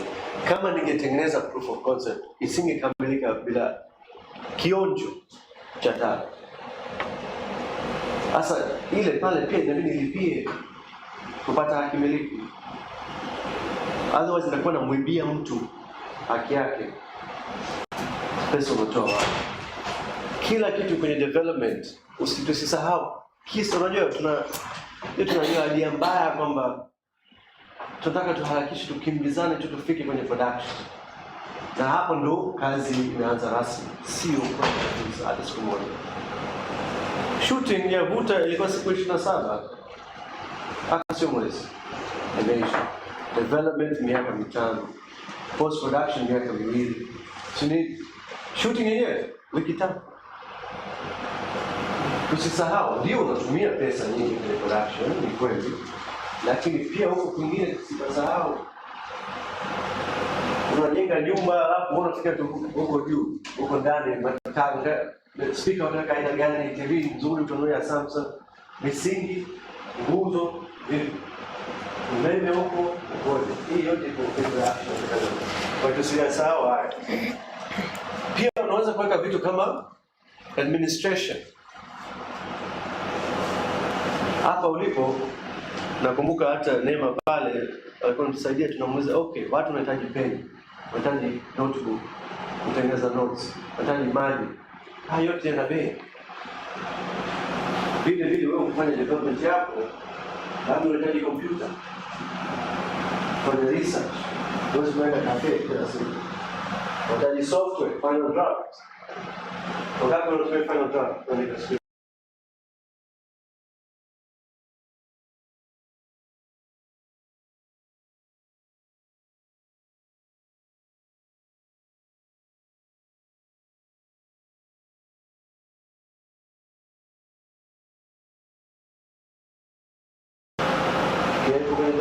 Kwa sababu unachofanya kwenye development, ukiwa unatumia pesa, unajiwekeza pia na unawekeza kwenye project yako. Ili hakuna ambaye anataka kulipia development, hakuna mwekezaji au grant ambaye anataka kuwekeza kwenye development bila kujua kwamba je, hicho kitaingia kwenye production. Nataka ajue wana uhakika, ndio maana support. Development haishi na development ni mwanzo. Ndio maana unaweza ukakuta hata kwenye grant ya development kuna watu wanakuja kusema tutaka kujua pia naenda kushuti lini. Inawezekana kabisa. Najua kuna grant moja ya development wanataka waone ratiba ya production na post production. Na mnategemea exhibit kuonesha kuzindua lini. Wao wanataka. Yes, wanataka. Because point ya development ni kwamba unaanza mchakato wa kwenda kutengeneza filamu. Na unaanza mchakato. Kwa hakuna ambaye atawekeza kwa kujua kwamba utamaliza. Wanawekeza ili uanze mchakato na utaendelea. Wanakuja kusapoti. Promotion and publicity. Hiyo ni kidogo inategemea na wewe. Mimi siweki promotion na publicity kwenye development kwa sababu kwa mwekezaji au kwa grants wao wanasema bado mapema sana. Ila sio mbaya wewe kama independent filmmaker kufikiria tangu mapema. Kwa okay, labda pengine naweza nikifikia kuzungumza kwenye research tunatengeneza kwa yale yetu. Hakuna mtu mbaya huko. Lakini kuna vitu vingi tunasema haya yote ambayo tumeyasoma, tumeyaona picture hata tukaacha sisi tumenufaika hapo wengine wanasifaika sio haya. Kwa tukaanza ripoti ya page 60 Kiswahili na Kiingereza tukadigitize ipo online kila kumbe kapewa hata filamu ikaanza kusambazwa huko hadharani tutaattach na hiyo report. Watu wasome Bible wazi ni muziki tatu vile etc. Ile sasa hata kuichapisha kuitengeneza kila kitu ni develop na tayari nishakwambia tutakuja kutumia tukisambaza filamu. Kwa hiyo kwa chini ya promotion kitu ambacho nimekifidia huko kwenye development unaona. Kwa hiyo ni ngumu kuiweka mapema because huwezi kujua huko mwishoni utafanya nini. Na pia mtu ambaye anakufanya anasema wewe unataka kujipromote wakati hata filamu hujashoot. Bali risk. Je, filamu kama usishoot ambaye unafanya utathmini unasema hapana. Bora usiweke. Lakini inategemea labda ni kwa yako wewe mwenyewe sawa. Akikumbuka mtu ambaye anakufadhili atatizama kila line item. Na kabla tujaingia kwenye risk assessment, naomba nipokee maswali kuhusu budget. Yes, kwenye grant hii hapa kwenye application itabidi uandike budget ya development. Ila kama nilivyokuambia mwongozo wako uwe na nini ratiba. Kama unafanya nini kwenye ratiba yako uwe na kuongoza kwenye budget yako. Hiyo jambo la format na nilitaka chungu mzima online, tunaweza tukashare hiyo pia ili isikusumbuke. Kama unavyoona unaweka namba pale, unit flat maana yake ni kwamba mmekubaliana. Kwa mfano director, producer, researcher mnakubaliana. Maana hata kila siku 20 au siku 10 utapewa hii hapa. Unaona? Unaweka flat, zile zingine zinaenda na siku, rates. Haya mambo yasikusumbue kwa kweli. Lakini muhimu kufanya utafiti pia. Usiseme naenda Ujerumani alafu ndege unaweka 200,000. Maana yake tutacheka lakini maana yake pia hujafanya utafiti. Na kwangu mimi sio mjinga, ni mvivu. Sio kujua ni wewe ulikuwa mvivu, kujiangalia online na pia mengi kuhusu application yako. Okay, kwa tupokee maswali ndio nitasaidia zaidi. Kuhusu budget, namna ya budget development. Sorry. Yeah.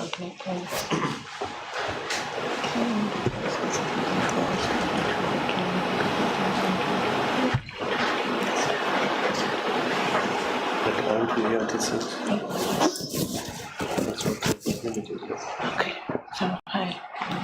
I've been talking Nimetoa ushauri kwamba tuendelee kwenye risk assessment.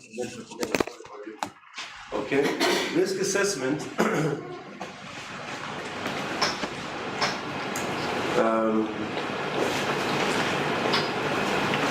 nacheka.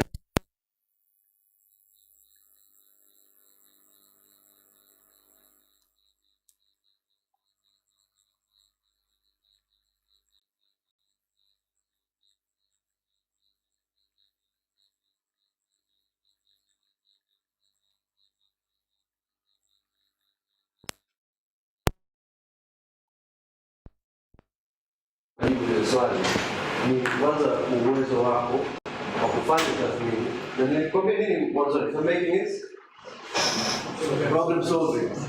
Okay, kwa uwezo wako wa kufanya tathmini wa kazi yako na pia ujuzi wa filmmaking.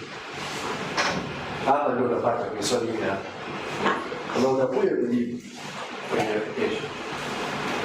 So kwa mfano